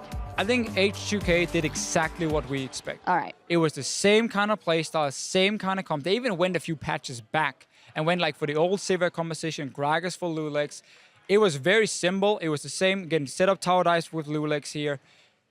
SKT just respected them. And they said, you know what, we're not going to try and risk anything. We're just going to play it fairly safe because we know we're going to outscale you and we know we have the advantage in terms of pushing the lanes with like a Z and Fiora.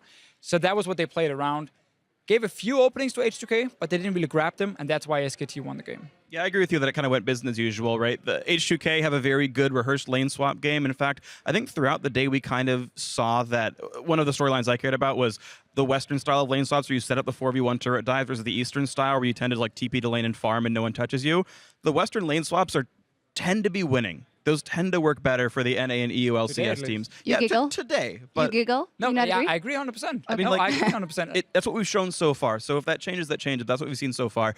And H2K, right, in the first 15 to 20 minutes, have a good playbook to run from, and then they adapted very poorly to the one team fight where they fed Marin a bunch of kills, then he took off and the game was over.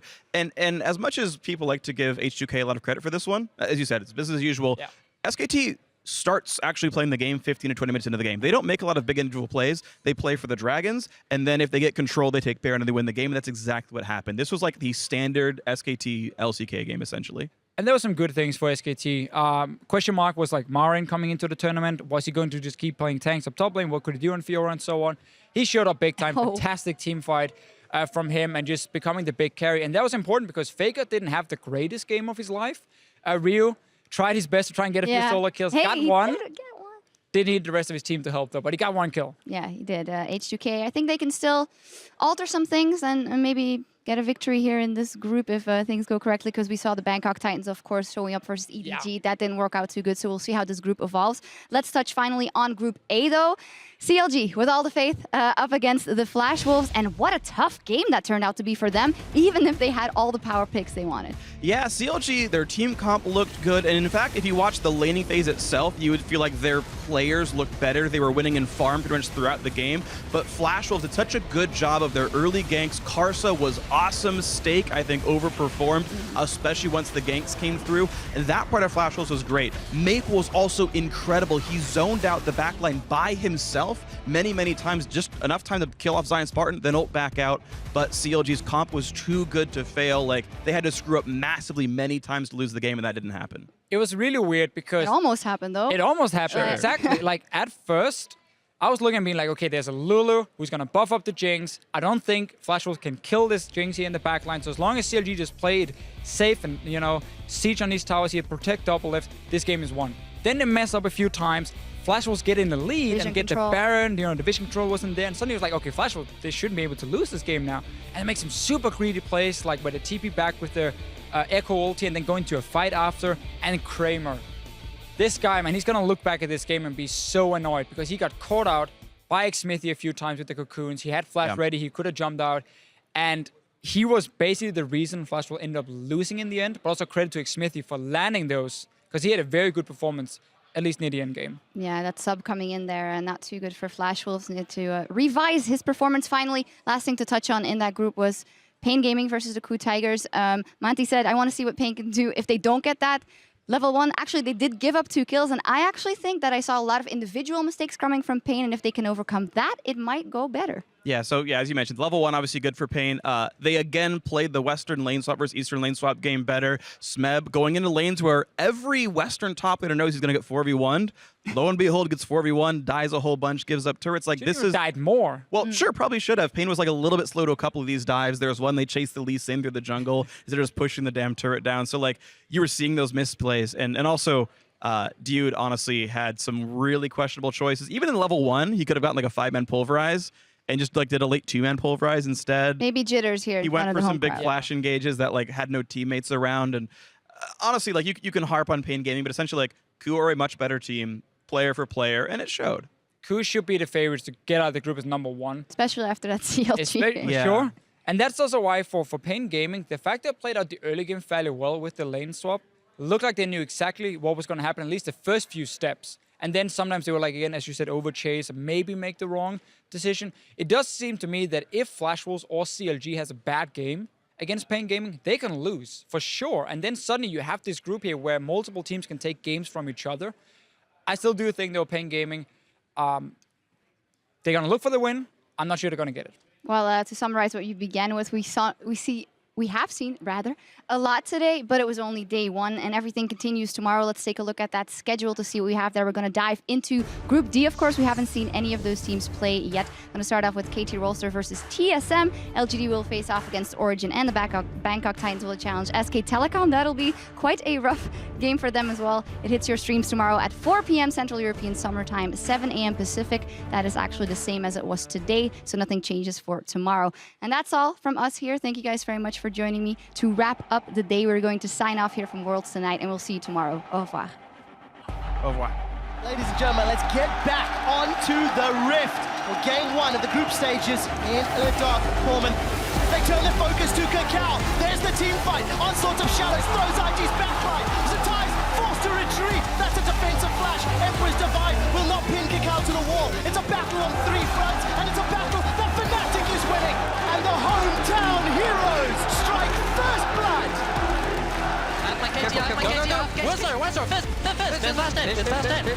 Nice. Come back. This guy? He's stunned? Yeah, F, ulti 13. I'm pretty low. Come back. Super low. Mountains jumped in, but he's down. It's Balls that takes him out. Ziv got stunned by the Event Horizon, and he's forced to flash away. What an upset in this group stage. Goes out, not gonna fly slow. Wow, more just eviscerates. Beautiful play. Double. Yeah, what an outplay. SKT are on the board, 1-0 in the group stages. Not allowed to give up. You cannot say, I hate this game if the game is 1-5. No tilting allowed. Here comes the dive play back there. Warlock getting low. Mako, he's in trouble. He flashes out, but Death, he's getting a first blood. That's a double kill. EDG in style take their first game here in Paris. Good play there. Gets the combo of Mako. Dumped his way back in. He wants double. He pops his onions. Has to run out. He's so tanky with the help of Kramer gets Cocoon. He'll get shut down, but Styles has gone down. What a comeback right there. Mill. Nice. Pops over to the Crux. He's looking for the wraparound. Business as usual as they play their first game here in Paris.